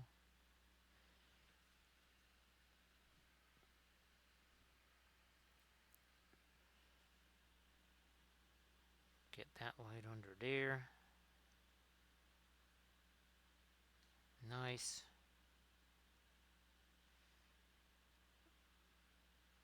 Don't want that reflected light coming too close to our top edge there.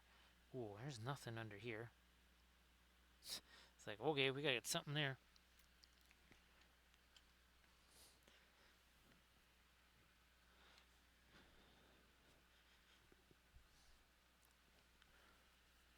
Move this here. There we are.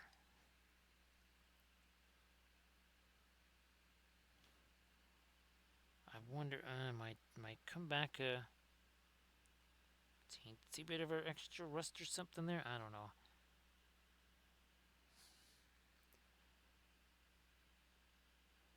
Make it the leading edge of this and then maybe this drawer here. Let me that's looking kind of weird and round. That should be at least vaguely rectangular shape, like this one is over here.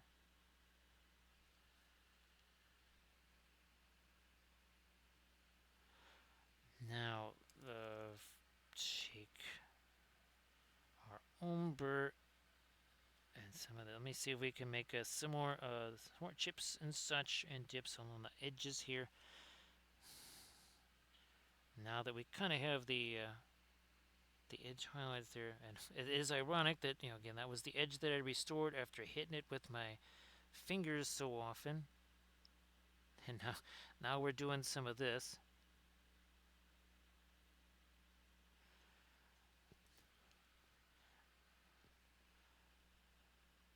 I mean, again, it's an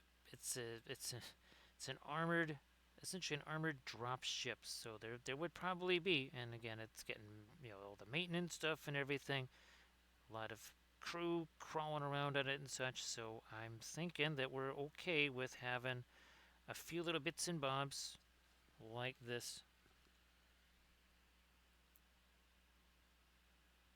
where we've chipped away some of our stuff. This here, and again another little because we sort of did that over here with the panel line.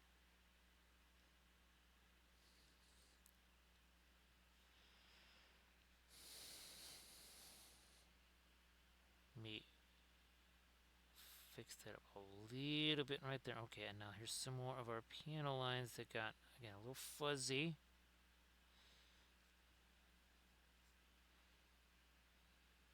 We're trying to keep our hands right from scraping away some stuff on here.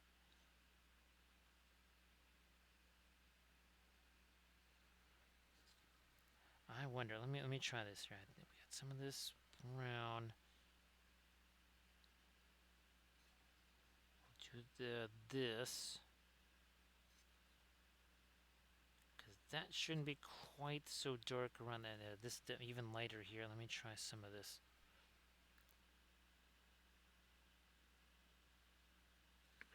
Try some of that here.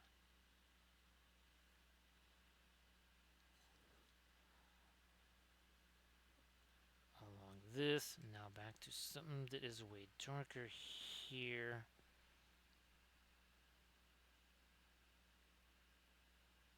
Like that. This stuff here is a little too dark. Let me try to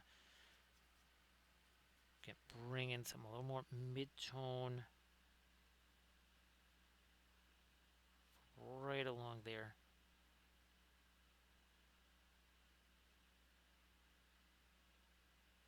All right, like that.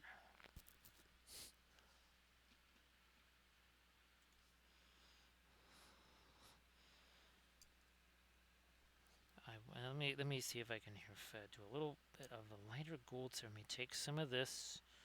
We'll mix it up with that yellow. So that's just whatever that Paul Rubens yellow was. Don't really know what it's called.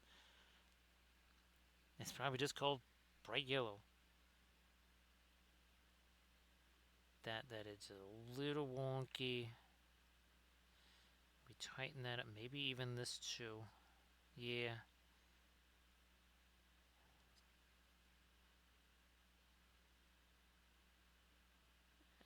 And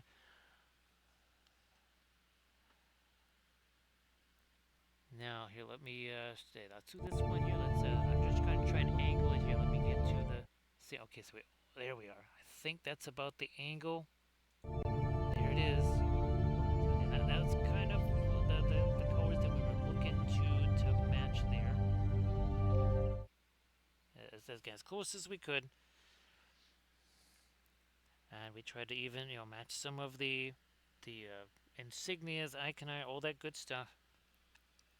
Best as we could.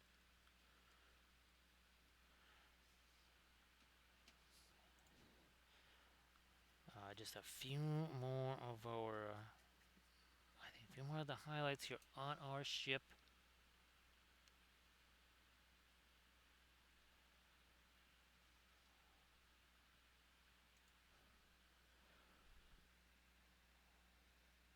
There we are.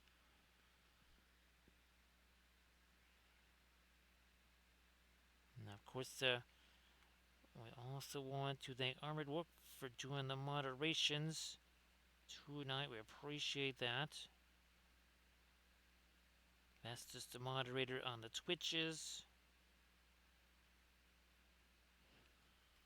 Because we haven't done that yet. We want to make sure we do that.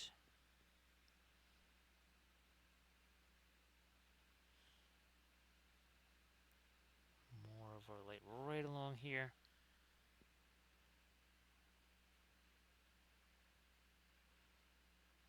And I do believe, no, well, it's been 4.5 hours. 4.5 hours we have been working on our fabulous new ship. All of our fabulous new stuff, new overlays, all the fabulous new stuff. Might even zoom out a little bit here so that we can see some more of the fabulous. Here, let's zoom out just a smidge over here.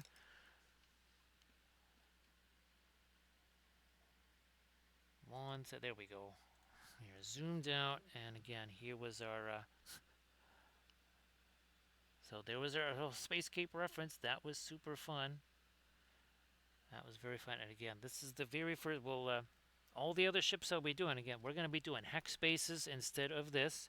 I had one of these left, and I needed something for this. It was super heavy, so I thought, well, let's just use this thing here.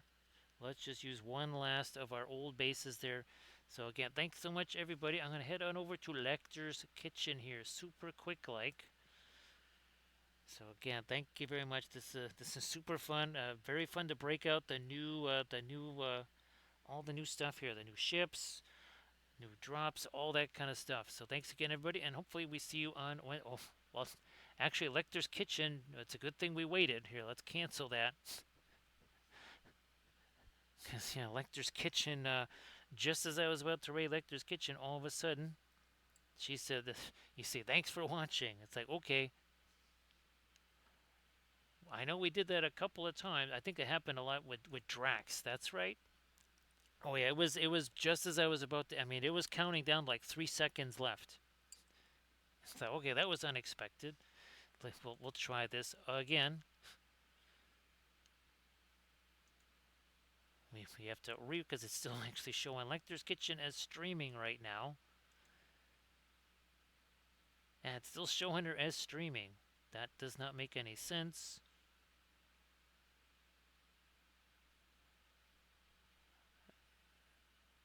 Yeah, I think we're gonna deal. We'll just have to find somebody else here. Bear with me here.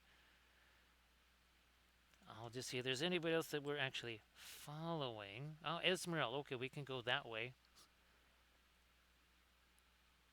I don't see. Oh no, Mike. He went. Well, let's see. I don't think actually Mike is. He is not actually streaming right now. So we're gonna have to. Well, do the Esmeralda thing. That should be good enough. There we go. Let's head on over to Esmeralda.